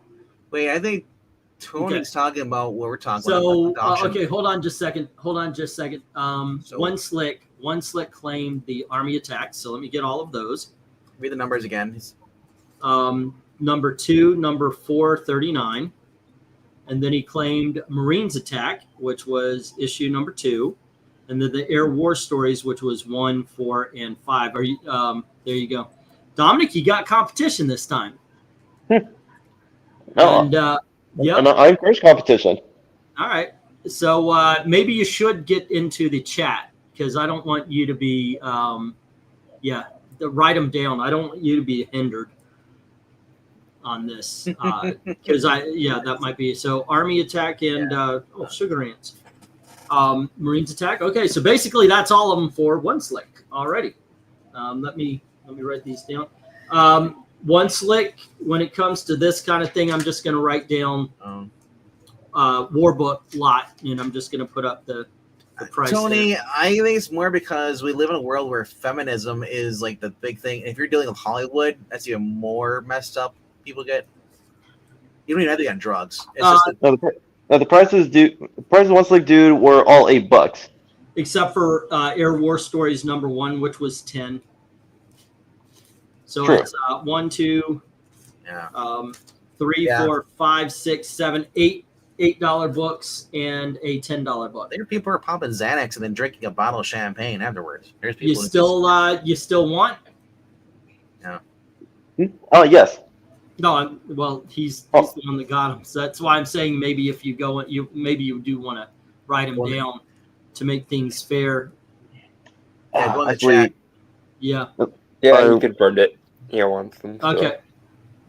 Because I put you on an 8-second hold because you were doing the after thing. I want to give people enough time, but it makes you slower than everybody else if you're not writing it down. Well, I'm gonna write them right now, but I actually need to go and host another live stream. Okay, we're almost. Oh, you done drove here. him away, E. Now he's no longer bidding. Well, we're almost done here, actually, because you have seen That's the Green Hornet and That's Supreme. okay. This is the the oth- last lot of books you didn't see. We have the other Dominic that can bid for him. All right, so we have Marines Attack, issue number 1. You're not helping the we're the same person rumor Hold up. segment. We're having Jughead, issue 169. And by the way, like I was saying before, these are in excellent condition, really. I can see that. Yeah. Well, yeah, but you could probably show me like the other books that they can sell like maybe tomorrow. Okay, 166. And then here is Archie's 175. Yep. And 69. And then we have Lyndon B. Johnson. That's a great keeper. They knew that. And we have Archie Meets Punisher. Great series. Reasonable price. All-Star Squadron number 1. Cool book. And Batman, goodness gracious, what issue is this? It's like 804 or something. It's the first chapter of Hush, but it's the New York Post exclusive. It's 608, I think. 608, yeah. It's the New York Times exclusive variant. So there you go. Very good series. And then we have Batman Forever movie adaptation. By And we Danny have O'Neill. the Batman 89 movie adaptation. I think Danny O'Neill wrote both of those, right? At least the Batman Forever one, I think he did that. I don't know if he did the 89. Okay, so we have One Slick with the Marines Attack, the Jughead, First two Archies. and the first 2 Archies, which by the gosh, these are in good condition. I like that. LGB Johnson Focus, I love it. took over. He was the vice president when JFK was pretty much whacked off by the CIA. And Vincent said the Batman variant. All right. Don't kill yourself because your wife's crazy bitch. Well, right now we have we already have Vincent claiming, I think, Hush. I'm not sure. He says Bat VIR. Hold on. Wait, say again. Vincent said Yeah, he put a claim on the bat. Hush. Yeah. So so Austin, you got to go a little higher. Yeah, he did it within the yep. So yeah, if you're challenging him, you got to understand it would be $10.50. Yeah. Let me know if you're challenging him. 11 on Hush. Okay, so we are in a bidding war on Hush, on the first chapter. Ranger, that's under the bridge. What do you think of that sense? Yeah. He took over his very generous way of putting it there. Because the rule is when we're doing this, it's a claim, but people have 30 Yeah. seconds to challenge you Austin has Hush right now, $11. at $11. Yeah. All right. Like I said, for the longest time I did not read Hush. I just kind of like I watched a cartoon movie. I don't need to read it. And So once I was again, like, the Batman 89. Vincent drops out of that one. We have Batman Forever. All what are you Star doing this? Squadron, Yeah. Punisher meets Archie, and Lyndon Johnson. All right. Well, you were alive during the LBJ. No, it wasn't. I know. Okay, and so let me write this down here. Austin says, right Austin here. page. Allegedly, people are implying that LGBT had something to do with JFK. Oh, a lot of people imply that. Yeah, it wouldn't I'm saying surprise me allegedly given on his YouTube. personality. I'm saying allegedly on YouTube. All right. And Strike One us. Slick had, let me put that in the, here you go. Tony wants to know how much for LBJ. That was that an $8? I think it was an $8 book. Let me get, yeah, it was an $8 book. And then One Slick dude needs the numbers on the Archies. Okie dokie. There you go. I'm not a doctor. I just play one on the internet. One Slick, it was issue number 175 and 176 for the Archies. Jughead was 169. Alrighty, and One Slick had Archie 170 or 166. Alrighty, and 175. So Lyndon B. Johnson is pretty much known for the Civil Rights Act of 1964, an expansion of American involvement in Vietnam War. Yeah. Marines Attack number 1. So he also championed and secured passage of Voting Rights Acts in 1965 to help, basically people who are not white to be able to secure. Basically, got rid of terror harassment. No, he was also known to force people he was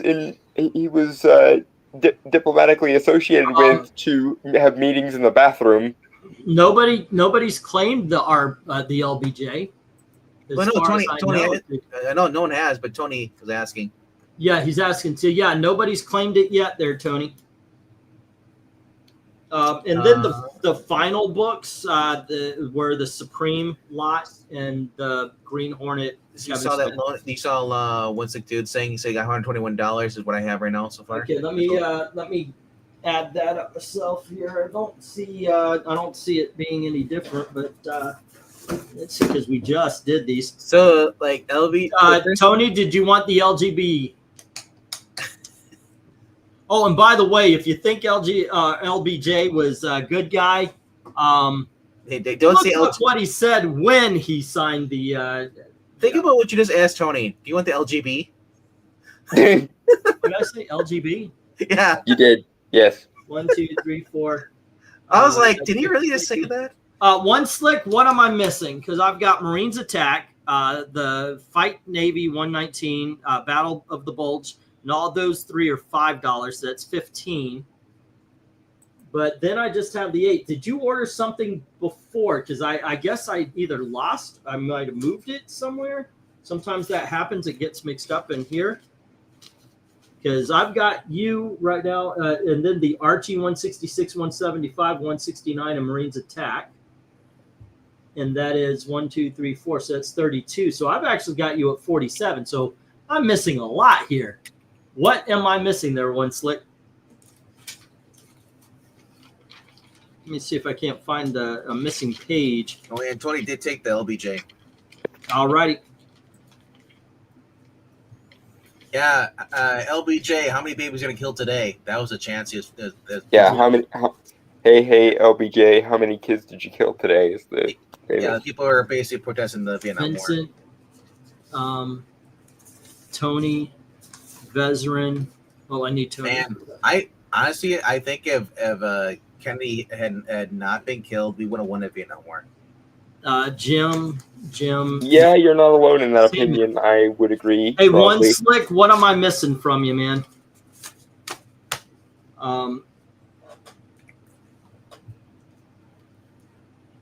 Alrighty. It was It was like, what is he missing? Okay, let me get my list. It goes like three miles long. right. But well, here he has. I've got him down. I got him down for a few things, but it's not 190, which means I missed a lot of stuff on his page. Okay, let me see if Are you just counting stuff from tonight, or are you counting stuff No, that it's he just from bought previous tonight. times? Yeah. Sometimes I accidentally make 2 pages. I'm looking for the other page, but I can't find it. So,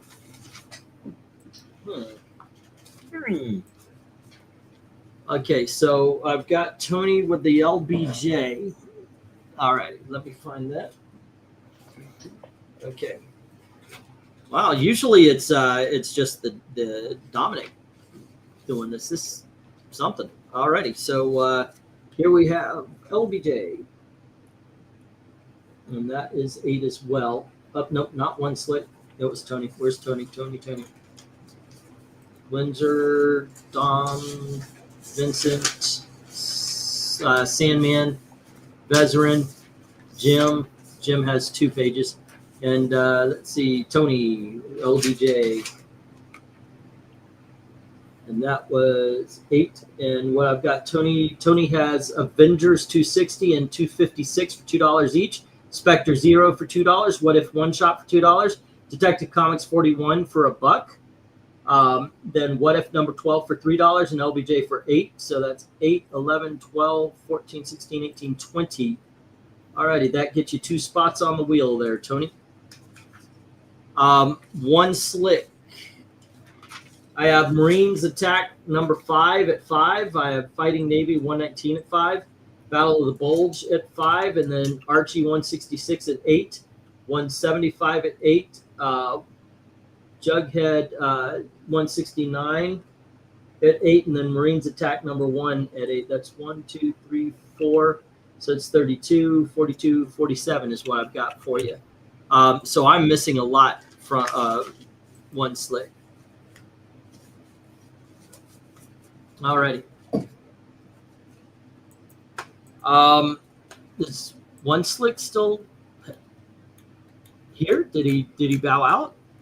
He did not say hello. He did not say goodbye yet. So. Huh. Alrighty. Okay, so let me go through this. Jim. Let's go through Jim's here. Because I have read some off. Jim had Legion of Superheroes. These are all $1 books. Legion of Superheroes 13, Vamps 5, Kent's 1, 11, and 12. Superman 13, Ninjak number 10, Legends of the Dark Knight 26 and 11. Starman number 6, JLQ, Just League Quarterly number 12. Haunted issue number 17. Mad About Millie number 15. Casper 17. Betty and Veronica 168 and Archer and Armstrong, I believe was issue number 11, all for $1. $2. New Teen Titans 20, 24, 26, 30, 31, 34, 38, 39. And Captain Carrot 14 and 20. $3. Reggie and Me, the Archie 168, the Jughead $3 version, the Shazam, Green Lantern, Green Arrow 124, 125, 127. JLA 80 page, the Batman 378. Brave and the Bold 176, JLA 128 and 197. These are the $5 books. Superman Annual 3, Superboy 73, Betty and Veronica. I don't have the number down here. Sorry. Avengers 242, 252, 253, 254, 258, 262, 263, and 264. Those were all $2 books, as are these. Young Justice 5, 6, 7, 8, 9, 10, 11, 12, 13, 14. Then Avengers 265, 284, 285, 287, 289, 290. 291, 293, 323, 325, 326. GI Combat 175, Aquaman number 18, Robin Lott for 9, Archie 140 for $1. And Jim, I got you at 162. Alrighty. Woo! Let's see. And Vezerin had Superman, Man of Steel, the 74 and 79 for $1 each. Brave and the Bold 180 for 3, and Little Shop of Horrors for 10. That's 15. You had 19 left, so you've got $4 left, Vezerin. All righty. Vincent had the Captain America lot, both of them for 30. and Spectre number 8, and Navy War Heroes for 5. Was that the Ostrander run of Spectre again? Yeah, the glow in the dark cover. Yep. Neat. So Vincent has 40 already, and you have another spot on the wheel, I believe, thanks to the spinning wheel.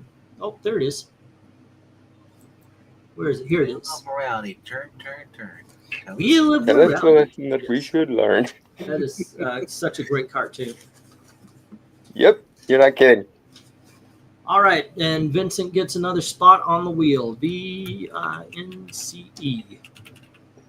United States, Canada, Mexico, Panama, Haiti, Jamaica. Sorry, now that song's in my head. Yep. All righty, Sandman Mystery Comics had Suicide Squad Omnibus for 20, Green Hornet 12, 16, 17, 1, 12, 2, 3, 4, and 1. I know there are other titles. Those were all $1. Lasso for 2, Men of War number 1 for 2, Silver Age, the Showcase 7 Soldiers for 2, Starman Annual number 1 for 2, the Bequest for $1, and Grendel for $1, and that is 39. Alrighty, and but I said forget about the price on the Grendel. Don't worry about it, and thank you very much for showing. With shipping, it's 55. If that's the way you want to go, and you have 3 spots on the wheel. Glenzer had Patsy Walker, the Ben Bowie Navy War Stories 2 and 5. Patsy Walker again. Well, those were $3. The $5, Patsy Walker 90 and 103. One of them I think might have been a Hetty. Josie and the Pussycats 40 and 41. Patsy 99 and 110. Those were all $8, and then Star Spangled 117 for 5, which brings you to 59. Alrighty. And then Tony had Avengers 260 for 2, 256 for 2, Spectre 0 for 2, What If 1 Shot for 2, Detective Comics 41 for 1, What If number 12 for 3, and LBJ for 8. So Tony has 2 spots on the wheel. There we go. Dominic is still, he's got some I have to put in here. I guess you guys are done bidding on the big dogs, right? So it would be 8, 16, 24, 34. All right, I'll put that. All right, Jim sent his list on Twitter. He says his All math right. was 174. 174. So I'm missing $15 or $13 from him. So you'll have to check his list. He sent. Right. Okay. And Salmon says, "Yep, I still paid you for the Grendel though." Say again. Oh well, thank you. I appreciate that. Big dogs for Dom 34, and that is let's see, 64, 97, 98, 108. Alrighty, so he's got 10 spots on the wheel. And once like dude put his little thing, says Battle of the Bulge. Okay, hold on. Let me okay.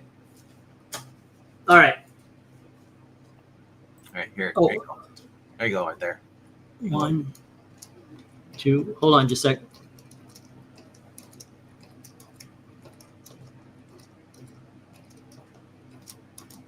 All right, let's check the One Slick list. It's right in front of you on the screen. Alrighty, what am I missing? Battle of the Bulge, I've got Fighting Navy, I've got Marines Attack. Oh, there we go. I only have number 5 written down, but you had also, I got issue number 1 because that was at 8. But you have issue number 2 here, and I do not. All right. He also says Army Attacks 2, 3, 4. Hold on just a second. Let me write this down, or I'm gonna. I don't. Yeah.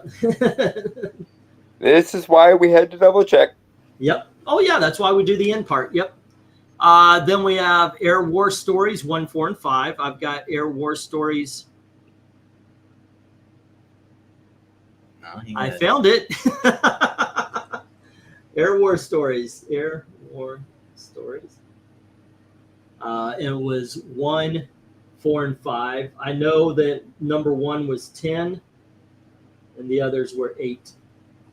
Okay. And then Archie 174 and 175. and Jughead 169. I'm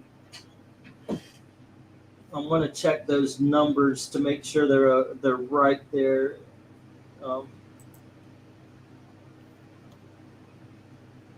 I got 166, 175. It's 166, 175, and 169. But there you go. That's everything. And so now it is 5, 10, 15. Alrighty. And then we have 1, 2, 3, 4, 5, and that's 40. So that's 65, 75, 85, 91. I've got 91 for you. Alrighty. So we're still missing about $30 worth. Well, it might be a case of yeah. 'Cause he said, what did he say? Like, no, not Jim's. One slick dude said he had what? It's 120. Yeah, it was 120 something for one slick. Unless I made the math wrong, or he did, thinking that the Battle of the Bulge fighting Navy and Marines attacks were 8, not 5. Yep. What are we thinking this might be here? One slick. Yeah, because there's a $30 discrepancy if I'm remembering correctly. He said 120-ish. Okay, let's find what he said. One slick said 121. Yeah, you're right. That's about 35. So what's going on? So Marines attacked. Okay, 5, 10, 15. Then we have 1, 2, 3, 4, 5, 6, 7, 8. And that's 56. But were you factoring in shipping maybe one slick, dude? I'm confused. That might be. This wouldn't be $30 shipping though. 1, 2, 3, 4, 5, 6, 7, 8, and that's 56, right? 66, 76, 81. Yeah, I'm getting 81 again. I'm going to listen to the Moody Blues after this is all over. Just feeling. You said there were 8 war books at $8. Let me make sure. 1, 2, 3, 4, 5, 6, 7, 8, 9. I think you got all of them too. The Battle of the Bulge, Fighting Navy, Marines Attack, Army Attacks, War Stories, Airborne.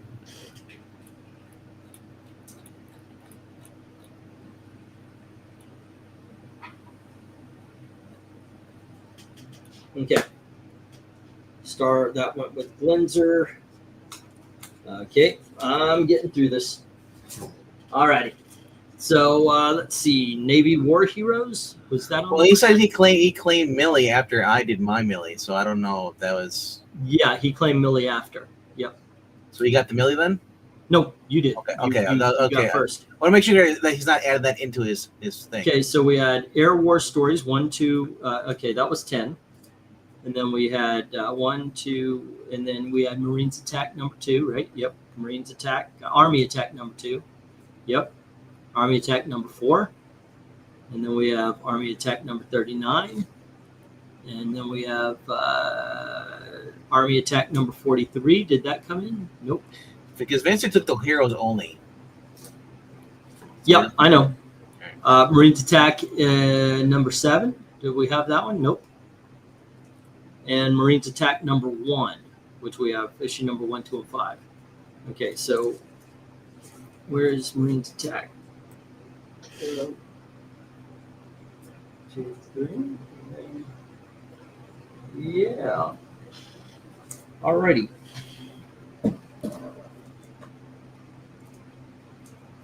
It's all there. So let's go through this again here. Alrighty. Battle. Sorry about this, guys. I'm used to it. Yeah. With he always calling one slick, one skip dude, of course the man is worried he's going to have one skip comic. And I missed the number, so it's hard to keep up. No, I think actually we're not missing. I think we added some here, man. I'm going to go through these again. Did he have anything? One slick. Did you bid on anything in the auction before these books? No, he was sitting back. Okay. Yeah. Just yeah, we're just trying to make sure everything's calculated correctly, so we Okay, know for where the that extra $5 30 books. is coming from. Yeah. One slick had Marines Attack number 5. All right. And he also had the Fighting Navy 119 and the Battle of the Bulge. That's $15. Okay. I'm going off what you got there, but also by Dominic said, I do remember he and one slick dude were bidding over the war books, and Dominic conceded to one slick dude. So if you didn't put that down, maybe. Yeah, but he didn't put it down, but still got a higher number. So it might have been that he heard me say 8 and he put a higher number up and just did the math. We have maybe we have Air War Stories number 1 and number 5. All right, let me find number 4. Okay, this is number 1. Okay, 1, 4, and 5. All righty, and these are $26. So right now we're at $36.41. We're at 41. And then we have Marines Attacks, which you're down for 1, 2, and 5. And here is 2. I've got issue number 4 though, not number 5. I've got issue number 4 and 7. There we go. So that would be 1, 4, and 7. Alrighty, and that's 24. So we were up to what, 51? 75. And then you had Air War Stories, Archie, and Jughead. And those were, wait, did you get Army Attacks? 2, 4, and 39. All right, 2, 39, and 4. All right, 79. And then we have 24 more dollars, and that's 99. That's 101. Yeah, I think we're finding it. Add the Jughead in, and boom, there you go. Yeah, so there's still a $20. Oh, no, you add the Jughead in, and you got it. Okay. Yep. Yeah, and by that I mean the Archie and the Jughead. So there you go. We found it. Is all good. All things are as they should be. Very, very good. It ships on. We ship on Wednesday, Thursday, or Friday, depending on. Everybody's got their stuff in, and yeah, it's rain, sleet, or snow. He ships. Yep. Speedy delivery. Yeah, we're at 121. One slick. It actually, when I was pulling out the books, I saw it made sense. So, all right. All good. And I'll throw those in. I think we're getting to the end of that box. Tell you the truth, I'll send that out. Right. Yeah. Okay, so the wheel of morality. Turn. Glinzer says that's the lesson that we should learn. Glinzer says my math was 59. E's math is 59. Cue the Twilight Zone music. I know, right? How that was for 2 weeks in a row. Mine and Jim's math were the same. Well, this is Glinzer. But, I know this is Glinzer. Glinzer's joining. Yeah. And Twilight Zone debuted in 1959. It did. According to Glinzer. I never watched the show. You've never seen Twilight Zone? Okay. I saw the episode, probably the one where the thing on the plane. Okay, ladies and gentlemen, we've reached the part of the live stream where we tie Beckman to a chair and Ludovico technique him with Twilight Zone because it's necessary. No, I'm good. I choose death. Not ever seeing the Twilight Zone is almost a turn in your geek card situation, sir. No, it's called you don't need to watch it. But you do, though. No. I still prefer my plan. We need to strap him to the chair and get the eye openers like Clockwork Orange. If you really want to torture, make me watch CNN or any news program. Well, no, because you see, I would subject my worst enemy to CNN, and you are nowhere near the top of that list, sir. Really? I'm shocked. I have to try harder then. Apparently. But yeah, you are nowhere near the top of my list of enemies. It is a long thing, and it has been ever since I was a kid. So there. Okay. Yeah, I've got everything Jim has, so we should be on par. So yeah. All right. You still should be. Yes, I do, sir. There were some books that I discovered after I sent the big box, and I'm gonna send those. My room's a mess. Okay, so I've got boxes packed in front of the thing, and I found your Submariner books, so I've got that to send to you and everything. You found Neural? Yeah, well, no, they were the omnibus. Remember when we were being threatened with eviction? He bought the Submariner books. I put them under the hidey hole for safekeeping for whenever he wanted to ship them. In the meantime, I stacked shit on in front of it. So when I was moving stuff around, I found it. This happened so many times. Like Gail moved a box of comics in the living room underneath our storage stuff because we don't have a basement right now. So we store in our living room. So a box of comics gets buried. So it's like, oh, shit, you know. We're Jim, yes, I agree. MSNBC is worse than CNN, but neither of them is fit for sane human consumption. I'm a one-man operation. I'm doing my best, and I don't want to mess anybody up. If I do make a mistake, that is all it is. I swear to God, I'm just not trying to doing rip the anybody best off. you can. All right, can you see the wheel? Let's find out who wins the book today. Hold on. I won a book today. Oh boy. All righty, Austin has his two spots. You know what you do? Just throw my name randomly on there, and then because whoever's gonna win will be next to me. Yeah. Okay, let's shuffle this puppy up. All righty, and what is it? Wheel of morality. Turn. Turn. Tell us the lesson that we should learn. Shuffle this box of puppies. Yes. All righty, ready. Wait, hold on. Before you do anything, one slick's not on the wheel. One slick's not on the wheel? Oh, shoot. Okay. So one slick should get 12. 1. That would have been two, funny. Yeah, that would 4, be a point at 5, which he would be 6, justifiably 7, mad at being one skip dude. 9, 10, 11, 12. All right. 1, 2, 3, 4, 5, 6. Anyone else not on the wheel? Speak now. Jim's not, but Jim. Yeah. I know Jim yeah. doesn't want to be on the wheel. Okay.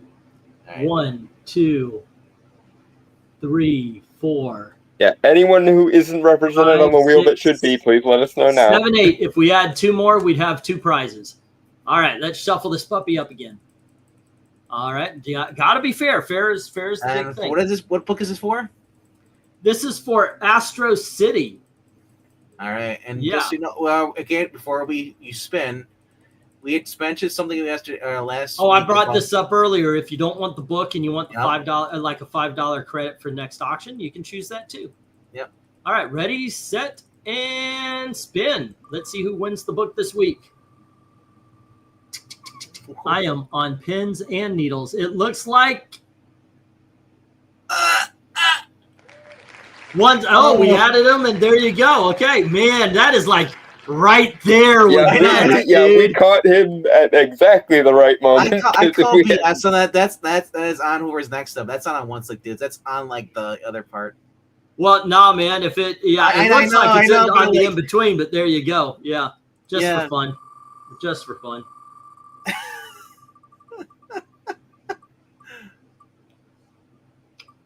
Tony Hayes. There you go. Okay, there you are. All right, I like doing it. It's fun to do. It is. The other day, or last week, Austin won a magazine I couldn't sell. I needed something, so I brought in the Stephen King Bizarre magazine. Yeah. So I was like, why not? Let's give away. And so One Slick Dude, congratulations, my buddy. All righty. Yep. You have not been skipped tonight. thanks to Venkman and me catching it. Glender's like, hell, you really are one skip, dude. I am not doing anything on purpose. I swear to God. I know it feels that way, but It wasn't on purpose. It was just very, very funny. So once like, dude, do you want the book or do you want the credit? You want the book or the credit? Yeah, it's Kurt Busiek, Astro City, or it's a $5 credit on the next show the book. auction. Yeah, if you have it. Yep. All right. Then I'll write this down here or make a page, which reminds me I've got to make a Vezerin page for $4. He's got $4 left. There you go. Bum bum. As the chat falls under a hush. Oh, are you kidding me? We're all falling under a sleep. Eve, find me forgettable. I'll take the credit. Oh goodness! I swear to God, I'm not doing anything on purpose. Known for that $5 credit. All right. It's not on purpose. It's just tremendously funny coincidences over and over again. All right, so we also never defined that too. Does that apply to now or next week then? Oh, always next week. Okay. Even if like you decided to take the deal where you buy $100, you get $25 credit. It's always starting on the next option. Okay. Yeah. Just want to clarify that because there might be people who are confused. Or like, yeah. Well, I just got this coupon after I spent the $100. So yeah, can I use the coupon? I do that so there's no shock to the system. You know, like if we're needing a certain amount of bills and such, and all of a sudden $125 gets wiped off the table. Also, if you ever do the advance payments, you are not obliged to spend it all in one auction. You got the right to, absolutely, but you don't feel like because I say it starts next auction, that's the only auction you can spend it in. So if you you can stockpile if you need it. Yep. Always stockpile. Don't let the government tell you can't. Remember, this auction is to help E and family by supplying E with ginkgo biloba. Yeah. It's this auction is actually going to help us pay storage, and then we're going to be. I've got, of course, buy the books, and we need to pay our car insurance, and then ordering furniture so your family can. Gail needs at least $100 for rent. So yeah, there was a lot hanging on this auction. I might do another auction in the middle of the week like I did before, because my mother and father are coming to see Ashley, because she's been away, and we need chairs to sit on. We have Are Gail's glasses paid for yet? No, she's got $300 glasses. So we set aside some money. We're trying not to touch. It's hard. Yeah, we're like Carl and Ellie. We put a lot of money in the piggy bank, and then damn it, crash. Yep. Yeah, you need to make sure that car is taken care of first. Yeah, absolutely. No car, no mula, no house. Yep. What do we got? Is that OC? OC. I don't know what that is. Just let me know when I get to short box, then I can send ship. Okay, One Slick. I'm gonna I've got a couple of boxes I need to not integrate. What am I trying to say? Consolidate. And when I do that, I'll probably do that tomorrow, as a matter of fact. And I'll give you the heads up. Austin says I missed the wheel. Here's the thing: Austin always misses the wheel because he won 2 or 3 times in a row, and then lost when he came back to watch the wheel. So now it's a superstitious thing. If he leaves, a watched wheel never Austin's, apparently. Lost a watched wheel never Austin's. I caused his first loss. I was the one that won it when he came. That was my first win. It was one slick dude, Austin. He chose the credit.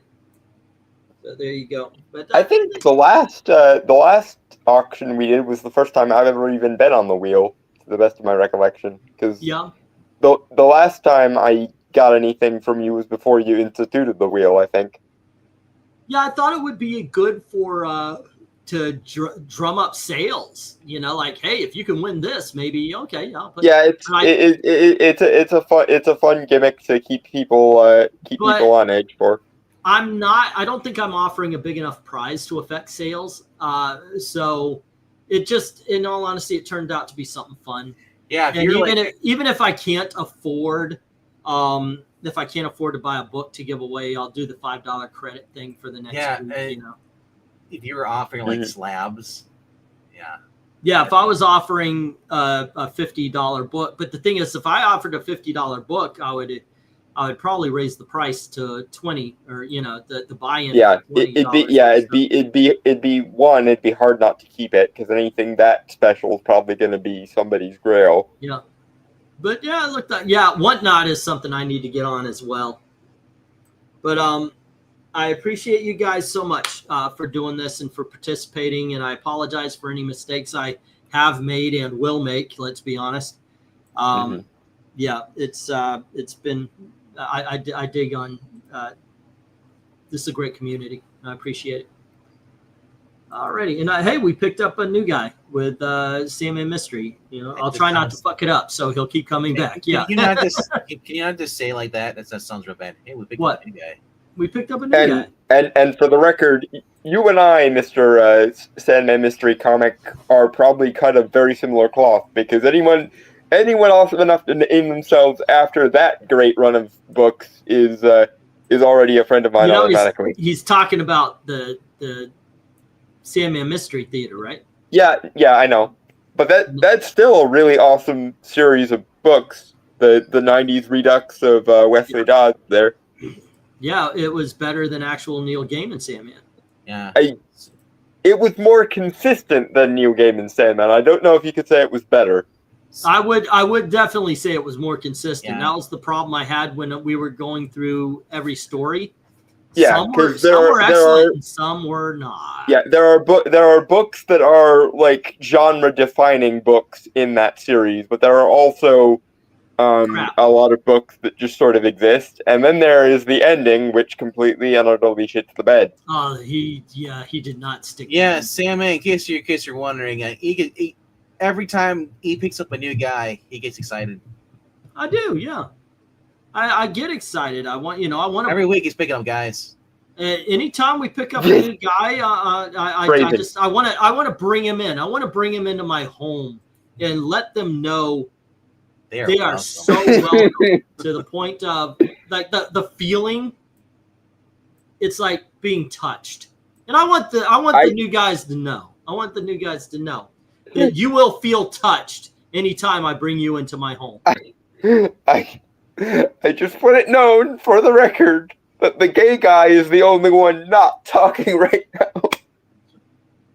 Right. I mean, some would question it. Yeah. So very hands-on experience, bro. Yeah, there you go. A lot of fun. Anyway, kids, what do we go? Keep talking like this, Ian. Why YouTube will love you. That's true. They'll bring me back. They'll unshadow ban me. Maybe I should. Because gay representation. That you need to do. Add a rainbow to your channel. Because apparently I'm not gay enough to be on YouTube's good side, I guess.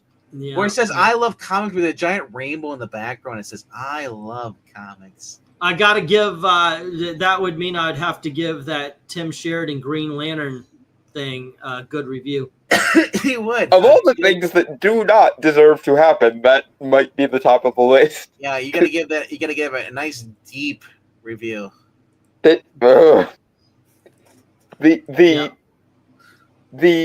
have the Old Testament embodiment of God's wrath hug the gay guy in the 1940s, because that totally makes sense and doesn't completely ruin both characters or anything. Let's see what we got. Dalton bid on a couple of Doctor Strange things. Yeah. Do you have the Omnibuy? There's the Treasury book from like 4 weeks ago, and then there's the Swamp Thing that I got last time. It's Swamp Thing #1. Yeah. Yep. I can't tell if you're really trying to play a word play on that. You said you have the Omnibuy. Yeah. Do you have the Omnibuy? For Doctor Strange, no, I don't have any of the omnibuses. I have a bunch of the Epic collections and a couple trades and the Book of the Vishanti book that was released a couple of years ago. I tried to sell volume 1 and 2 for $75. Well, this is one of those you should have told me you wanted to get rid of them, and then I would have taken them off your hands things. But Right. Let's see. E, I think you can make a shitload of money doing these shows. Stress the likes, maybe. Yeah, you mean like more auctions or just more shows? The thing, what I want to get back to are shows like this. We do the covers and everything, and for a while I was doing very structured things. But I think what we missed is this. This is what we used to do all the time. We would just start a live stream and go with it. And go for like 4 hours just talking about random stuff. Yep. And when we went more structured, I think we lost a lot of the personality. Like one of the things that always sells a YouTube, talking about comics, everybody does.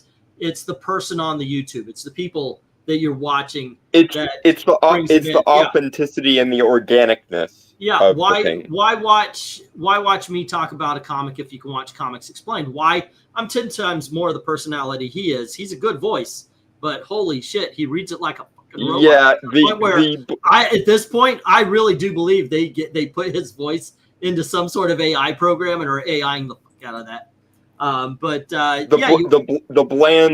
The bland packing peanut personality there. Yeah, well, I call those channels plastic. They're the plastic channels.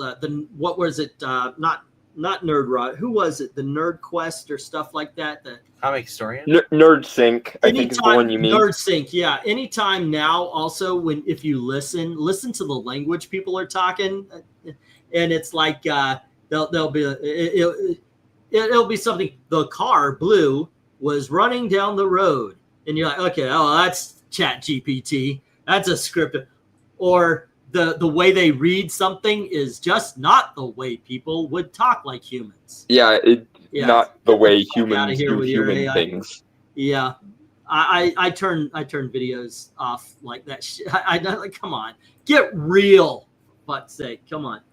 I like AI as a concept, but it annoys me that so many people can literally just plug their voice into an AI filter and have like tenfold the subscribers that people like us do. Yeah, well, yeah, but also one of the reasons you can do it is because you can make you can literally chat. You can type in give me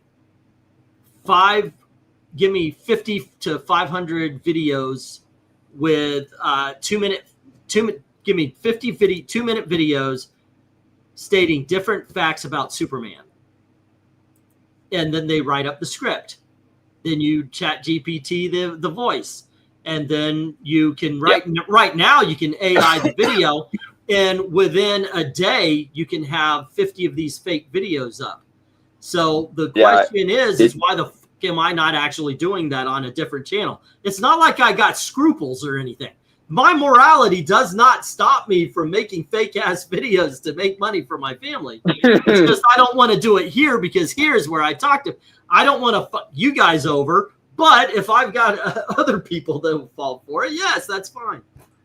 Anyway, I don't like AI. Well, I wonder if that would even be allowed to happen by YouTube, because typically what happens when they decide to shadow ban somebody is all their channels get got. Yeah, it doesn't matter what. Regardless of how many times they make a new new profile or anything. Well, yeah, because they have your IP address. They shadow ban that IP address.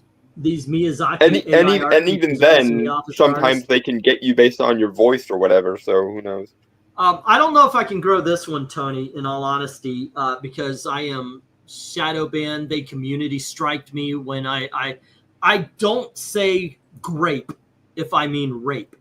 That's a problem. You'll hear that like even with people who you think wouldn't, like Steven Crowder or Crowder's gone. Crowder's he said but point being is they always circled around things. Now, granted, they're bigger than I am and all that kind of stuff, so what they did was proper.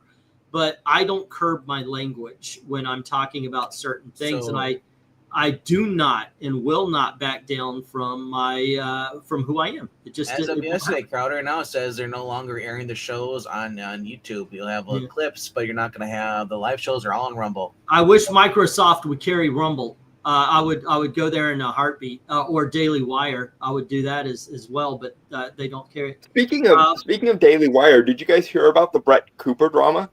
Yeah, I don't care. They kicked her. Apparently, she was kicked off because she doesn't agree with what's his name? The person who owns it, yeah. I forget his name too. Sparrow and Jeremy. Don't give a. I don't care why Jeremy Boring was fired. I don't care. It's behind the scenes stuff.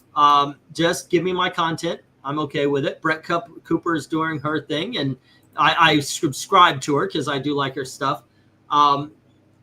I watch it sometimes just because some of these dramas can be somewhat interesting. It's not really a caring thing. It's just sometimes the drama can be interesting thing. It's like the whole Diamond thing. Somebody's gonna buy it. It's gonna change, and somebody bought it. It's gonna change. I wasn't, I did a video because people were asking me to do a video, but in all honesty, my take was Diamond's been collapsing for the last 20 years. This is just, it's not a surprise to me that Diamond was done. So somebody buying Diamond is more of a surprise to me than Diamond collapsing. It's more of the curiosity of what are they going to do with this company? Are they going to fix it, or are they just going to be like, is this going to quietly go away? Like I said, sometimes just the drama is interesting, and it amuses me sometimes. So my shops, well, at least one of them said they're no longer dealing with Diamond whatsoever. They're out. They are fully onto Lunar, doing that, and then paying them Random House. Because I was getting first of all, I was getting a pain in the ass. We weren't getting your books on time at all. Sometimes we didn't get them the next week. So that's one thing you cannot sell. Say like a brand new popular book come out, like Hush. They went Hush 2 came out. You could have sold 30 copies, but they don't ship it to you because Diamonds. Well, and here's the other. Let me answer a question. MK, best movie of 1983 without looking is Return of the Jedi. Yeah. But I mean, like I said, you're not getting your books on time. And then the other thing was that people are tired of ordering from 3 different companies. It used to be Diamond, and then Lunar popped up, and then paying the Random House.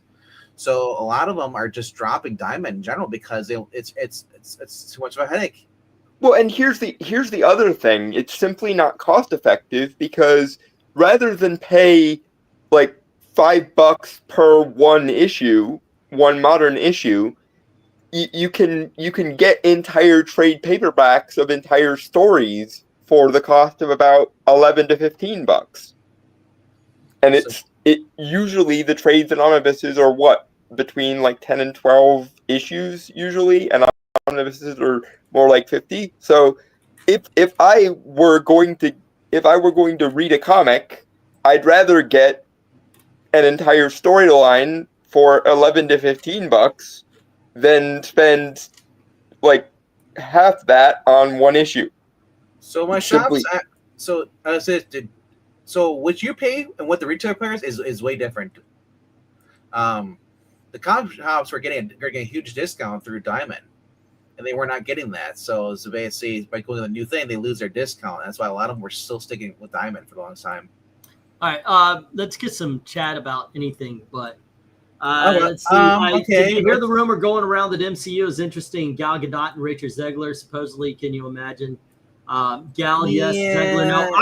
I want Rachel Zegler to become Julia Roberts, 1990 famous.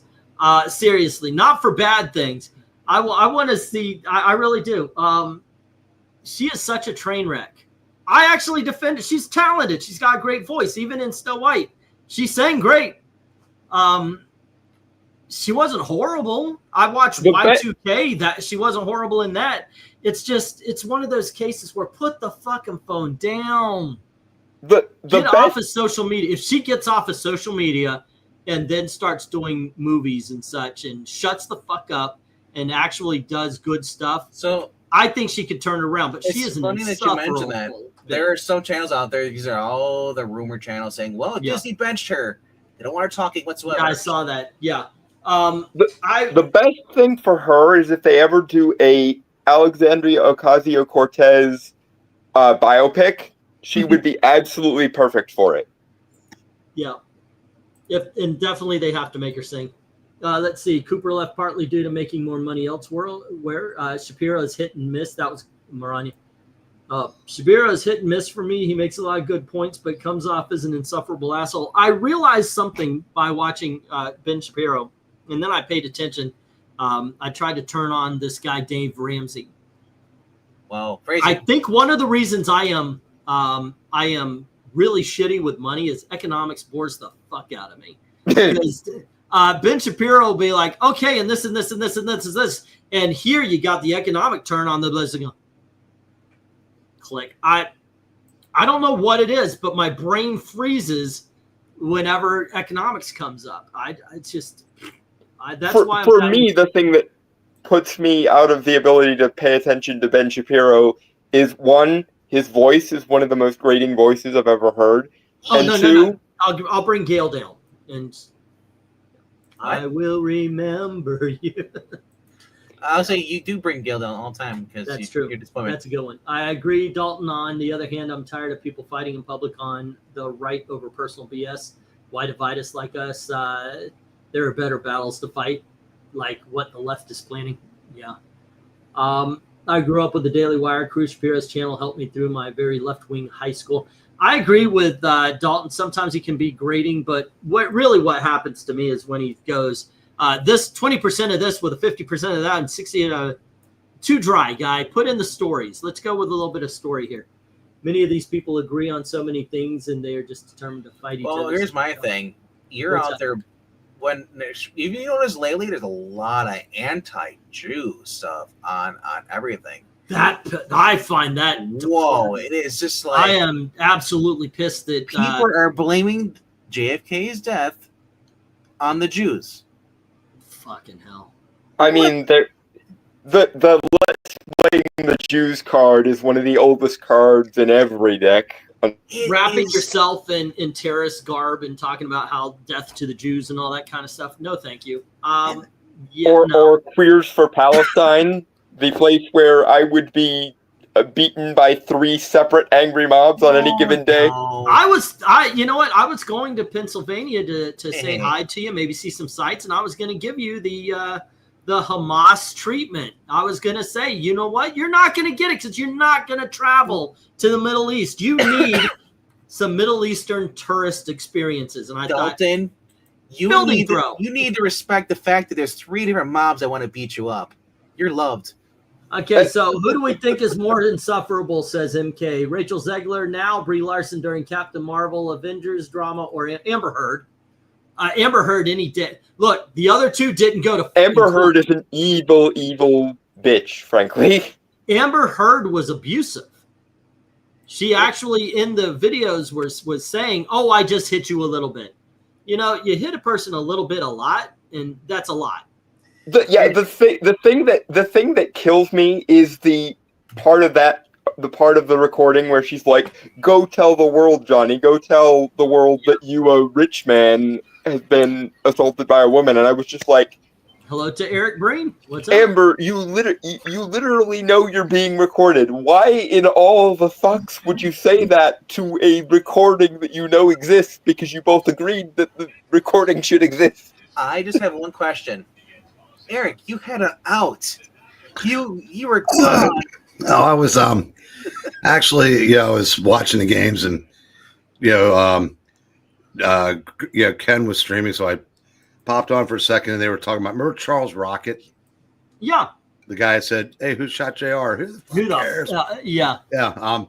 Well, I answered that, and they go, and he saw I was in chat. He goes, "Hey, I heard you adopted a cat," and they wanted to hear about it. So I went on and tried to get her to come within camera range, but I think the novelty's worn off for her. So you got yourself a cat? Well, right now I've got a lump on the couch. Well, Danny, that was my she's job. not interested at the moment. Yeah, for a couple of days, like I said, the first night when I got her, she hid behind the recliner and didn't move for 5 hours. How old is she? 6. And so Oh. I came down the next morning, and she had moved about 4 feet and was hiding behind a record crate. But by the end of the day, she was climbing on the couch and climbing all over me, and Oh. which for a couple of days, I couldn't get rid of her. And last night, I left the bedroom door open for the first time since I've had her. And when I woke up in the middle of the night, she was on the bed. So, Yeah, they do that when they decide on a person. They're like, I must now be involved in all the things with you. but like tonight, she's just I go, hey, get over here and get on camera, and she's like, up here. She wore herself out, I think, maybe. What color is she? There's so many a little jokes bit I of could have said everything: about white, black, brown. She's calico, so she's got calico. There's a picture I think on Sports Ball. There. Well, he's not in sports ball anymore. Oh, I did not know that. Because I kept getting pinged, and there were just too many pings. So by the way, the pinger is gone. I'm guessing that would be Ash. He and Ash fought like cats and dogs. So you know what? If I had a choice. Here's the thing too. If you're mobile all the time, like Dalton, and Twitter, you can actually silence groups so you don't get alerts. Right, but then I'm saying stuff that I would have wanted to be notified for. So it's just easier to go. I will be over here. Let me know when you have need of me. Dalton, kind of thing. Dalton, the only thing you're missing right now is me and Jay just posting nonstop videos we find on Twitter. Oh boy. So Gail put together. We're having a show the cat. I know they're talking to Eric, but Gail put together this box of clothing to take down to the flea market and stuff. And the cat's decided that is now forever. Of course, it's a bed. Yeah. Her bed, yes. That's the cat that we adopted. The ancient law of catdom is if it fits, it sits. Yeah. This is the rule. We stopped keeping him in the basement overnight. I just shut the doors up top so he can't get to the bird. I told Gail the bird that is a number one. But there you go. That's the cat. So you are now starring in a Sylvester and Tweety cartoon. Basically, is what's going on there. Yep. Let's see, Eric. Hey, dude, you must be busy this week between March Madness and baseball. How about the Yankees yesterday? 9 hours. 9 home runs. Judge hits 3, and you heard about Brett Gardner's son? Horrible. Yeah, I think Brett Gardner's like 20 years younger than me, and I think his son died. 14 years old, Costa Rica. Oh, and also MK said something I've always thought: if you want an annoying voice, go see Grace Randolph. That's the movie reviewer girl, right? Yeah, one of those. Her voice doesn't bother me as much as it seems to bother other people. Okay, I can tolerate her. Only old people are going to get this. In I believe it was 1982, maybe 83. Steve Martin made a movie named The Man with Two Brains. Oh yeah. And there's a scene where he goes up to a hooker, and she's wearing a long coat, and he goes, "When can I see you?" And she opens the coat, and naked. And he's like, "Oh, mama," and he says, "How much?" And he goes, "Well, first I'm gonna need a." And he goes, "Well," and she says, "It's my voice, isn't it?" That is what Grace Randolph sounds to me, like just scratchy, just yeah. Horrible. I've heard worse than her is the thing. So, like, which, her by the way, voice doesn't bother me. What occasionally bothers me is that she is occasionally dumb.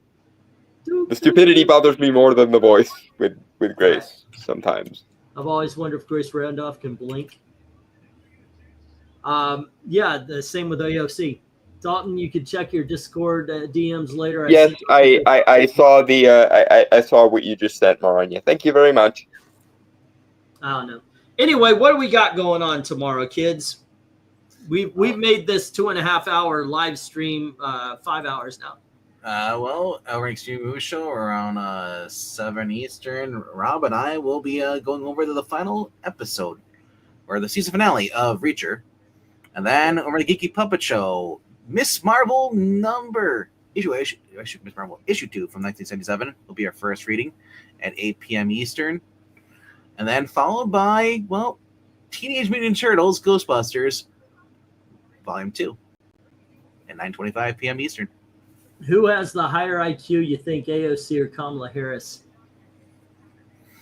Well, I don't know, but AOC Kamala Harris. She at least had to go through the motions of. That is the Sophiest of all Sophie's choices here, because the thing is, I think AOC might be smarter, but then again, is part of the reason why Kamala is so repugnant just because she's vindictive and evil rather than stupid. It's like where does the stupidity end and the malice begin? That is the Sophie's choice we have between those two. So since we've already been on for more than 5 hours, Bangman, what did you think of the 4 episodes of Bosch Legacy? Yeah, fucking fantastic, bro. I love that show. I do too. It's what show is that? Bosch Legacy. More Jimmy, please. Yep. Yeah, I do like that. We've already seen Creighton Barrow. We've seen Mankiewicz, and Jimmy is even in the credits. He's on so much. So I said, and I think J. Edgar is going to be in 1 at least, and that leaves Billets. She's the only one we haven't seen since Legacy started. Hopefully, she didn't leave on bad terms. After the show, at the first show ended. But Creighton Barrow, I popped when I saw them. I was like, yes.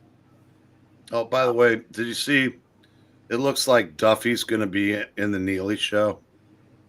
You know what? I'm not surprised. She actually was a good character. And legally, you saw that photo that somebody sent you, Sheryl, how good she looks when she's not playing that character with her hair down. I think she looks better as Neely.